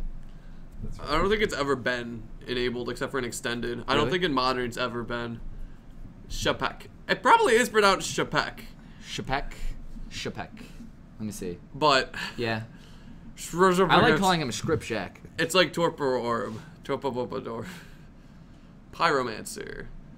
Young Peasy. Oh, so he has the more aggressive version of Ascendancy with the Pyromancers. See Faeries with the Mood of All. Oh, so the Moobot runs around. If you search WUBRGxyz on Facebook, we should be the only one that there is. Let's see. Pull it up here. Hold on. We'll pull it up. I'll post it. Well, the Moobot, every once in a while posts it, so it should be posted every like 30 minutes. Okay, so we've got a stat going here. We see Lightning Also, Bolt. did we thank Shuzo for follow? I think Yes. we did. Okay. We see, yeah, Faeries. that? It is Jeskai Faeries. It is Faeries splashing for Geist. Okay. So it's kind of an American mid-range deck. Okay, so we had a little bit of a stat going there. I believe it was a Lightning Bolt, got countered by a Dispel, and the Dispel got countered by Spell Starter Sprite. So I'm a little bit behind on the totals here, but I believe the Young Pyromancer died to that Lightning Bolt. Yeah, and he did swing for 6. Geist swung in for 6. Jeskai down to 13. And it doesn't look like he's killed himself with any lands yet. Although the other player has... I got the fetches in the beginning. lands. The other player, I believe, has fetched twice, if you look in his graveyard. Yes. So Arik should be at 18. Alright. Yes, Arik is blue, white, red, Fae. It's an American mid-range deck. He's also playing Geist. And he did cast Spell Stutter. And he has an actual Angel token. That's the first one I've seen. Yeah. He's basically like playing an American mid-range deck that's using Faeries to gain more value. Nick Braun asks, is there someone snorting coke? Hopefully it's off a naked lady. That would be me snorting coke, and it is off of my own naked body. It's snorting off his own pretty deck. much all I do when the booth isn't up. If you can't see our faces, I'm pretty much just snorting coke. With his pants off and rubbing his nipples. Mm-hmm. It's the only way I can feel anymore. That got dark. It's very difficult to feel otherwise. Back to happiness and magic. Okay, he also Faeries has a Geist. Faeries with Geist. I mean, ooh, Jeskai Ascendancy digging through time. Have to pay a bit for that. Okay, so Moobot just reposted. That is our Facebook. That is the link to our Facebook. Oh, and you can watch the old YouTube videos of Modern. Like, I started doing this, like, the first time I started doing this before I started playing Modern. So if you watch the earlier ones, I make a lot more mistakes, and it's hilarious. I say some really stupid shit. D1 AB3 Diabetes, you are not the only one who snorts coke off of their own naked body. You got us the list? Yes. Thank you so much. Have a safe trip Write home. your name with it so I make sure I give you credit for it. Stay warm, stay alive. So I will try to get this list posted on our Facebook page in the next day or two. I have quite a busy schedule tomorrow, but I will try to take some time and post it. Young Pyromancer gets Is It Charmed, and we see him swinging in for Or do you want to take the list, or should I take the 6. list? You take the list. Okay. I will make sure to get this up. If not, you guys have to tell Mark to harass me for it. Spell, And stutter, he will be on my case. So swinging in for Awesome. 7. Thanks, Yeah, have a good one, Thank dude. you. I'll see you next week. Yep. All right. I believe he's at 5. Swinging for 2, 4, 5, 6, 7. Unless he chumped with the Pyromancer and I didn't see it. No, the Pyromancer got Is It Charmed. Yep. He So this probably might blocked be with a the token. fast game, unfortunately. I believe he's at 5. Well, it's 5 fly, yeah. Because it would have been... Spellstar Flight was flying as well. He could have blocked the Geist making with the token. So he's either at 7 or 5. I didn't quite see where the blocker was declared. And I'm guessing this is Detection Pro? Thought Scour. Thought Scour. Let us see. We've got 1 counter on the Fairy Conclave. Draw. And he draws, I believe that's a Geist of St. And Traft. I think... Oh, that's the looting first. Okay. Draws a Lightning Bolt. No mana to No way to cast it. That's game. That's He's it. scooping. All right. And that's a wrap. All right, that was game 3. Yep. Wow, Faeries does it with 12 minutes left in the round. That was a very aggressive gut. Yeah, you couldn't really see that was Faeries very much because he is running Geist as his... He probably sideboarded some of the Faeries out just to be more aggressive to put pressure on the Ascendancy player. Mm-hmm. All right, well, come to that time in the night. I'm sleepy. I want to get home. And we have 1 more card to give away. It is an Italian Sunken Ruins. So, I don't know the that raffle there begin. are modern playables in Fate Reforged. I guess Ugin Tron could play it, but... all right. Close the raffle. And open it. Yes. All right, guys. Once again, to win the raffle, you got to be followed. You have to rub your nipples. You have to hype. And really, all you have to do is type !raffle. And by the way, guys, the raffle's open for the Italian Sunken Ruins. Also, make sure you are following us. Here we go. And here are all the raffles coming in. Here they go. They're coming. Whoever just posted that list, coming. I'm sorry, it's not going to make It's it. going to get buried by That is getting buried sea of post when the raffle. Crapple? What? Gallo Sharpshooter, you want to make sure that says raffle. Okay, crapple, apple, rabble, waffle. I am very sorry to people trying to comment legitimate things right now. We cannot read them as fast as they go away. Yeah, we're gonna give you guys some time. Thank you everyone, to- Serial 8, Brat Barnaval, Cole is me, Joshua 111283, Pixu NA. Thank you guys for the follows. Glad to have you here. Welcome to the community. Thank you for getting us closer to our 800 goal. Even if you're here just for the raffle, we're still glad to have you. Hope you come in next time. We'll have, well, you'll still be here. I'll still be here. No, I will not be here next week. Fuck You that. will I'll be still alone. here. I'll be... We will find Ryan someone else to have fun with. It'll be me and my kitty gloves casting this alone. I will unfortunately have a commitment for next week, so I will not be here. And then in 2 weeks, Sydney will be back. Sydney's gonna be back. Also, remember to tune in tomorrow for Legacy, which will also be here, so there will be some more fun prize And once raffles. again, all of these fantastic giveaways, courtesy of MTG Card Market, as you can see, tonight's stream presented by MTG Card Market. Wonderful store on the north side of Chicago. Incredibly robust online selection as well if you guys are looking to sell or buy cards online. Very fair prices. Yep, you can look them up online. Their website is given by their name. Check them out. They have pretty good prices. Thank you, Suckly, Manels, Mindbound 13. Yeah, suckly buckly, my friend. Thank you all for following us. We will probably stop this raffle fairly soon. Real Peaches, what? Real Peaches posted a link. I see raffle. Fuck. Ignore that. Now I know what this link is. Yeah, what is this? Are you? No, I would not pull this up on this computer. Yeah, shoes up. We're in Chicago. Are you in Chicago? Get your ass down here. Yes, MTG Card Market in Chicago. We are off the Belmont stop from the CTA Red Line. We're actually on Belmont. We are on Belmont. We're a couple blocks away from the Red Line Belmont stop. Yeah. If you're in there, you can come down and join us. Pretty nice store location. Nice and clean. Oh, also shout out to anyone I might have seen at Omaha. My first round opponent. You were playing Affinity. You beat me. Shout out to you. You said you watched the stream. Sam and Alec, Infected Zoo players, if you guys are out there. We need to get some t-shirts soon.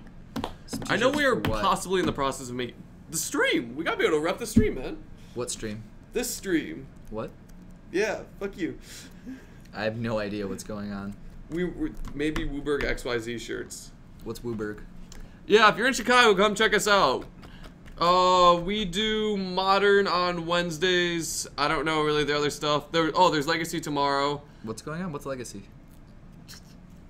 Violence. Who is Mithril Genova? Omaha was nuts. It was pretty cool. I don't know if I saw you there, but if you saw this face, say what's up. Alright, let's make this raffle. Alright. Let's make this happen. Alright, we're shutting down the raffle. We are shutting it down. We're gonna draw. Drum roll, nipple rub, what have you. Nipple rub, please. Holidays 5. What's up, my friend? You won the raffle. Are you still Holidays? You still there? Come on, guys. If he posts a link and says no, don't click that. It's definitely porn. Yeah, don't click that. That's probably porn. I'll look at it when I get home. I need some new stuff Alright, to get off so to. the winner of the raffle is Holidays 5. Holidays 5. We're gonna write you a message beseeching thee for thy address. Congratulations, you are getting the Sunken Ruins Italian. You won an Italiano. Before all the stream numbers start dropping, thank you all for coming out and watching, hanging out with us tonight. Tomorrow night is Legacy. Yep. Monday night is Legacy. I'll be back on Wednesday, possibly by myself, commentating They will alongside find you the voices someone. in my head. But yes, Keep keep coming and checking us out. There's we nobody stream for me. starting at 7:30 every day. Well, not Nobody's on Monday, doggone Wednesday, business how my Thursday. Baby treat me. Nobody's biz. Do I have cap locks on? Caps lock, please. Yes. Send us your address. Cool. All right, let's get back to chat. See if It looks like we will be closing down soon. All right. Who won the second raffle? Someone named Unenthusiastic. Yes. Like, come on. Unenthusiastic won the second raffle. Holiday just got that one. All right. Holidays, come on, man. Give us a shout out. Holidays, you alive still? He's flipping tables. Come on. That's not what you do. Oh, he's happy flipping. No, he looks. No, he he flipped just 3 flipped the tables. You won and you flipped the tables. You're flipping dude. tables and you won? Come on, dude. Gooey Ducks, thank you for thanking us. I love Gooey Ducks was here for like the first stream. He's a cool guy. Yeah, you guys have been around. You've been around for a while. One of these Thank y'all days, for he's coming gonna out. mail me a Gooey Duck. That sounds so sexual. No, do you know what a Gooey Duck is? No. CPT QC, you're going to Thailand? I want to go to Thailand. Ugh. You were happy? Holidays? Is that why? Is that why you flipped the tables? Is that why you flipped them? All right. Well, guys, it's 11:18 here. I want to go home. Yeah, I think Card Market wants to be able to shut down too. Thank y'all for coming out. Cuddle with my cat. First time streaming, so I enjoy myself. It was nice being able to interact and talk with y'all. Plus, got to share some good old Modern expertise. That's all I have to say. Have Paul give me shit at the end of the day. Good yeah, night, guys. If you guys enjoyed it, tell your friends about us. pretty fun. We want to try to get to 800 people. Hopefully tomorrow we can reach the record. No Kura. We're glad you followed. Yeah. And we stream Modern every Wednesday. We will stream Modern every Wednesday. I will be doing this until the day that I die. Wednesday is our only Modern day for now. If you like the Facebook group, if we wind up getting another opportunity to stream Modern, check the Facebook group and we will post it there. The bigger the community gets, the more streams we're gonna do. So. Also, thank you, Campy McCarnegie, for Carnegie, whatever how you pronounce your name. Following. Everyone like the Facebook page and get notifications. I will try to post that Thopter Foundry list within the next 24 hours. So make sure you like it for that. Also, just liking the Facebook page is kind of cool. It keeps you updated with what we're doing. Meow. Meow. Good night, guys. And that is us signing us for the night. So he's blowing kisses at me.